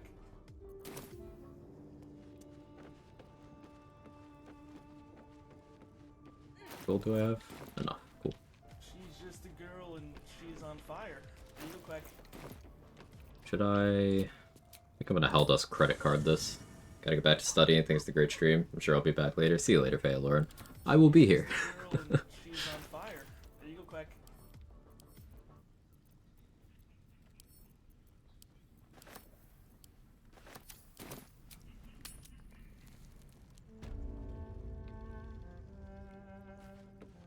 I like how NPCs will kick their buddies to get them out of daze stunned. Yeah, sometimes they'll even, like, damage them to break certain effects. I've had allies damage me to wake me up if I'm asleep. This was even happening yesterday in the co-op. If you apply Frighten to Moonrise guards, Moonrise paladins will sometimes try to override your Frighten on their ally with their own Frighten, because theirs is less detrimental than yours. Look at that.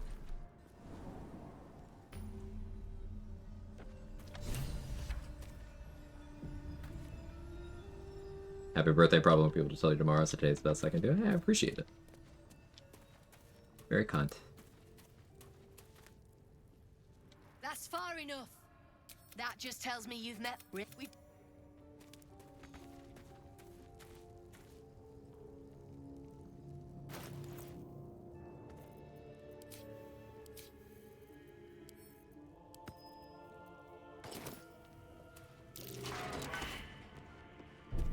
So I do have the chest, and I will be giving it to the Zents, but as long as you stay in render distance after giving it, you can kill them and take it back. Which I'll be doing so that I can fight the Spectator for XP at some point in the future. You need to buy me. Tenfold whatever, please. Alright, so you're gonna help Oscar, and then... To Brent? help him.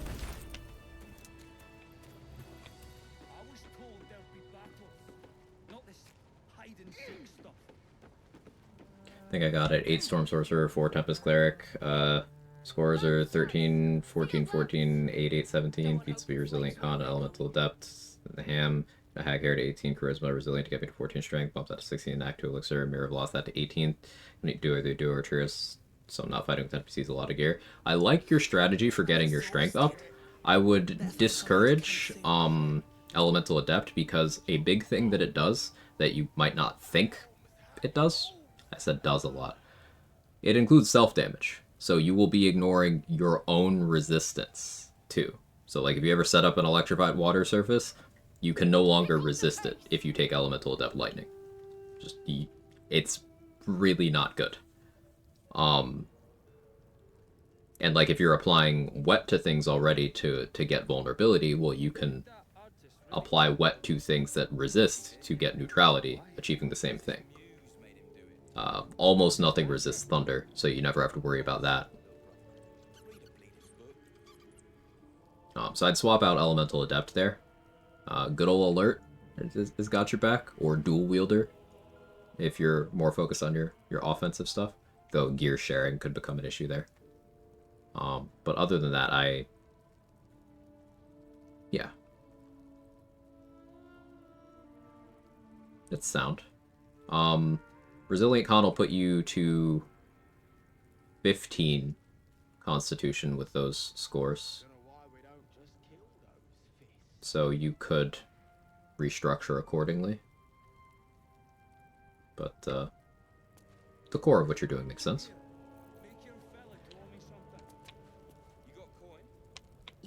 lady brought me. Zero AC turned to be as easy as you expected. Something got you off guard by now. Any fights you foresee being difficult? Well, we haven't done many fights yet because still in the early section of the run, you know? I've only really been doing fights since level 5. But it's been incredibly easy. Because AC is not a meaningful defensive stat for much of the game. Something I can help you with? Of course. Got some interesting stock for a friend of the family.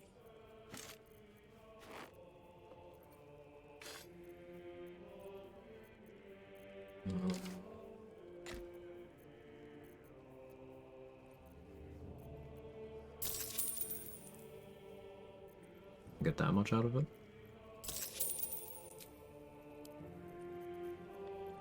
Pleasure.